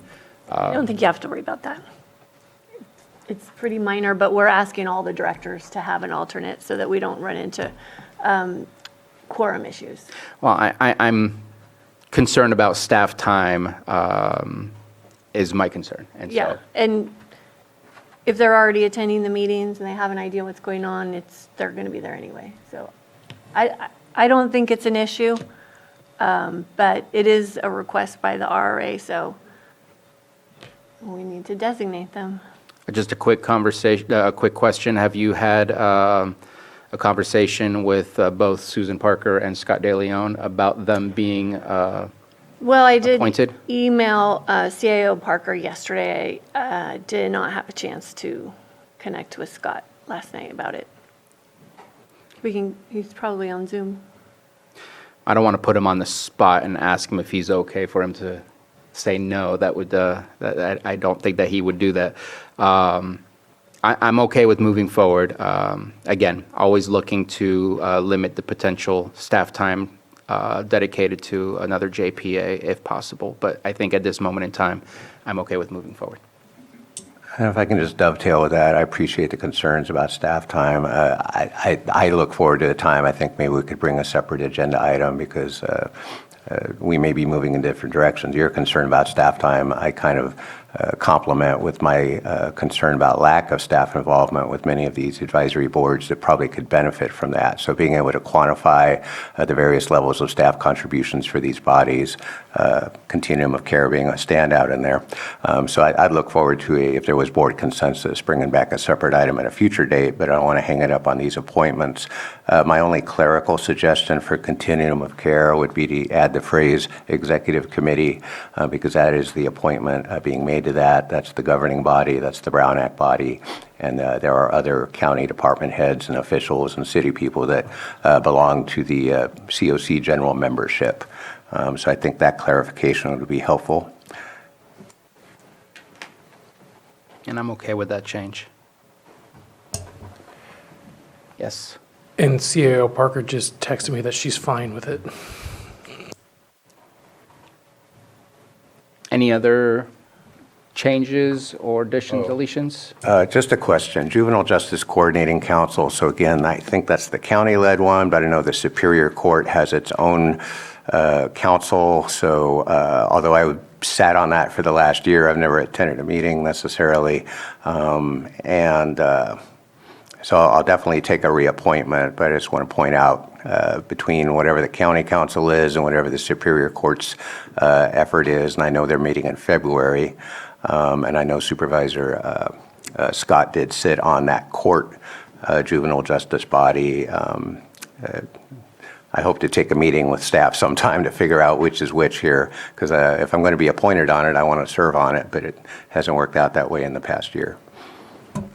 Okay, keep us posted. Thank you. Supervisor Crandall, or Vice Chair Crandall, did you have something to say? Yeah, I was going to see if you wanted to be the primary on the clean water program. I know that I've been for the past 2 years. You've been the alternate. Just wanted to see if you wanted. If not, if you like it the way it is, I'll stay. It's just, I know that sometimes you're there and you know what I'm saying? I have great interest in the subject. The lake's important to me, and so I don't mind taking on that primary role if you want to take on the alternate. Yeah, I'll stay on. I just noticed that you've been there, and so I want to give you the opportunity. Oh, there's also the law library. The chair or their designee is required by their bylaws. Oh, That's right. would you like to be the designee? No. No, thank you. I was not able to attend many of the meetings last year. I don't have it. Yeah, I'll volunteer for that. That's local, so. They're gonna want the chair or a staff or designee. They're pretty particular about that. Right? You? Is it designee, though, who he decides, or it has to be staff? I don't know. I don't know. Because I know that when they wanted me to do it, I was the chair, and so Tina was the chair before that. And so, for whatever reason, it was very contentious, I guess you could say, because she wasn't the chair and wanted to stay on. And yeah, I don't, If we can get the details to that at this moment, let's go ahead and put my name in there. I'm not sure that I can, yeah, I think Thursday at noon is an okay time slot. the judges are on it, so they do like a noon, yeah. It's only 45 minutes. They have a Yeah. free Zoom account. It's just, it did not work with my schedule. Okay. Well, let's go ahead and replace that with my name. I say that cautiously, but I hope that I can make it. Thank you for bringing that up. Anything else? So I did think about the recreation, but then I don't want to contradict myself because of my beliefs. When it comes to that, I think it's important that I am there, unless, Smoke, you wanted to be a part of it. I know that you're the alternate, but I was thinking about not being on it, but I made a comment earlier today that it's important to have both views in the room regardless. So I will stay on. I'm fine with that. So I do have a question about that one, not to change the primary, but I guess it's on the JPA, and the JPA's been created, so having an alternate at this point, I think I just talked myself out of that conversation. Because if it's a JPA, it makes sense to have an alternate, but if it's not a JPA, then I feel like having an alternate would be a Brown Act issue. But I think we finalized that, so we're good. Okay. Anything else? And if anyone desires office space, but I'll stay on it if not. All yours.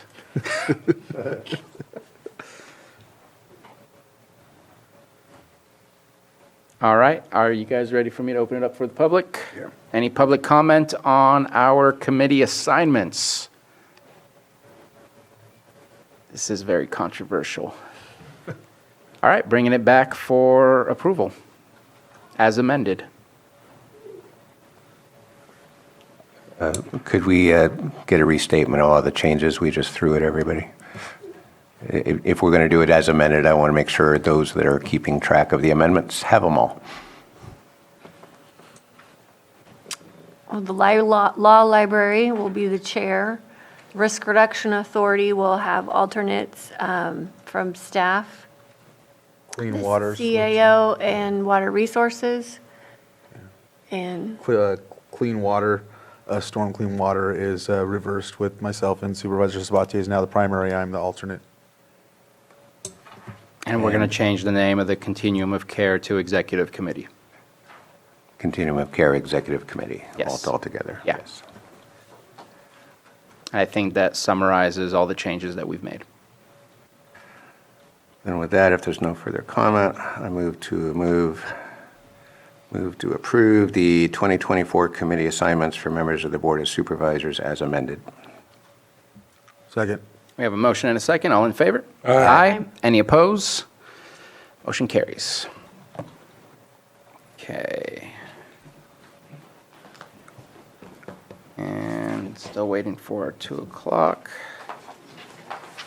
We're going to move on to 7.9. We have a whole bunch of reappointments to make. I guess since we're doing each one individually, let's just start. Any comments or statements about Central Region Town Hall? Go ahead. None? I'm going to open it up for the public. We have John Carlson and Atlas Pearson. And seeing none, bringing it back to the board for action. Mr. Chair, I motion to appoint Atlas Pearson, or reappoint Atlas Pearson, and appoint John Carlson to the Central Region Town Hall. Second. We have a motion and a second. All in favor? Aye. Any opposed? Motion carries. Fish and Wildlife Advisory Committee, we have Luis Santana, Nellie Dorn, Daniela Cazares, and Michelle Scully.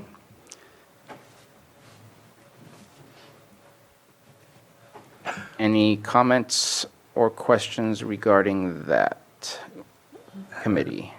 Just want to note there is a familial relationship between two of the applicants. The applicant states there's not a conflict there. I tend to agree with that, but I just want to highlight it in case any of the other board members have any questions on that. And I don't think that's a criteria that would throw out the application.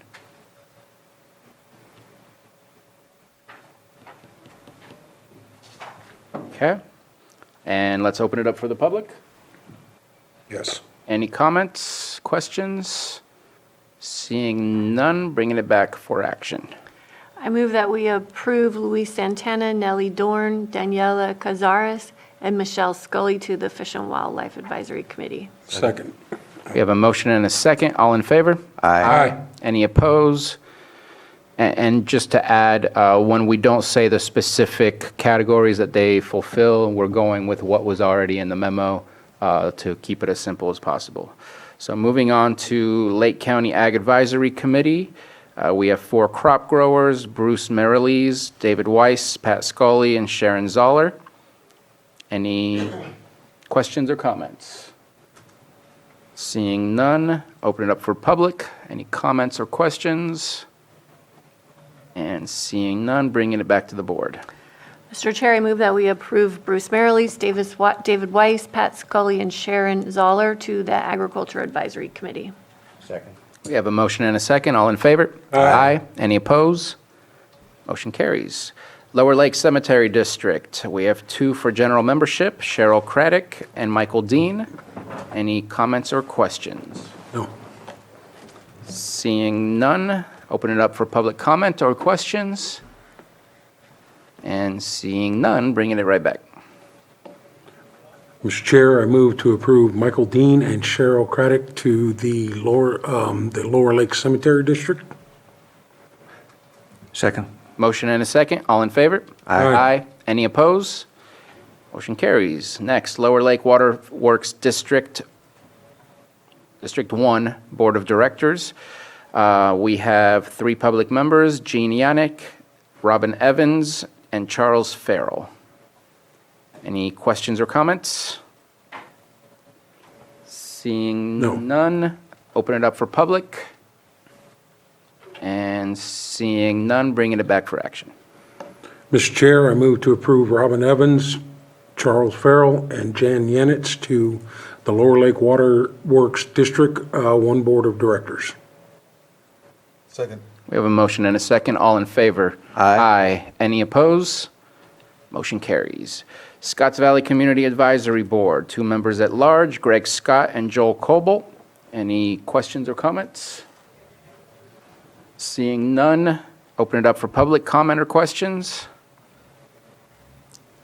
And seeing none, bringing it back for action. All right, I move to reappoint Greg Scott and to appoint Joel Coble to the Scotts Valley Advisory Committee, Council. Second. We have a motion and a second. All in favor? Aye. Any opposed? Motion carries. Western Region Town Hall, we have a member at large, Kate Parenkema, thank you for correcting me. And any questions or comments? Oh, there's also Tim Chiara. Oh, sorry, I didn't go to the next page. I apologize. Tim Chiara as well for the Nice member position. And still no comments, no questions. Open it up for the public. And seeing none, bringing it back. Mr. Chair, I move to appoint or reappoint Kate Parenkema as a member at large and Tim Chiara as the was one of the Nice representatives. Second. We have a motion and a second. All in favor? Aye. Any opposed? Motion carries. All right.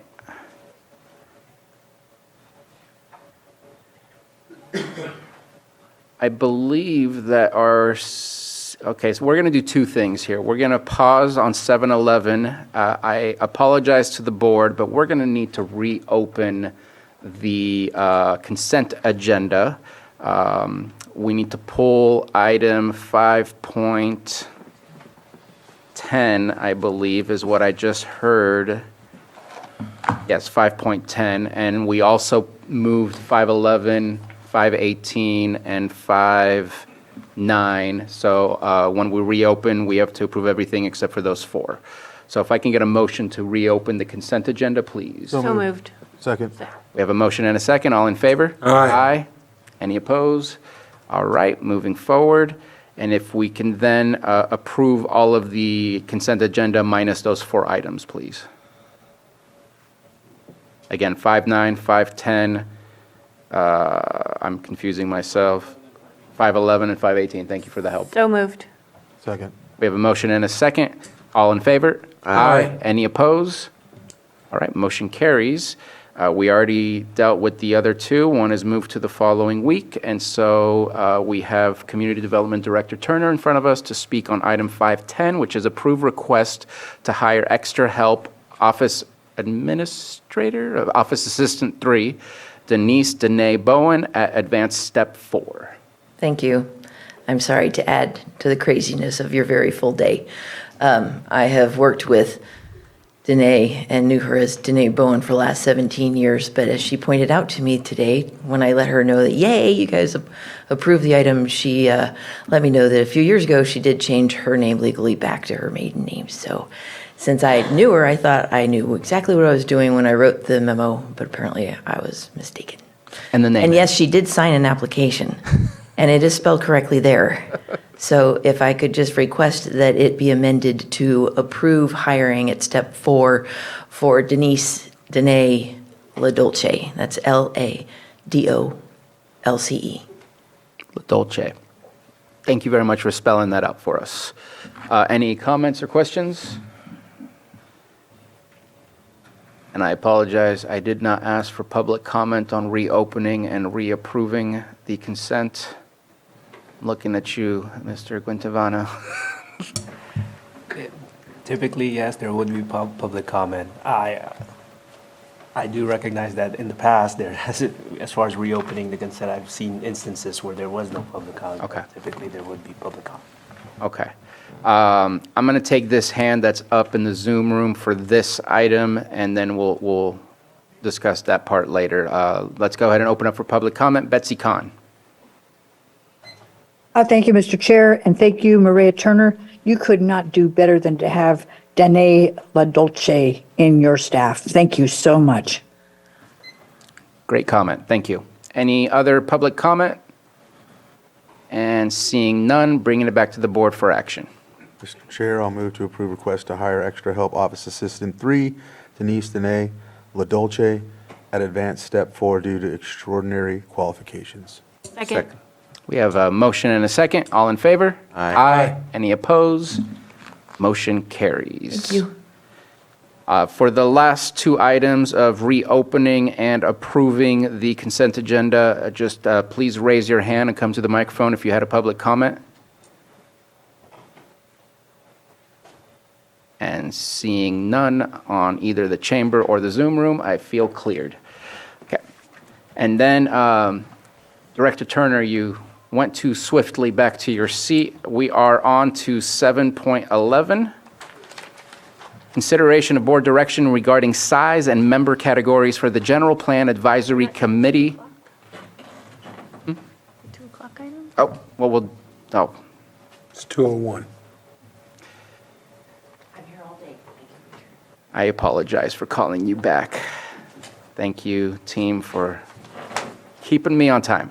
6.14 is what I meant to say, 2 p.m. Consideration and discussion of an agreement with Black Dog Designs and Camoin Associates for Economic Development Design Services for an amount not to exceed $44,289.97, and authorize the chair to sign. Would you like to come to the front, please?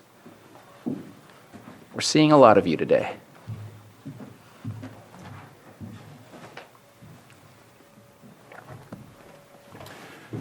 Good afternoon, Board. Ben Rickelman, Deputy County Administrative Officer. So as part of my economic development work plan I presented to the Board last year, mentioned economic development design services, primarily a web page, and then also static pieces. It's helpful with economic development usually to have some sort of marketing and design expertise brought from either individuals or consultants that have worked on it with a lot of different organizations. So an RFP was issued last fall. We had 6 respondents throughout the country. There was a unanimous choice for Black Dog Design. The review panel was impressed with their qualifications, their plan, what they envisioned, how they stepped it out. Seemed really well thought through. The price was also, the panel was receptive to their offering, and with other marketing design projects people in the panel have worked on, they said it was very competitive. So that was also encouraging. And then my discussions with Black Dog, I was really impressed for the vision they have and kind of project management and stepping through execution. So through those conversations and the panel's input, it was a unanimous decision to go forward with this contractor. It'd be about a 2 to 3 month project for the website and to get the materials ready. The tentative plan is for them to come here the second week in February to get a lot of input from the community. They'd be reaching out to supervisors, different industries, different community associations, tribal nations, and building a product that's reflective of Lake County. It's through my experience with economic development for the last decade, they're definitely one of the more responsive and thoughtful organizations I've worked with. Thank you. And just to break down the contract a little bit, it's $35,000 for kind of the core services, and then there's about a little less than $3,000 per year for 3 years for hosting, SOE, optimization, social media work, cybersecurity. So this website would not be hosted on the county's website. I did that for maintaining a unique brand, and also with public sector IT, I know there's certain specifications and kind of processes. So to keep those 2 channels kind of separate, I think would be easier for everyone. Any questions? Are there any questions or comments? Supervisor Green. Yeah, just note that it's a single contract, a single entity, but I see 2 names on there, Black Dog and then Camoin Associates. So the signature line I see on the proposed contract is with Black Dog. Is there a subcontract in here I don't know about, or why is this branded as 2 companies, but we're signing a contract with 1? Sure, that's a great question. So the RFP was envisioned is for design services, but as being an RFP and going through the RFP process, you kind of are casting a wider net than a bid. And so they responded. So Black Dog is primarily a design firm, and Camion is more kind of site selection, economic development. So primarily I'll be working with Black Dog, but Camion would, if there's kind of appropriate resources to bring to bear and it wouldn't cost anything additionally, they can provide some of these site selection services. And then if they fail to perform that function, what recourse would we have? Absent an actual subcontract that Black Dog provided to us. Yeah, I mean, so kind of how I presented to the board is design services, how the RFP was crafted was design services. Kind of what I was considering was in the design services channel. So I've worked with several different site selection firms and consultants. For kind of where Lake County is, I think it's more appropriate to be focusing on supporting existing businesses, thinking through different infrastructure investments and kind of different funding opportunities and building up entrepreneurial support services. So I think kind of more the traditional large-scale site selection work. I'm going to work with them, but it's not going to be the priority of the contract. Any other comments or questions? Quick question, and this one's for Mr. Quintivano. And this one, I feel like there needs to be a date specific. I know it says from 2024 through 2026, but it's for web hosting. I want to make sure it doesn't stop sometime in 2026, and I'd like to delineate whether that's fiscal end of 2026 or end of calendar date 2026. And since it's our website hosting part of the contract, should we put a date certain on this? I mean, I feel signing this today and saying support from 2024, that would start today, but that doesn't hurt to have a January date. But I feel December 31st, 2026 is important. Yes, your board may state that or incorporate that in the agreement itself. And then the approval process would be as amended, because currently it doesn't have those specific dates. And as you read it through 2026, would that be interpreted as the end of the year, or can it be interpreted as anything else?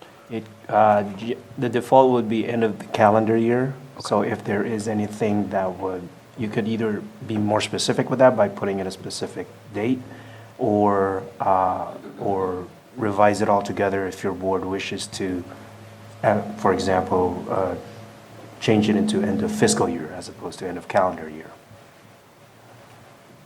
2026. Okay, well, I probably should have asked that first. If you say the interpretation means through the end of the calendar year, then I'm okay with the way it's written. I just wanted to make sure that we got what we were expecting to get. Follow-up question. Yes. And then follow-up question for County Council. The way I'm reading it, Camo and Associates would, if involved at all, would be on a value-added basis. So on the recommended action, although it says approve the agreement with Black Dog Designs and Camo and Associates, I only see the one signature from Black Dog. So my understanding would we should change that recommended action to omit reference to Camo and Associates. And that would be a point of, possibly a point of clarification from staff, from Deputy County Administrative Officer Rickleman. If Black Dog Designs and Camoin Associates are essentially one company, then one possible way around it is to just include a reference to Camoin Associates to the signature field, either by way of revising what was already signed on that signature field, if they are one company. Because as it's currently stated right now, it only makes reference to Black Dog Designs. The other way around it is your board could approve the agreement on the condition that if Black Dog Design is separate from Camoin Associates, then we could just add a signature field. Staff could just add a signature field for Camoin Associates, and then for them to sign. And your board would be your board's approval today would be conditioned on that signature. So it all stems from the clarification of whether or not Black Dog Designs and Camoin Associates, that's the starting point, whether or not they're one and the same company, or whether they are two separate entities entering into a contract. I think it makes sense. I can get a signature from Kamei and Associates also. Yeah, there's two separate company profiles in the proposal, so definitely two separate entities. Okay, thank you for that question. Any other comments or questions from the board? Let's open it up for the public. Any comment on this item? Seeing none, I agree with changing the signature page to make sure that both agencies that we are contracting with are there. Don't know how the rest of the board feels, but I'd like to see that as an amendment. In agreement. Looking for action. If Lloyd can restate what he said, I'll go so moved. It sounds like a twofer. Either it is one entity and it's fine as it is, and we'll just add Camino Associates to the existing signature line and re-execute it, or we'll add a second signature line with the company principal for Camino Associates. Yes, so it would be a motion to approve the agreement with Black Dog Designs and Camino Associates for an amount not to exceed $44,289.97, as amended, with the amendments consisting of adding that signature field for Camino Associates execution and signature, and authorize the chair to sign. So moved.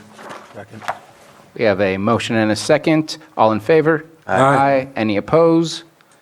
Motion carries. Thank you for bringing this to us. Thank you.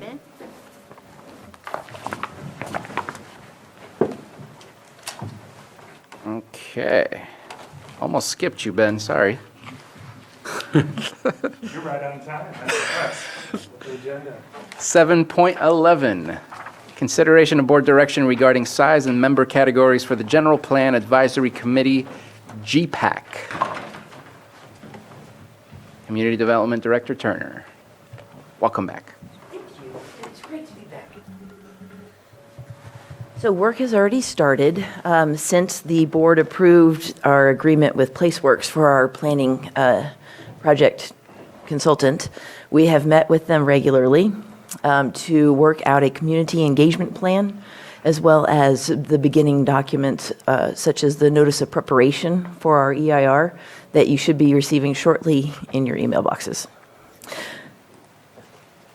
For those folks just finding out about the general plan and area plan update project, these are community vision-driven documents. The general plan is the community vision for the next 20 years for the county, the unincorporated areas of the county. The local area plans, of which there are 8, are the community's vision for the next few years of that particular community. So it kind of zooms in on the characteristics that make that particular community unique, as well as planning for their future. Because community vision and transparency are so important during this process, we're going to have a general plan advisory committee. This is very typical. It's very standard for all of these similar projects. What you have before you is a list of possible categories, membership expertise. The purpose of the General Plan Advisory Committee is to meet 5 times during the next 3 years of the term of the project to decide or to add input on various areas. It'll start with the kickoff, where they'll learn kind of about what their role is going to be, and then at strategic times during that process, let me see, I listed them out for you. They correspond with the review of the local area plan updates, the review of the environmental impact report, and then the final general plan draft review. Those will all correspond with GPAC meetings so that they can add additional input for the board to consider. So the GPAC, both its size and the categories of membership, are entirely up to the discretion of the board. So I would prefer no more than 15, just because, as y'all know, when the meetings get really huge, it's hard to sort of herd all those cats. But So 15 seems to be pretty workable. And also the list that is at the bottom of page 1 and then extends on to page 2, I have highlighted the recommended categories. This is my own recommendation. Feel free to just use it as a launching point. If you've got other categories that you think would be more appropriate, that's the purpose of bringing this to you today, is to gain direction on both the overall size of the GPAC as well as the membership categories that the board would prefer to see reflected in representation on that committee. And I'm happy to answer any question. Oh, if I could just take a real quick bird walk. Going back to that notice of preparation for the EIR, that will be a public meeting. It is scheduled for Wednesday, January 24th from 10 to noon here in the board chambers. And we will be seeking input regarding the EIR scope of project, I think. I don't have any more details because I've never actually gone to one yet, but I will be very well informed before January 24th should the public have any questions. Feel free to communicate with our department. We have a new email set up that will be the best way that we're going to be able to collect all of our public input. It's going to be Lake County 2050. So that's Lake County 2050, all smashed together with no dots, at lakecountyca.gov. So I wanted to just take that moment, thank you for letting me birdwalk for a second, so that we can use every single opportunity to reach out to the public and engage everybody where they are. And now I'm happy to take any questions you might have on the GPAC. And that was January 24th at 12, you said? January 24th from 10 to noon. 10 to noon. We will have additional meetings in the future that will be in the evening. We're just kind of jumping around so we can catch people at all times that might be convenient for them. Okay. Any comments or questions? Supervisor Pyska. I think I like the list that you've got bolded. I think you're probably right to not want to go over 15. When you look through some of the old area plans, they had committees assigned similar to this for each area plan. And we're not doing that this time. So, right? We're not doing that for each area plan. No, we're going to have 3 public meetings for each area plan. We're going to start with kickoffs at the municipal town halls. Right. So I think with the different elements and the area plans, you could bring in those experts from those fields like geothermal and mining. So I think maybe just bringing them in for those specific elements for that work. But in general, I agree with the highlighted ones and the others as needed for input, specific input. Supervisor Green? Yeah, thank you. No, there's like 3 basic comments here, so I'm not going to demand immediate answers as we go unless that's easier for you, but I just want to note this is presented as kind of an advisory committee. We talked briefly, it may be more of an ad hoc, but at 3 years and change, it's going to be one of the longest running ad hocs I've ever seen.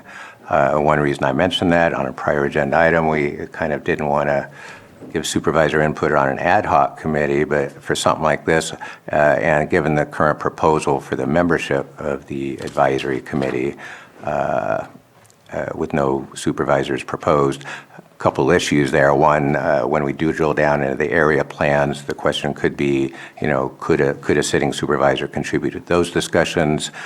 Would that require a separate direction from the board, et cetera? So I just want to distinguish between what is presented as an advisory committee in name, at least, and an advisory committee. At least many of the committees we just approved appointments to may have a supervisor or even 2 supervisors on them, but there's no supervisorial input expressly provided for here. So that's one question. The other question I have on the timeline is, I think when you first discussed this, you were excited because we were going to tackle the area plans first and then come to the broader general plan. The way I see this timeline, I see them kind of running concurrently. So as the area plans progress, at what point do we take a pause, look at the completed area plans, or at least the completed draft area plans, and make sure that the broader general plan amendments reflect those cumulative impacts of those area plans? That's the second question. And the third one's just to drill down one. I see under number 7, other countywide elements, but they're not specified. So I'm just curious if the agricultural element and/or the aggregate resource element might be tackled in those other elements. And in no particular order of that, but definitely I want to clarify, given the prior item, if we are going to limit supervisor input to certain times, or basically wait until the end of 2026 until this board gets a first whack at it. I would like some input from you on that, and I'd like some input from the board on that when we get to that. Thank you. I wrote down question 1, totally forgot what question 2 was, but I do have question 3. So as far as board participation, if the board does not assign supervisors to the GPAC membership, I would still expect that each supervisor would be very interested in attending the local area plans or any of those community meetings. I can't see how that would be an issue. Our goal here is to maximize input. And so that's what I would think, but I'll leave it up to your board. Typically, that's how it has gone in the past.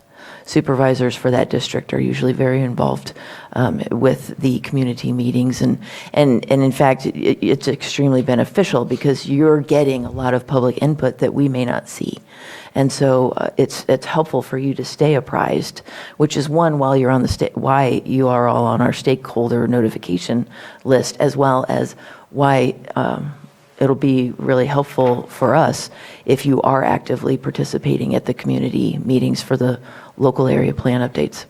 One thing I just wanted to point out is because our local area plans are so outdated, we flipped the normal routine of making a robust general plan, which includes the 6 elements required by law, as well as the 4 elements that are unique and customized for Lake County, which is the agriculture element, the aggregate resource management plan, the geothermal resource management, and the one that's about resource conservation specific to Clear Lake.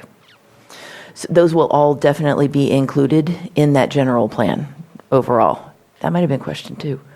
No, darn, that was 3. So anyway, looking forward to robust supervisor involvement, whether or not there are supervisors appointed to the GPAC.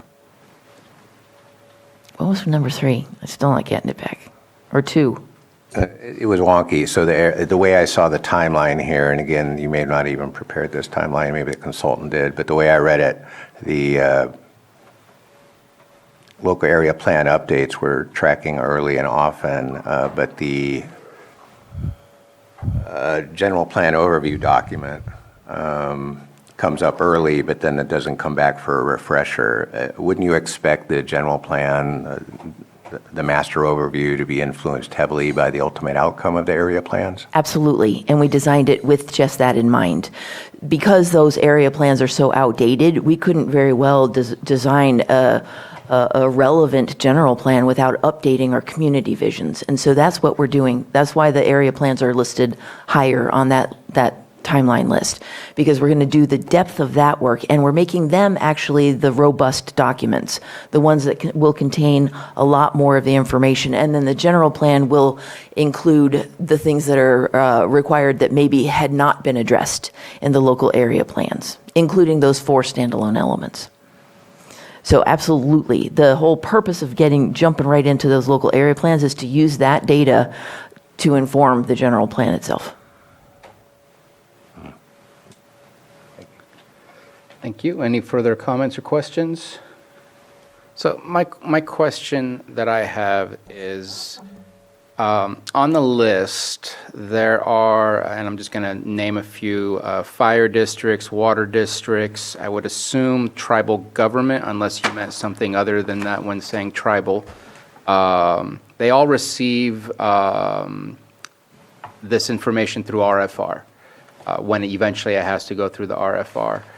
Is that a duplication of work by having them as part of the process as a committee and also being able to provide their own personal feedback through the RFR process?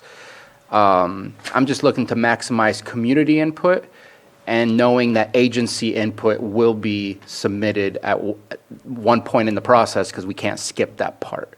Just kind of curious about that. I don't know that it necessarily would be duplicative, because as we go through the environmental process, we do have the SB 18 and all of the tribal consultation processes embedded within that. And so the separate tribal governments will all have an opportunity to review and comment on the environmental as well as the overall plans as they're moving forward. If the board would prefer then to not have that one, but put in another one, because we know that the tribal governments, and you're right, I did mean governments, that we've still got them in our plan to be included. It's up to your board. And again, I think water districts, fire districts, I know I saw the cities were in there, at least not highlighted, but in there, those are all the same in the sense that they will receive the RFR for any feedback whatsoever. I'm just looking to maximize community input, knowing that agency input is already a part of the process from all of those. I think I like some of the highlighted. I do like the airport. Somebody that understand, maybe that would be from our county department or maybe not, but somebody that understands the needs of airports and surrounding land areas and its impacts. I also feel like maybe the TID or somebody from hospitality, like we have cannabis and ag, but we have nobody from tourism in the sense of like restaurants or hoteliers or things like that I can see on here that I think would be, I mean, it does say business association, but I feel like the impacts to our TID, to our tourism, should be in our thoughts as we improve or revise our general plan. Just wanted to put that out there. Thank you. Also, I'd like to take this opportunity to point out, as the board knows, a couple of the items that are embedded within our safety element, which is the climate vulnerability analysis as well as the countywide evacuation report or plan, those are going to be regional. They're going to include data from the cities. And so we do have a sort of a separate team already set up with the city managers and PlaceWorks and our staff working on gaining the city information as we move forward with those studies too. So our goal is to keep everybody involved as much as I can get them to participate. I'm just asking people to hang with me for 3 years. Definitely. And I'll leave you alone. Yeah. Looking to get any feedback from the statements I made from my colleagues. I see Supervisor. I don't have feedback for yours, I just have feedback. Okay. what I want. Or other feedback. So are these basically, so like when you say fire district, is it specific to the area plan that they'll be in? Or is this just all encompassing? This would be one member of a fire district representing on the General Plan Advisory Board. As we do move forward with the local area plans, those individual districts will all remain involved, just not assigned to the overall General Plan Advisory Committee. And so when you say homeowners association, there's quite a bit, so you're looking to find one from those and have them a part of it? We prefer to have, if the board does want an HOA representative on there, we'd prefer to have one from one of our larger communities, so like Hidden Valley Lake or the Riv, somebody like that. And the water district's the same, something like that? Okay. And then I know that there's quite a few business associations. Don't know which one we're going to choose on that, but quite a few. If it helps, after the board gives us the direction moving forward on the GPAC, we're going to work with Johanna and the administrative office in order to put out a press release. And so the goal then is to get applications, our standard advisory board application, in from the people. So I think that at that point, then we'll bring it back to the board so you can consider appointments. Okay. Supervisor Green? Yeah, just coming back to the number and the composition, I do take your point to heart. You know, how do we get these community groups? It's kind of assumed some of these agencies and organizations will be able to contribute. I think the larger point is we're all going to be able to contribute, supervisors included this time, but you don't need a seat on the GPAC to express those opinions. So this is, again, stretching the boundaries of an ad hoc into 3 years, and I have a couple concerns about the size of it. One, it is hard to get quorum on a good day, and on a 3-year process, when there's 6 or 7 months between meetings, people can lose interest, even if they were initially interested in stuff like that. Again, if we shrink the size of the committee to a more manageable size, we're not robbing anybody or any community or any interest group of the ability to provide input. They just won't be sitting on the committee, going through the slog meetings and stuff like that, and they won't get those ultimate final votes to forward whatever those recommendations are. But we're not excluding anybody by having a smaller, more manageable committee. I think I've seen this pattern before. The more bigger the subject is, the bigger the committee is, because we're bending over backwards to be so inclusive, but we're really robbing ourselves of some manageability, especially for a 3-year complicated process with multiple area plans. And it really does, again, is it an advisory committee or an ad hoc? I would say it's stretching the boundaries of an ad hoc, but I'll kind of defer to county council on that. But I think it is, I like the idea. I like everything you've said about the inclusiveness. I just think the size and the membership of this committee gives me concern. And the supervisors aren't. It says supervisorial district at large. So we may be in the back or something, but I go to the town halls. That's where they're I going to be think the doing area those. plan is where the supervisor can be involved. Here, we'll be involved at the latter part of it. But I think it is a large size, but I think this is what you believe is manageable, and it's complex. We have a lot of elements here to look at, so I think it does require this size. It's only slightly larger than the old area plan groups, which were 12, I believe. And if there's other areas that we want represented, then we can look for those qualities in our district candidates for the group. So, for example, I could select somebody that once worked at the Geysers and now works at a hotel or something along those lines. So there's ways to build in that experience without making this a lot larger. An additional benefit of the final membership of the GPAC is that these are people who are involved in their communities, and they'll also help to spread the word and to gain input from our residents. My last comment will be, and it doesn't sound like the board is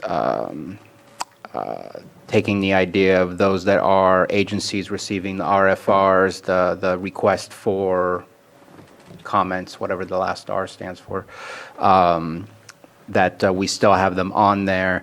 My request is geographical equity and racial equity so that we can make sure to hear from different folks and different perspectives, and that'll be on our part to get those applications into you. But just kind of like the last comment for the last board appeals that I was talking about. So you mean that when this will be sent out to some of the leaders is what you're saying? Tribes are going to receive a full Cities, review. Cities right. are going to get, water districts and fire districts are all, and to me, it's tough to, what one tribal represents all tribes. Well, yeah. What one fire district represents all fire districts, and what one water district But when does that take place? You see what I'm saying? Does it take place right away, or does it take place right before it's approved? It takes place before it gets submitted for an EIR review, correct? RFR? Yeah, the draft EIR will be open for review. Consultations with tribes will proceed according to the state law. So these different areas will have opportunities to review these final documents. And give comment and implement. And so that's why I gave you the list of non-bolded too, is to sort of spark this kind of dialogue. So I am completely open to whatever membership categories the board feels should be there. And whatever size. I think 15 should be your maximum. I already feel that might be a very wieldy membership to make sure you have quorum and are able to navigate through the conversation in an efficient way. So that would be the highest number that I would agree with.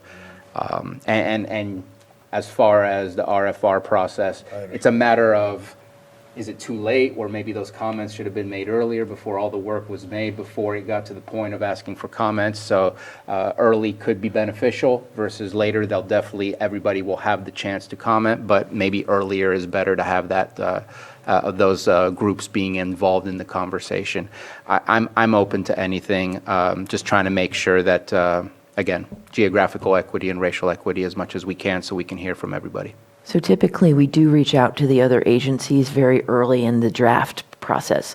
We'll have like a department draft or an admin draft before we get to the public review draft. And so these other agencies, and we will reach out to them specifically if we think that there's at all a link, as well as some others. But we reach out to them during that internal draft review because we're dependent on a lot of their data in order to inform that plan.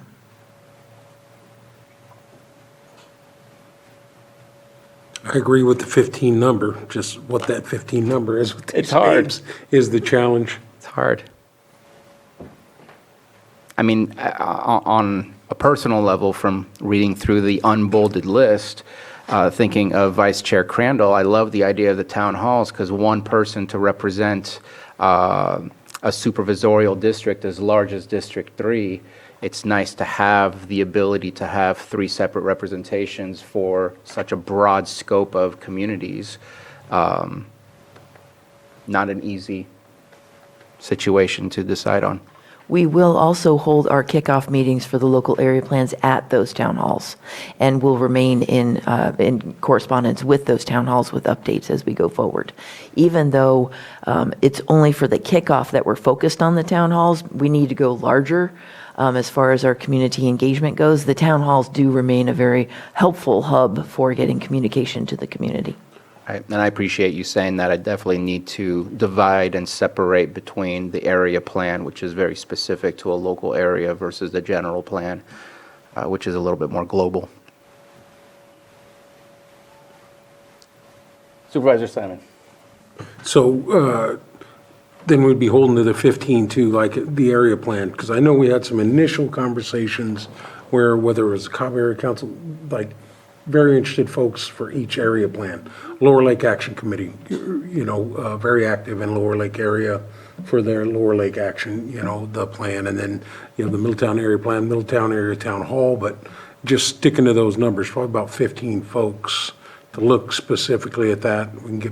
I don't think getting bigger than that should be something we're doing anyway, and that's different than this list, but Yeah, the just nice if we GPAC keep it consistent. The GPAC will do review of local area plans, but it's more of a global level because their viewpoint is regional rather than just specific to any one local area. We should better have done our jobs and gotten robust community response in order to really present something that represents the vision of that local area planning area.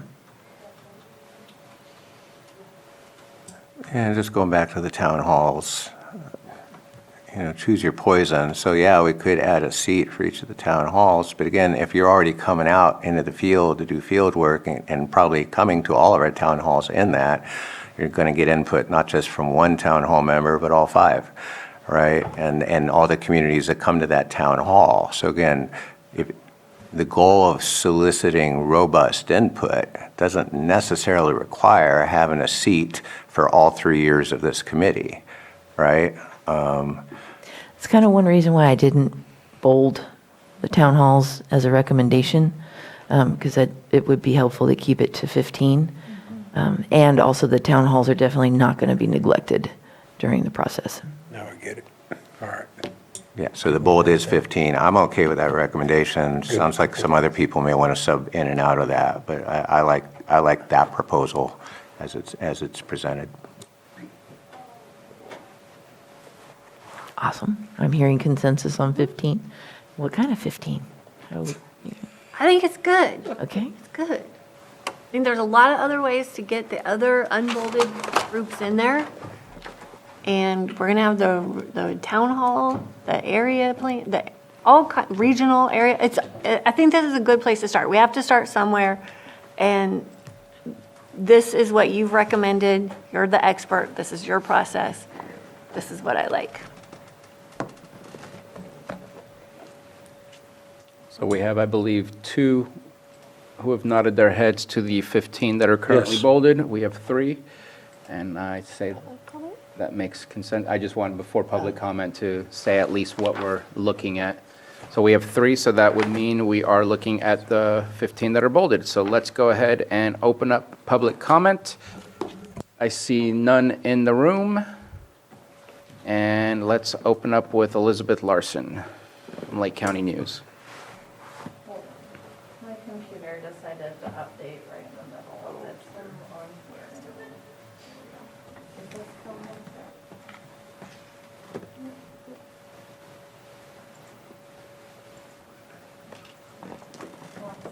Are you a co-host again? You what? Are you a co-host again? No, I'm trying to, I need to go over to Wendy and make myself co-host, because I put her as host so the meeting wouldn't go down. Hold on. We are going to get to you as soon as possible. 3 seconds.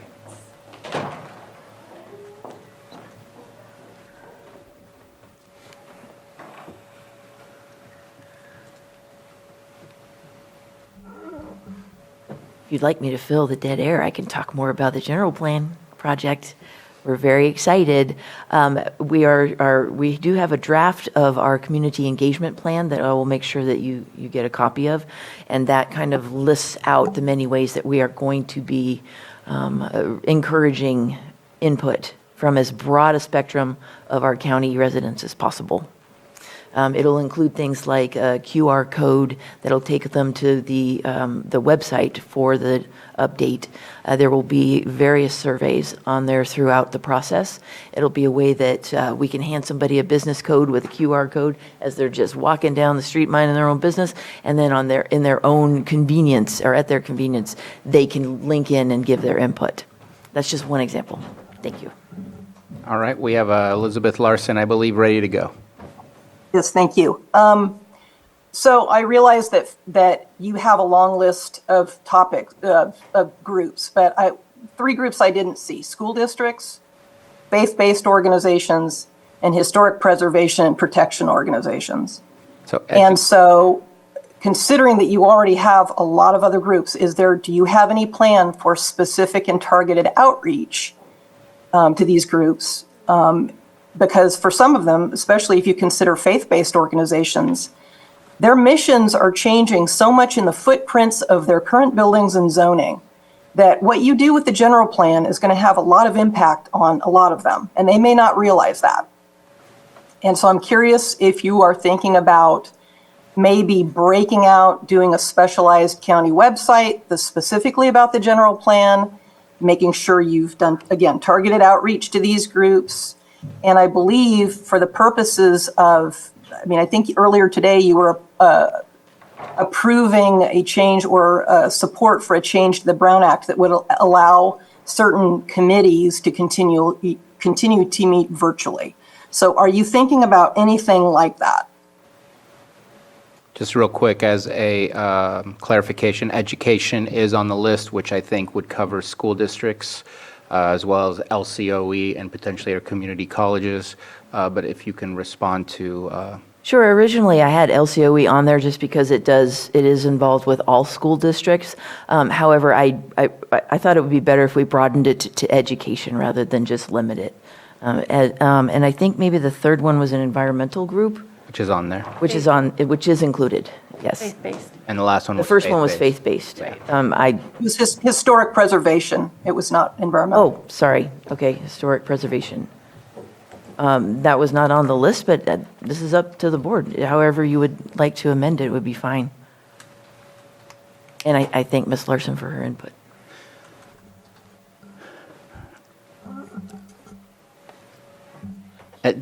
Thank you for that. I do want to respond that I think it's difficult with 15 already on the list, and I don't think that any on the list are unnecessary. But I do know that we also have the Heritage Commission. We just need to get more people on that commission, and that maybe they can have a review of this update to the general plan and providing their guidance on their thoughts. That might be a way, kind of like the RFR process, for them to provide feedback from a specialized group looking at that. We do need to fill the group in order for them to be able to meet. Right now, we're still at 3 out of 7 people on that, but that would be one way. With the complications we're already having at the board in the discussion of who are the 15 or who's on there, adding more opens the door for potentially others, but I think there's an avenue for them to provide that input as long as we commit to getting that committee filled. And I believe Supervisor Pyska has something. Yeah, and I think the area plans is a great place for the faith-based groups to be active in their specific communities that they serve. And the historic preservation issues can be brought up also in the area plans. And then the communities can decide if they want to adopt design standards that go along with historic buildings. So there's a lot that can happen, I think, in the area plan. Additionally, a lot of our churches have pretty good conference rooms, so it may be a good spot as a possible community outreach meeting during our local area plan process. Thank you for that. And I see Betsy Kahn.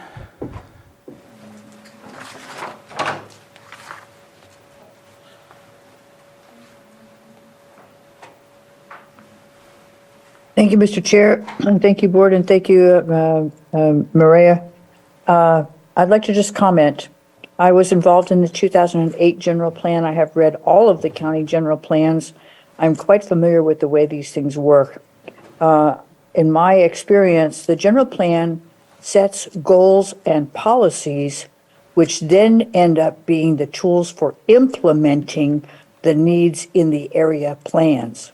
And because our area plans are so old, they are so irrelevant to our actual current conditions, getting the new needs identified in the draft area plans that would then feed into the goals and policies of the general plans would be the way I would perceive this to flow. I don't know if that's agreeable to Mrs. Turner.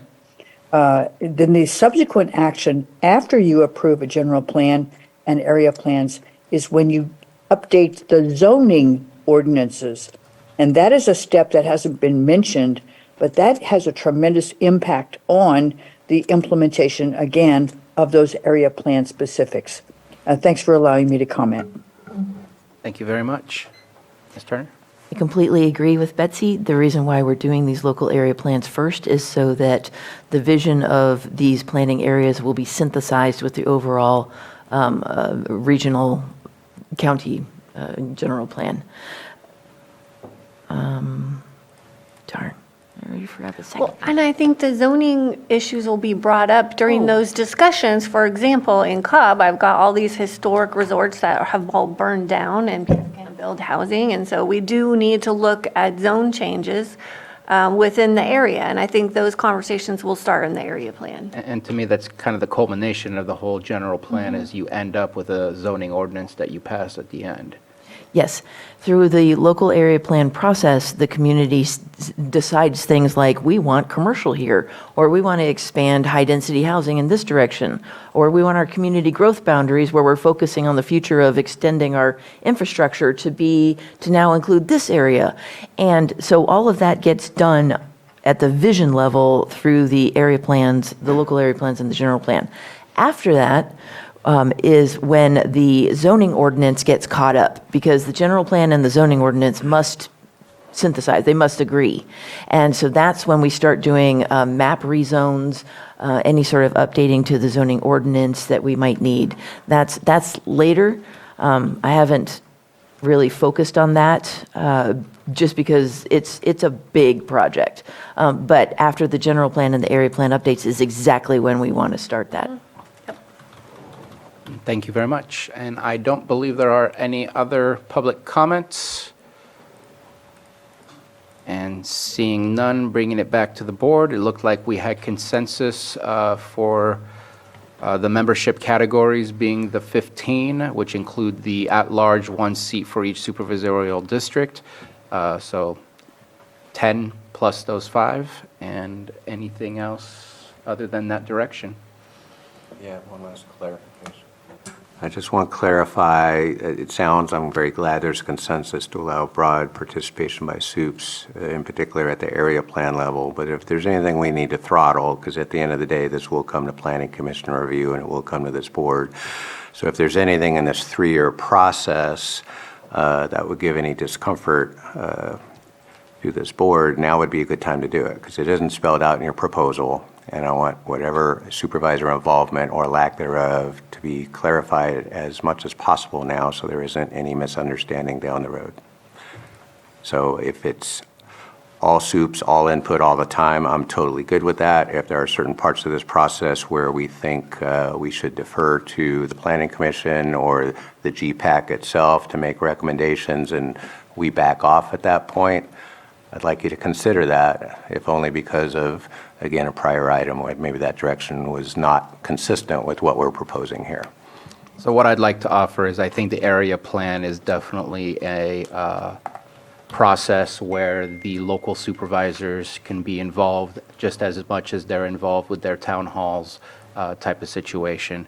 When it comes to this, as far as the general plan, I think being a fly on the wall at the most should be the participation of the Board of Supervisor until it goes through the process, so that we do not stain or sway the process before the Planning Commission and before it comes back to us. That is my personal opinion on our participation.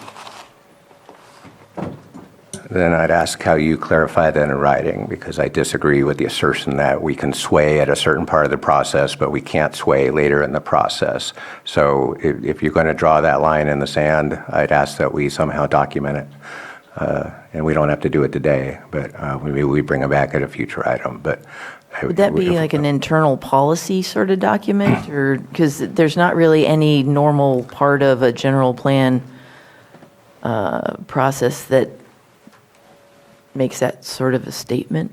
I think we need to recognize the power that we have when we walk into a room. People are looking to us for guidance. This is about community input. This is about the community providing their feedback on what they would like to see the next 30 years look like when it comes to development or when it comes to just the living situations here. Being there to listen and hear from your community, I think, is really important. So I don't want to take that away. But as soon as we start speaking, it changes the chemistry of the room for how people feel to express themselves, especially if it's an expression that goes against what the Board of Supervisors may have stated. And so that's why I'd like to make this as open and secure for any community member to be able to express themselves when it comes to this part. We will get our ability to make statements and changes when it comes to us. But not until then is what I think I got nods from at least that side of the dais. Well, that sounds different from what you said before, where it was going to be all in during the area plans and everyone gets to contribute. And based on that earlier conversation, I guess what I would do is use the little timeline here. Is it area plans here and we all get to speak whatever we want at our town halls, but when it gets to a draft general plan and it goes to the Planning Commission, all of a sudden we're flies on the wall at that point? I think you're complicating it, and when I say, I mean, you're using words like all in. I don't think you should lead the conversation of this is what we're going to do for the area plan. I think, again, it's all about getting that public input, but there's a certain level of involvement when it comes to town halls that Board of Supervisors are used to and accustomed to having. And I don't want to take that away from you guys. I don't have a town hall. But this is about getting the public comment. This is about engaging the community. This will come to us to eventually provide our input and our feedback, and I want to make sure that it's a safe and open of a ability for people to provide their input and their feedback. Again, love to hear from what others are saying. I feel like I'm repeating myself. I agree with that. Yep. I agree. Because the local area plan is where we you've all been Involved. approached from day one, you know, on little things that we've ran into even in our supervisory districts, you know, electronic signs, whatever, anything we've gone through a bunch of different iterations. So yeah, I think the local level with the advisory committees, the way to do it with the area plan. And just for my own clarification, it says at large, one seat for each supervisory district. Does it have to be a supervisor, or could a supervisor pick somebody to sit in that seat? It's meant to be an at-large public Right, member. okay, perfect, that's what I thought. So that separates us already, so I No just want to added clarify meetings for that. you. Yeah. Well, I just want to make sure. Well, I'm just thinking long-term wise, who that's going to be already, so starting to. Awesome. Feel free to contact them. So looks like you have direction from staff. Do you need anything else from us to clarify anything, or are you good? I'm good. Thank you. Thank you very much. Thank you. Difficult project to take on. Thank you for taking it on. It's an amazing opportunity, and we are very excited. And absolutely needed. Yep.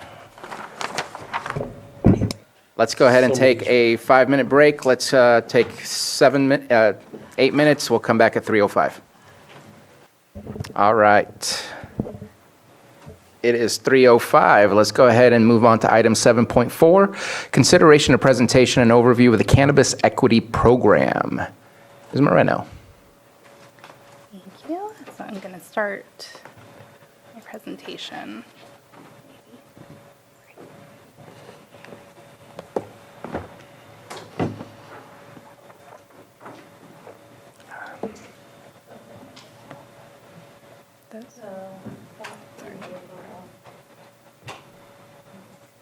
It's the little guy. Thank you. Good afternoon. Casey Moreno, Deputy County Administrative Officer for Finance and Budgets. So I am here to present the overview of the Cannabis Equity Grant. There are two types of funding. So there's Type 1 funding, which is assistance for cannabis equity assessment and program development, and then Type 2 funding, which is assistance for cannabis equity program applicants and licenses. The first year that we applied for Type 1 funding, which was in the 1920 year. We did receive $150,000, which we spent all of. That grant period covered May 15th of 2020 to August 31st of 2021. We did get a one-year extension to August 31st of 2022. After that, we applied for Type 2 funding for the subsequent years. So for the first year of 2020-21, that covered April 15th of 2021 to October 31st of 2022. We did get a 6-month extension to April 30th of 2023. We got a little over $888,000. We spent most of that, returning $1,359 back to the state. The following year, 2021-22, that grant period covered March 15th of 2022 through October 31st of 2023. Unfortunately, we did not spend even half of that. We received a little over $1.9 million, spent a little less than $600,000, and returned $1.3 million to the state. I'll go into that a little more on the next slide. And then the current funding period that we are working in is the 2022-23 year, covering April 1st of 2023 to October 31st of 2024. We have not spent any of that money yet, so we do have a little over $836,000.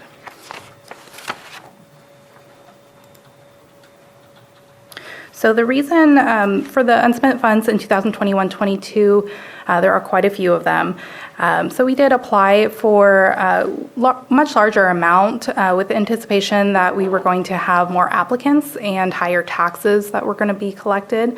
Resolution 2022-15, which is in effect until December 31st of 2024, extended the suspension of the tax rate increase pursuant to CPI, so the tax rates are not increasing. Resolution 2022-45 limits the cultivation tax to the canopy area, and additionally a 50% reduction to the cannabis taxes, which is also in effect until December 31st of 2024. Cultivators can contact CDD to change their canopy size, and that makes it very hard to estimate how much we're going to actually need. So to apply for an amount and then have it change is another reason that we decreased.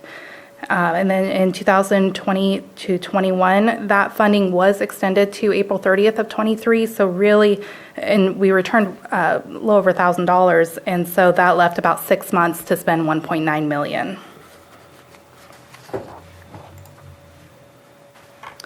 So currently, the funding we have available is the 2022-23 Type 2 funding. We have $836,678.29 available. None of that has been spent yet. And we do have until October 31st of 2024 to spend the funds. Whatever is not spent is returned to the state. And the current 2022-23 grant follows the current Lake County Cannabis Local Equity Program Manual. Quick question on that. January is the first payment and May is the second payment. Is that still how we have it currently? I believe so. Okay. And so the 836 should be utilized or partly utilized or entirely utilized to help those within the equity program to help with those two payments or other purposes? Yes. So we did work with the tax collector to do prelim tax bills last year before the funding was going to expire for that $1.9 million. So we were able to pay most of the taxes that would be due now in January and May. There are some that were missed, and so those will be paid. But we did get about $300,000, I believe it was a little over that, paid for this year's tax bills. So there was a advanced payment? Okay. Yeah. Yeah, we were trying to spend down as much as possible. So we didn't at give 1.9. back. Yeah. Thank you. So the Cannabis Equity Grant can be used for county fees or taxes which are paid out of pocket by cultivators, which includes the cannabis cultivation taxes on canopy due to the tax collector and cannabis cultivation fees due to Community Development Department. Fees and taxes already paid prior to the Cannabis Equity Grant funding being awarded are not eligible for a refund. If an applicant is eligible for a Cannabis Equity Grant, has applied and been awarded, they need to make sure the administration office receives a copy of their bill or bills payable to the County of Lake to request payment by the Cannabis Equity Grant. Funds are not issued directly to the cultivators, but are transferred to the payable county department.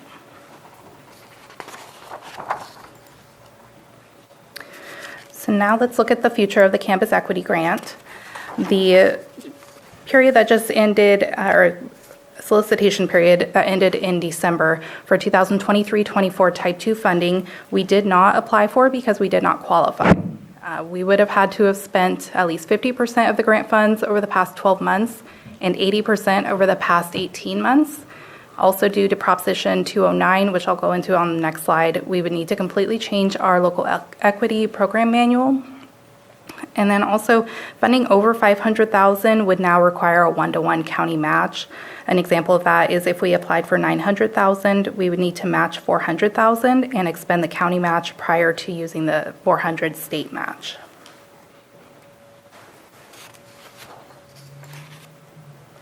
So Proposition 209 is effective the 2023-24 grant solicitation. Local equity programs may not include eligibility criteria that violates the equal protection clauses of the U.S. and California Constitutions and Article 1, Section 31 of the California Constitution, Prop 209, such as race, ethnicity, gender, sexual orientation, and others. Local jurisdictions that include such eligibility criteria in their local equity programs will not be awarded grant funds.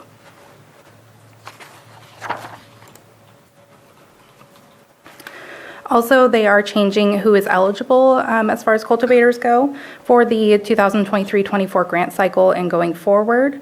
So now the business eligibility will need to meet both of the following criteria: equity ownership, which is individuals who either individually or in combination with other owners who meet the equity criteria must own 50% or more of the business, and gross revenue.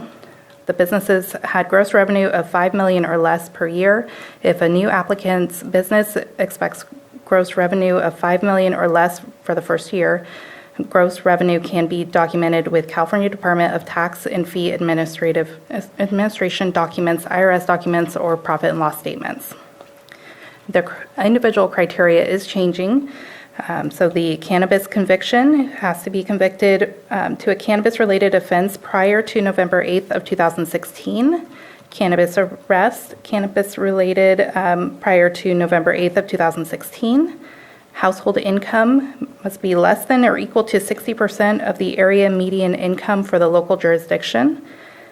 The neighborhood criteria: live at least 5 years between 1980 and 2016 in a county disproportionately impacted by past criminal justice policies implementing cannabis prohibition, and the owner meets one of the following criteria: resides in a qualifying census tract, or has an immediate family member who was arrested or convicted of a cannabis-related offense prior to November 8, 2016.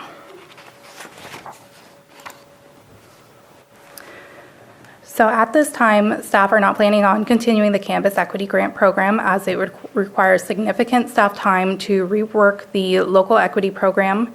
Current beneficiaries would need to reapply to verify their qualifications. Also, our understanding from the state is that it would no longer be able to be used for cannabis cultivation taxes and fees. We were essentially grandfathered in to use the payments that way, but it does not specify that on the grant solicitation. But we do currently have the funding through October 31st of 2024, so it's not ending immediately. And at this moment in time, the rule of not being able to use it for cultivation taxes applies to the leftover 800,000. We are able to use it for that. Oh, we are able to? We are this Okay. time, yes. They said everything for this current, because it was awarded in 2022-23 for this purpose, we're still able to use it, Gotcha. but going forward. And that is the end of my presentation. Okay. Any comments or questions? I do have a quick question for you. Do you know what the breakdown was as far as how much of the money that we did provide through the equity program, how much of it was used for fees and other purposes rather than just taxes? I don't have that in front of me, but there was quite a few under $1,000 transfers to CDD. There was a few above that, but majorly it's been for taxes. That's what I thought. Supervisor Green? Follow-up question. You may not have the breakdown, but clearly there's a distinction between applicants and licensees.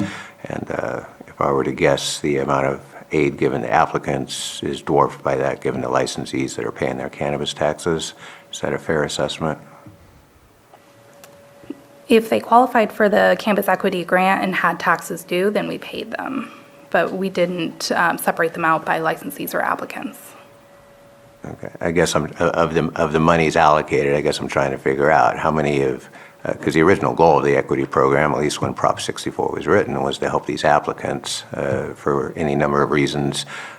We haven't had a large number of applicants per se, unless those that were already in the pipeline, but we weren't able to retroactively fund some of those permitting costs. So my understanding is, to the extent this has been distributed, it's been primarily for cannabis tax relief to those who have been through the application process and been awarded their county permit and state license. Do you have a breakdown on that? I don't have that in front of me, but I can definitely get that for you. Thank you. Any further comments or questions? Let's open it up for the public. Any public comment on this item?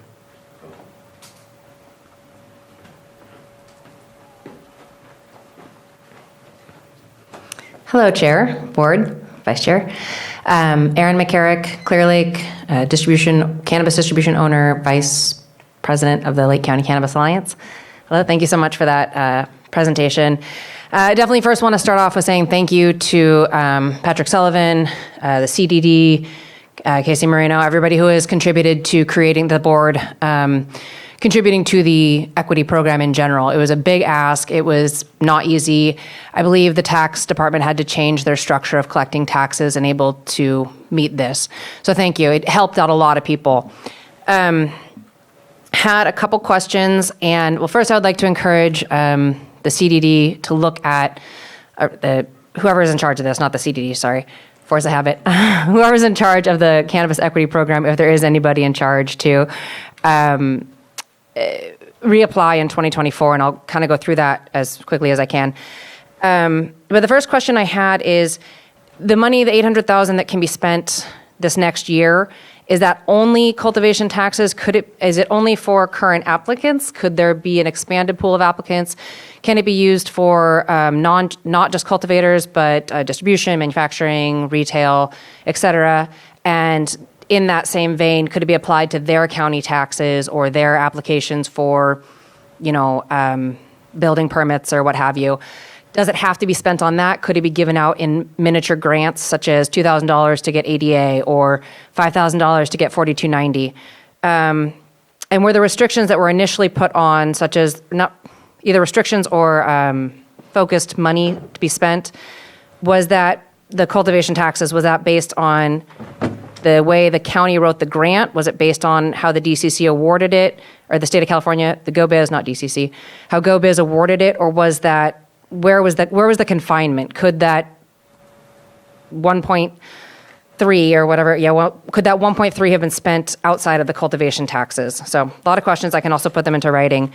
And in moving into the future, I know the LCCA, we worked hand in hand with Patrick, Mr. Sullivan in the beginning, and then, life and business kind of got crazy, and so happy to double down and try to help out where we can.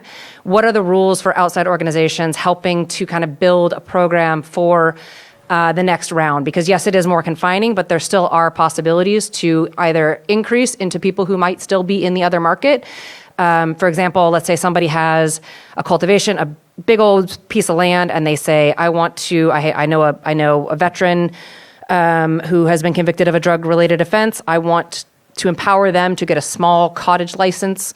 They would own it. They would apply for the equity grant. They could put it to use. Hopefully not making it too complicated, but there are ways to embrace the cannabis community, current and out there, in this. So what are the rules on an outside organization helping with this next project? Thank you so much. Could you send me an email or put it in writing? Yep, That's a will do. lot. Thank you. Hello, I'm Skyla Lewa with Pillsbury Family Farms, and we were a cannabis equity grant person. We ended up receiving 50 grand from the state, and Lake County accepted it, but we were not notified that this payment was made to the county. Not until we really started pressing questions did things started actually happening. But one of the main things is that as I was reading through the equity manual that was adopted, that the different directors of the different departments of the community development director had the right to go to the deputy administrator and start working with them into getting our fees paid, and we ended up paying out of pocket. So going forward with this new equity grant, we really encourage the communication between all of these different departments about businesses that are like us, because we are a business that is not a part of the Lake County Community Growers Alliance, because we do not believe in their business ethics when it comes to speaking up about things. They prefer to have a consensus and not really so much as individual businesses coming out and speaking up about it. So going forward, we really encourage you guys working with other individuals like ourselves with the clarity, the community, and the transparency that you guys need to hold with us. And we really are excited to see that the cannabis equity grant money can now be utilized for other things that we have been dying to use the money for, like getting our pesticides, paying for our annual compliance fees, and getting all of these things in order to come up to county regulations and our codes of conditions of approval that we're supposed to have. But without this equity money, we are not eligible to get to our end goal, which is being a successful farm and bringing income to this county. So we wanted to take you guys and hope you guys take that into consideration. Thank you. Thank you.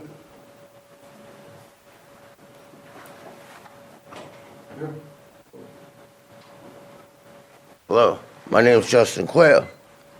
I can't be a part of the LCCA. They've told me that my disability conflicts with whatever. There's discrimination there, and that's something that they're not willing to talk about or recognize. But I have plenty of court documents from a labor board case that proves that, whatever. But Also, the communication thing is bad. Like, it is really, really bad. We are failing. I paid my last $2,100 last year towards something that was already paid, and I'm still trying to pay last year's property taxes so we can keep at least a year behind. I know that you lost the project. I understand that there was another board of supervisor or COA that thought my disability was fake.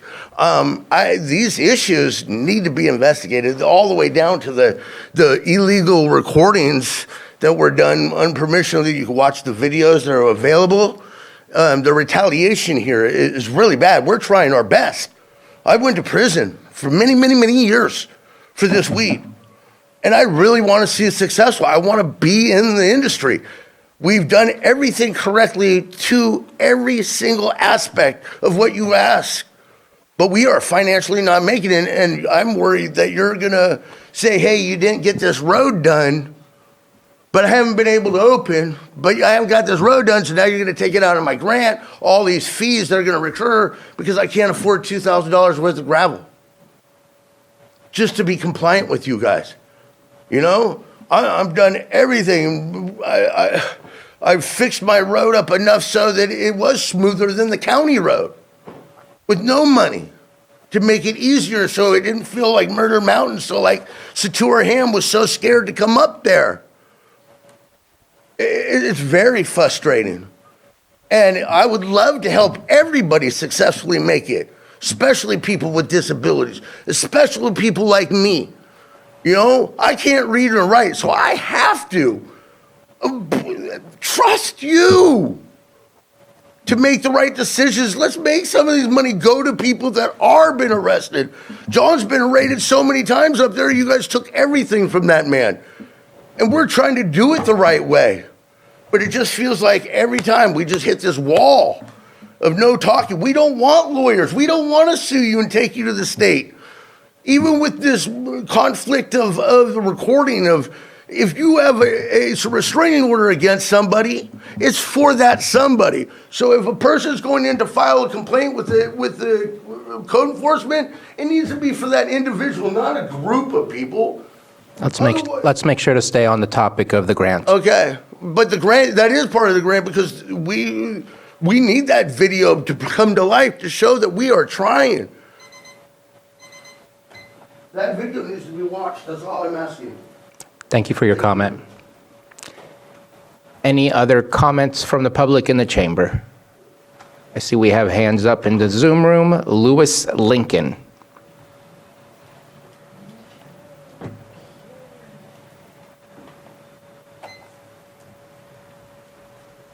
Hello, can you guys hear me?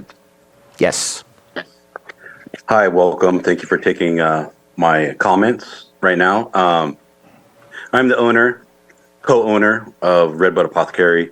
We are the only Native American-owned, minority-owned dispensary. We have been an equities applicant since 2022.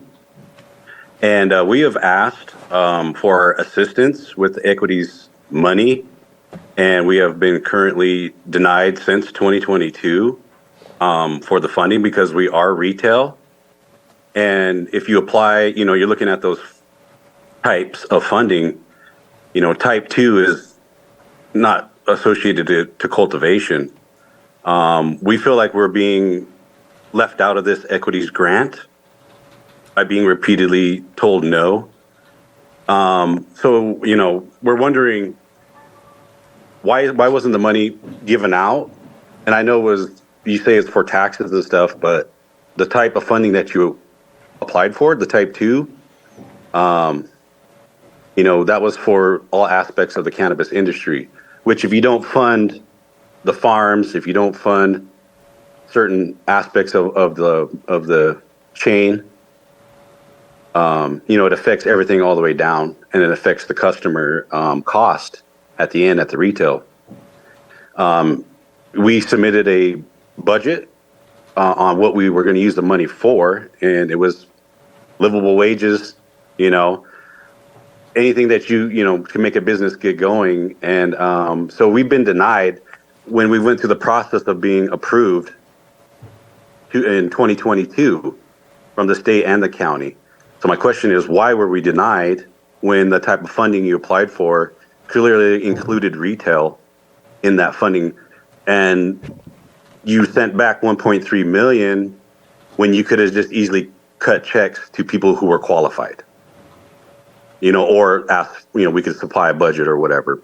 But moving forward into 2024 and the other equities application, this industry, this county is becoming well known. We support women growers. We support, everything local here as much as we can, but it's hard. I have growers coming into the retail shop asking, how do we get flour in here, into the store, like local farmers. So, the county has allowed a retail chain of dispensary to come in that has more than one store that's not a local to undercut all the local businesses. You know what I mean? So taking a look at who you're allowing to come in, if they have multiple chains, or are they locally owned like we are? We're local. We live here. We've been here for over a decade. We're trying to make our mark here in the cannabis industry as long as everyone else. And we like to support everyone that hasn't had the opportunity to get into this game. And your the time is cannabis up, industry. your 3 minutes, if you can finish your comment.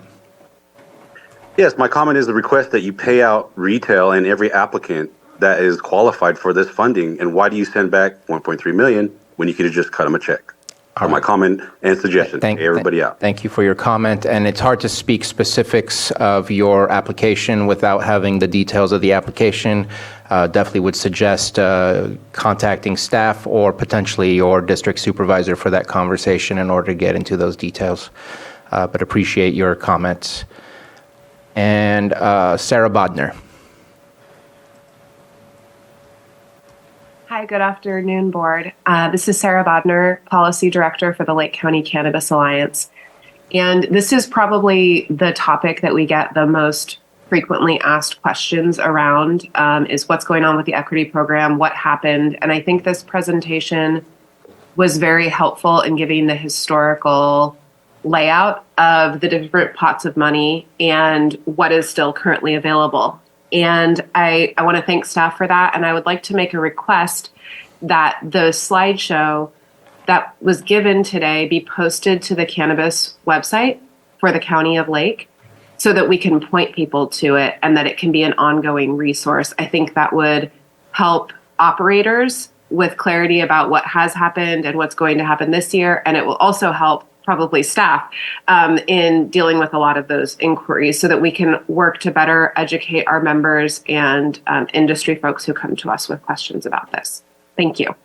Thank you.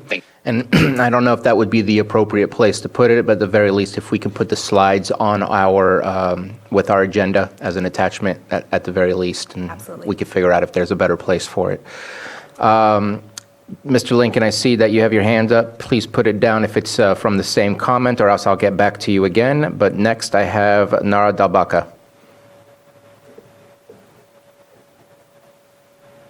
Hi there, good afternoon, and thanks for hearing this item today. This is one of the more disappointing things that's happened, I think, with this county. Is the inability to pay this out to folks as they needed it, and which precluded you from applying for this round 2 money. And I see this a lot in all of the various aspects of the community service that I do here, where we miss out on money and grant opportunities because stuff is just getting missed, and it's hard. It's hard on the farmers here who are struggling to survive, and I think there are some real opportunities that we could have done. Sorry, I'm home with a strep throat kid who just tripped on my computer cord. We're dealing with with trying to bring money into the county. This was free money from the state. Not right now, Lulu. And it doesn't matter if you whisper, honey, I'm trying to talk. There were opportunities to create workforce development programs for folks who are negatively impacted here by the war on drugs with the Tier 2, or the the round two money. And I would really encourage us to spend this out, to apply again in the future when we have it, and to not say that we don't have the capacity to do these applications, because these are opportunities that we miss here in Lake, and we fail our fellow citizens and our local businesses when we don't give them every opportunity that we can. So I think there is also an opportunity to work with the state on this, on that definition, and ensuring that we're adequately representing our indigenous communities here, because I don't know that we're that the state has fully grasped or acknowledged the need there, and that the money should also be going to impacted indigenous communities. And I think that that's a failure of theirs. I've worked with them on this definition. So I think there's opportunities to work with the state. There's opportunities that we can apply for in the future, and let's get this money to the people who need it. All right, thank you. Thank you for your comment. Do want to at least make a comment on, yes, there's always potential for doing more with what was done, but I also don't want us to forget the amount of money that was provided to our farmers to help them. We heard loud and clear that taxes were a problem, and we made that a priority, and we definitely provided to many of our farmers, and you had to meet a threshold or a criteria in order to be able to access those funds for that. So again, we maybe could have done more, but we can't forget what we've done. We definitely helped out. Next is Jennifer K. Smith.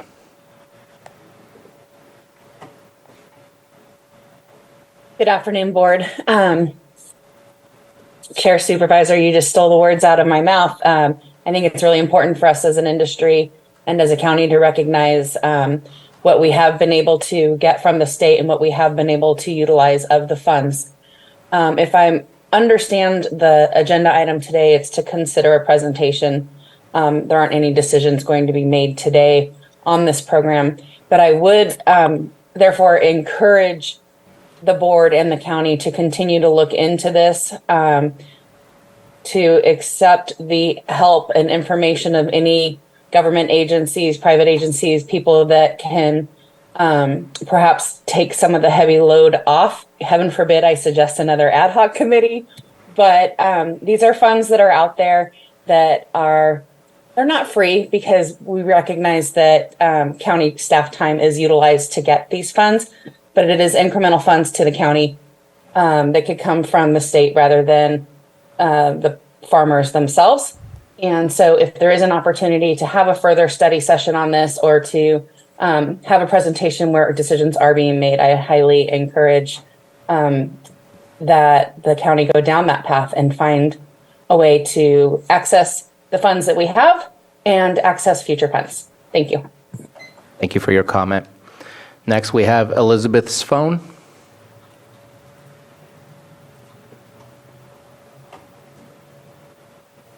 Hello, my name is Elizabeth Lincoln. I am the other owner of Red Bud Apothecary. We are a 100% owned Native American owned dispensary in Kelseyville. I am 50% owner, which makes it also woman owned. I am a grant writer for over 20 years. And so applying for this grant, specifically have experience with over $100 million in the last 7 years of funding, government contracts, loans, grants, you name it. I was disappointed that you left retail out of this application. I got the runaround for over a year and a half. I finally put a request into Casey, which she's been wonderful, and into every single one of you, Board of Supervisors, to request that you fund retail. That was denied. And I know as a grant writer, and I've also done work under GoBiz, so I know where this funding comes from. I've been told that you had an opportunity to outsource this grant to a contractor to manage. We didn't ask for anything to line our pockets. We wanted to pay our bud tenders livable wages. We wanted you to help us pay for program costs, increased costs, video surveillance. It would have been nice to have paid for the ramp that we were required to put in, which cost us $17,000. And you also have an obligation to your members of the county. I am a member of this county. My children go to Kelseyville School. I'm a taxpayer. I'm a landowner. And because I also own the land that my dispensary sits on. You are, as a grant writer, I know that I understand that you have a waiver from the state, but you were lining your own pockets with grant money that's meant for, cultivators, retailers.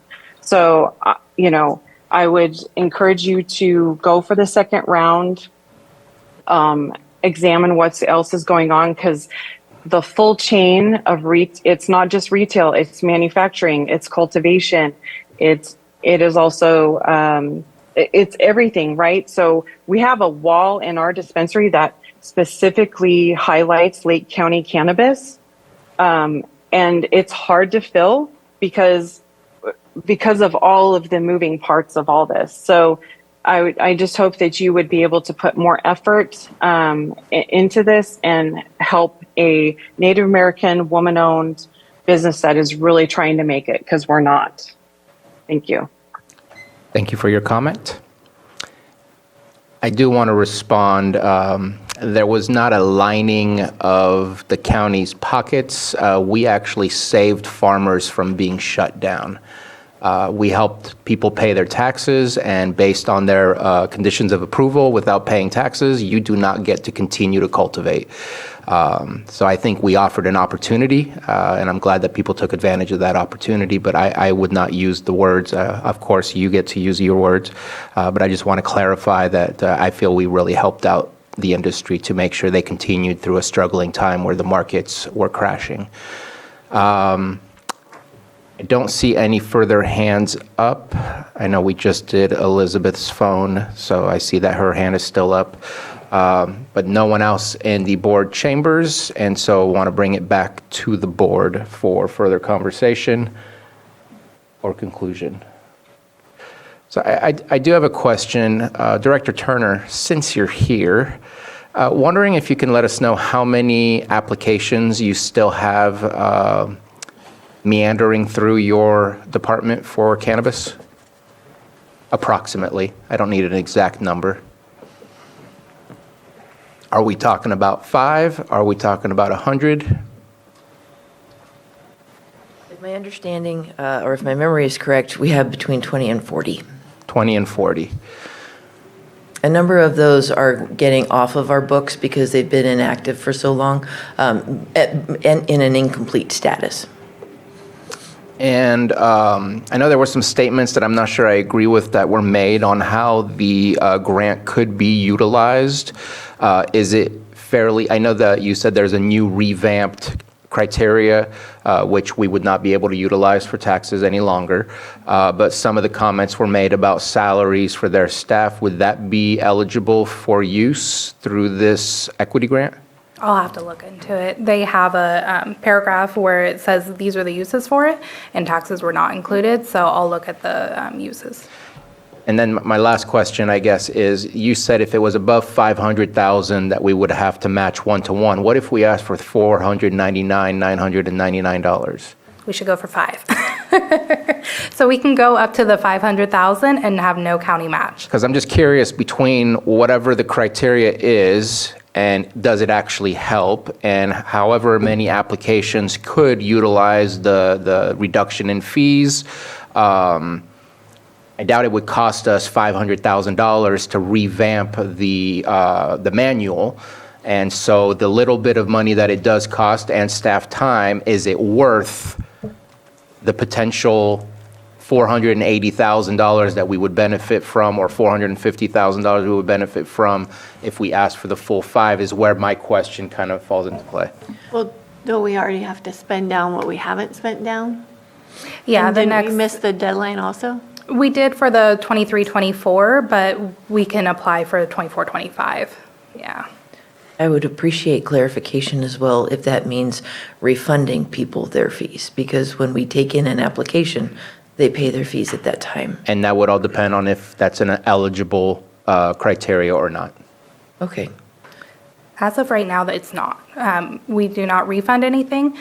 They would have to apply for the campus equity grant and then give us a copy of their bill so we can pay it and transfer the money to the department. And I'm just weighing the pros and cons of looking to see if we can help, continue to help, or if it's really only going to be a burden on the county where we're at a loss while trying to help someone else that we can't lose from that scenario. Supervisor Green? Yeah, thank you. Of course, I wasn't on the board when this went through, so none of these comments are intended to second guess any prior actions by this board. But yeah, there's a lot going on here, and some of it's troubling, and particularly the return of $1.3 million from that last cycle. But I think part of the angst here is, for better or worse, there was a decision made that we will provide relief for cannabis tax payments, and that's certainly important. However, when I'm looking at the original equity program manual and when I go back to Proposition 64 and how this whole thing was baked to work, it was really to help our startups. And there's two major throttles that are in place here. One is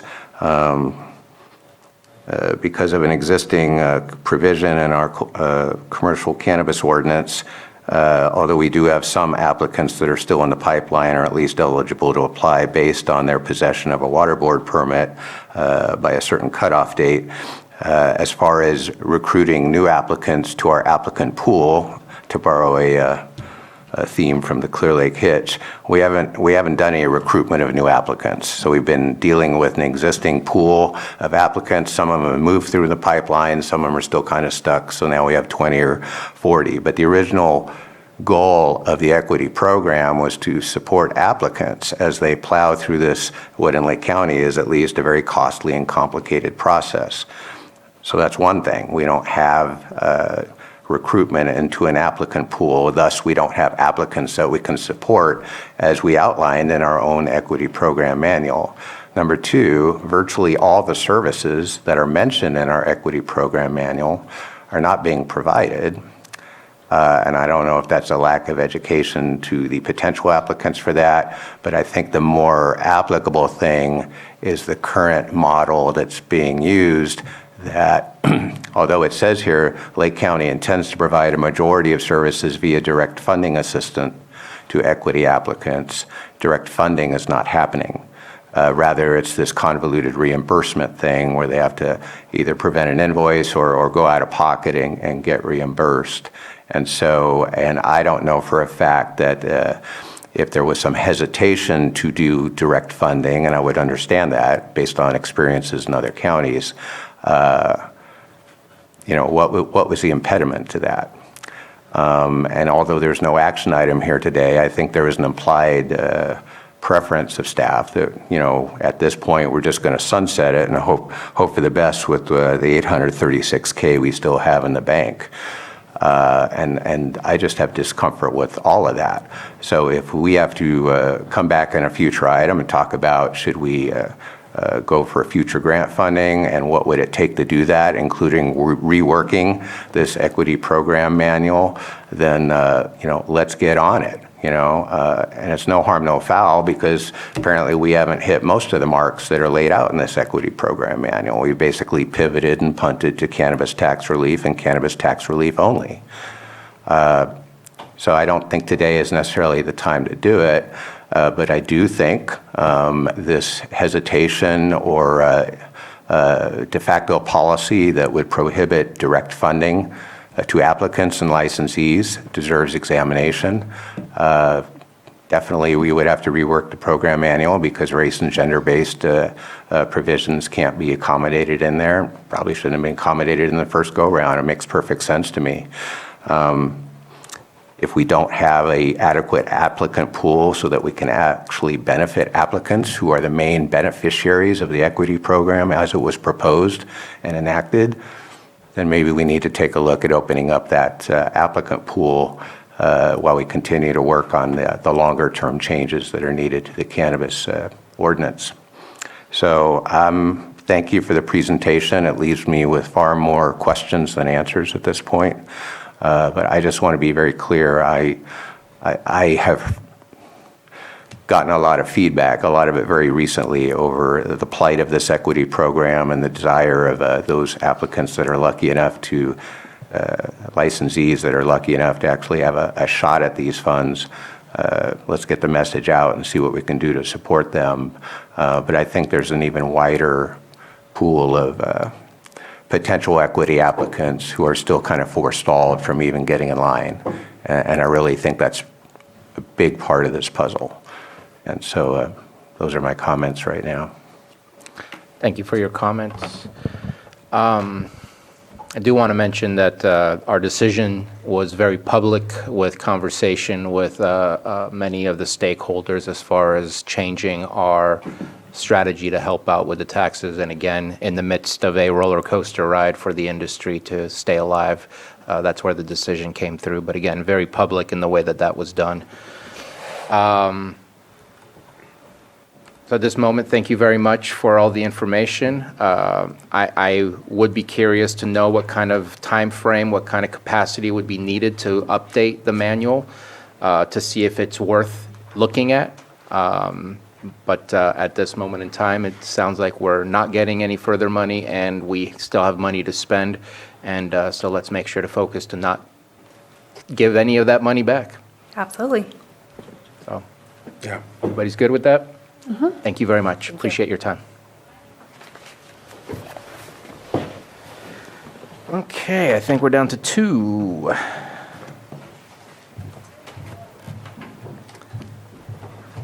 Item 7.12, consideration to A, waive the competitive bidding procedures pursuant to Lake County Code, Section 2-39.2 and Section 1C2 of the county's consultant selection policy, and B, approve Amendment 1 to retention agreement between Friedman and Springwater LLP and the County of Lake, increasing the contract amount by $15,000, not to exceed $40,000, and authorize the chair to sign. Mr. Guentavano. Yes, thank you, Chair Sabatier. This is pursuant to your board's previous direction as it relates to that August 30, 2023 retention agreement / contract between the County of Lake and Friedman and Springwater LLP for legal representation by that firm on behalf for the county in proceeding P-77, the FERC proceeding before the Federal Energy Regulatory Commission.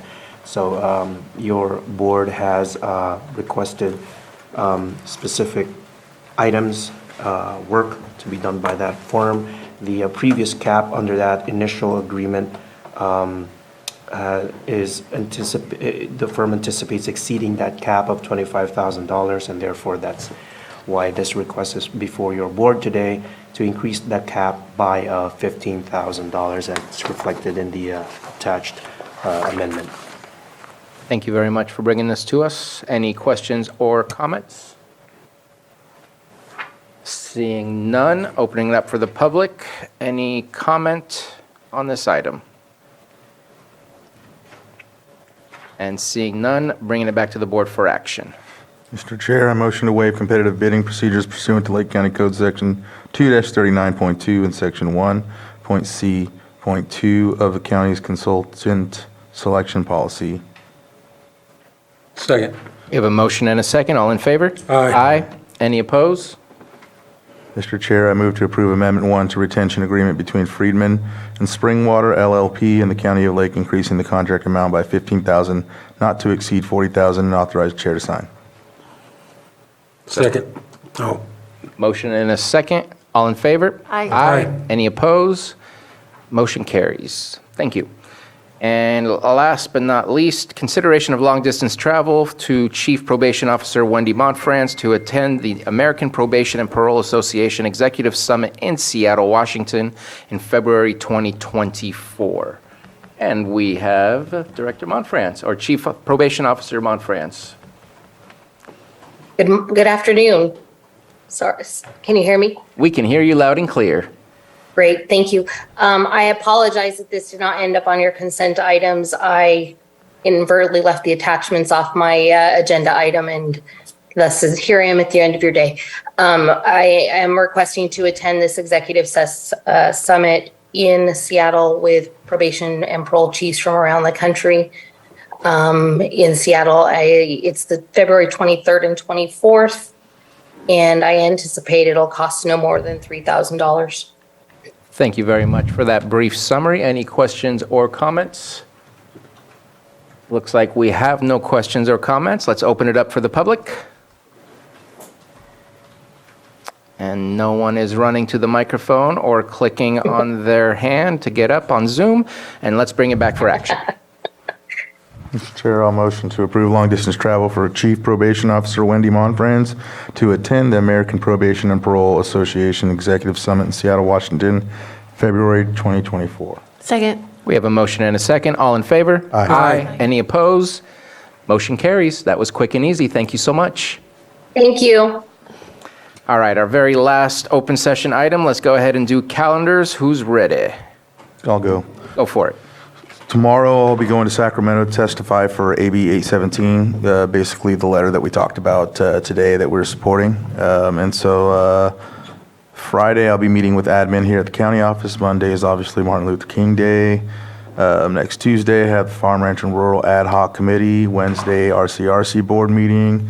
Middle Creek Project Delivery Team meeting. Western Region Town Hall will be that day, as well, but I'll be at the RCRC installation of officers that we have annually. I don't have anything Thursday or Friday. Monday, CAO meeting, back here on the next Tuesday on the 23rd for our next meeting. Okay. You ready? Yeah. I have a question tomorrow, the point-in-time training. Yes. It's hybrid, and is it that whole time? And I'm Yes. planning on going too, and I don't know if both of my Supervisor Green, are you planning on going to that too? Do you have it on your calendar? Nope. Then I'm going to do that. I'm going to have to miss the TID meeting, which is in Upper Lake. CAO Parker is the primary on that, but I'm guessing maybe she'll send someone else if I can't make that. Add that to your calendar. Okay. In the evening, I'll be at the candidates forum in Kelseyville, and then Thursday, I have the Fire Safe Council meeting in the morning. I think I missed a follow-up call from the grand jury. They wanted me to come in that afternoon. I don't know if that's going to get scheduled or not. I have a meeting with Chief Huggins at Kelseyville Fire Protection District, and then I'll be at the Sunrise Rotary at 5:30 p.m. in Kelseyville. Friday morning, I am on the radio show, KPFC. And got some other things happening over the weekend. Monday is, it sounds like 2 supervisors are already going to the Day of Unity in Clear Lake, so I think I may be at the Middletown Art Center event. I think they're having one as well. They usually do. They usually do, yeah. Then we have no meeting next week. So Wednesday, the 17th, I have my EELU NACO committee meeting, which is happening during the home hardening meeting, so I'm gonna have to miss that. Lake County Fire Safe Council discussion, a meeting with Riviera West HOA. The 18th, Soda Bay Corridor Evacuation Planning Grant. I do not have to go to the law library, but I am gonna do the point-in-time training. There's also Disaster Council. My daughter's dancing in the Ballet Folklorico. I'm going to try and get over there. And then I don't think the Copyright Council meeting is happening. We don't have a quorum. Is that correct, Johanna? Copyright Council, do they still have a quorum? Okay. Then the 19th, community interview training. I think that's with NCO. And then Care Court meeting with Senator McGuire. And then I am going to attend the Clear Lake Catch Community Outreach presentation at the Supervisors. Yeah, that's right. Yeah. Thank you for mentioning that. I will be at Riviera West that evening. Cobb Lions Club's having winter campfire Saturday night, the 20th. And then the 22nd, I will have my meeting with CAO Parker and the Risk Reduction Authority, and then here for our governance meeting on the 23rd. Thank you very much. Either one of you? Yeah, thank you. Looks like I'm not going to make it tonight, but I do want to mention tonight before the regular meeting of the Lakeport Fire Protection District, there will be a reception for Director John Whitehead to honor him for 29 years of service to that body, including leadership during the passage of ballot measure M, which really helped to stabilize the finances of the district. So although it looks like I won't be able to get there, I do want to highlight it for those that watching in. If you get a chance to go down there and thank John for his service either tonight or at a later time, I think that's hugely appropriate. Also, depending on when we get out of here, I do hope to go, I don't know if it's a debate or a candidate forum, but I hope to get down to City Hall where they relocated that debate because we're running long today. And I guarantee the only swaying I'll be doing is to say, don't vote for me next year, but vote for your choice of District 4 supervisor and go down there and kick the tires on them tonight if you can do that. Wednesday, just accidentally, I stumbled into Lakeport Senior Center and got sucked into this massive bingo game, and I loved it.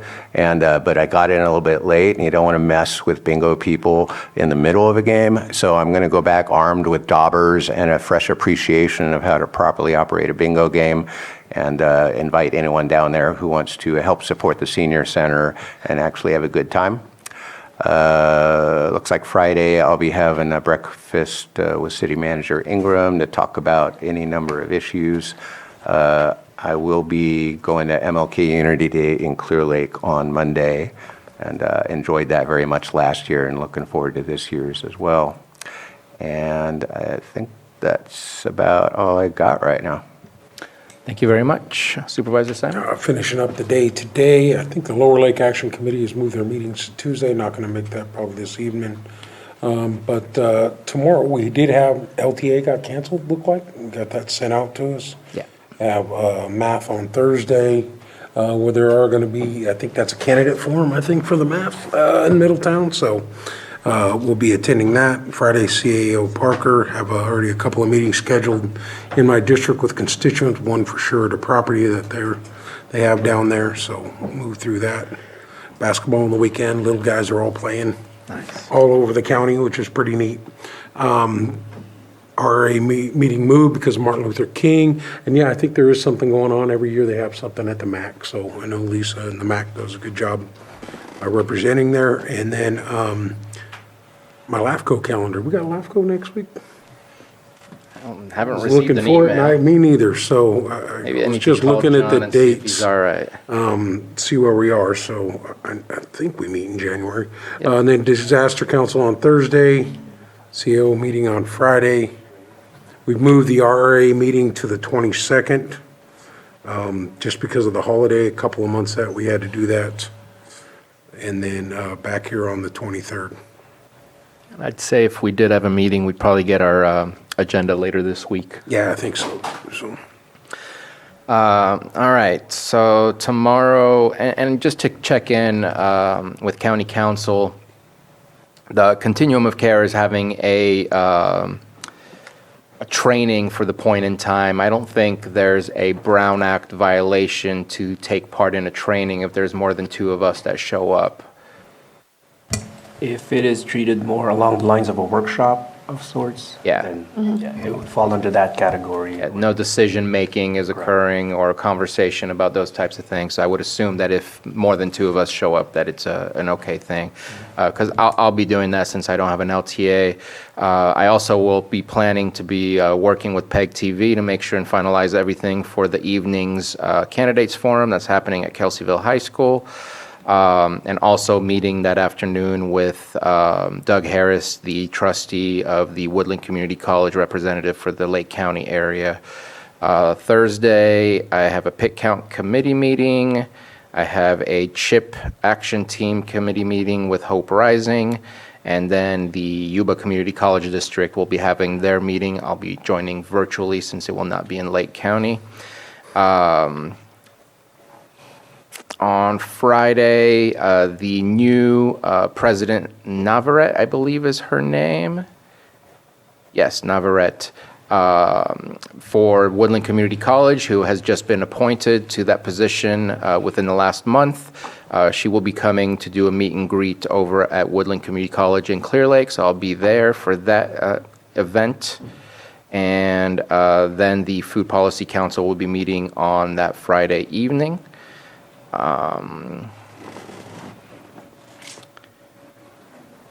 Definitely going to be heading over to the United Methodist Church over in Clear Lake for Martin Luther King Day. I've been going there for the last few years. Always a good time out there. Love the presentations and the speeches and the all of the showcases that happens over there, whether it's poetry reading or music as well.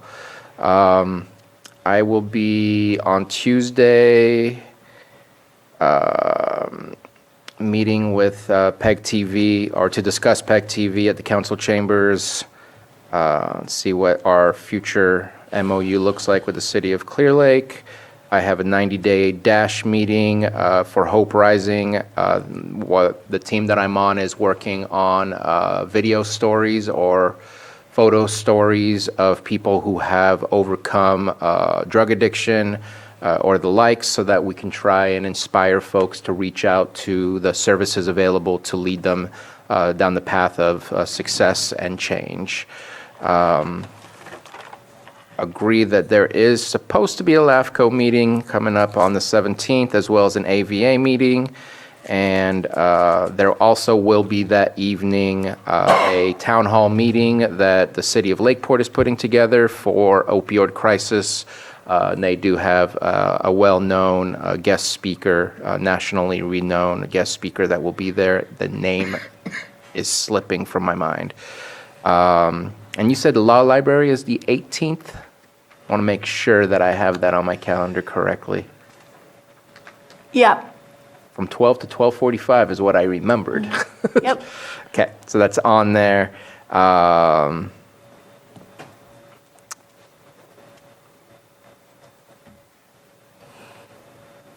Looks like there might be a jail medical meeting that day as well. And then a Clear Lake City Council that evening. And I am just gonna wrap it up because time is slipping by and we still have a whole lot more to go. So that's pretty much my calendar. at this Agenda moment. review next Wednesday, not this Wednesday, but the Wednesday after. I think we will figure it out because I know we have our governance meeting the 23rd, so I don't know that we need to review anything. But definitely, Still requiring the vice chair, I'm just. I would love for the vice chair to continue to show up and be at those meetings. Always like a second voice. And with that, we are going to go into closed session to finish up our full agenda, very packed. We did a good job today, though. 8.1, conference with legal counsel, significant exposure to litigation pursuant to government code, section 54956.9D2.E1, one potential case.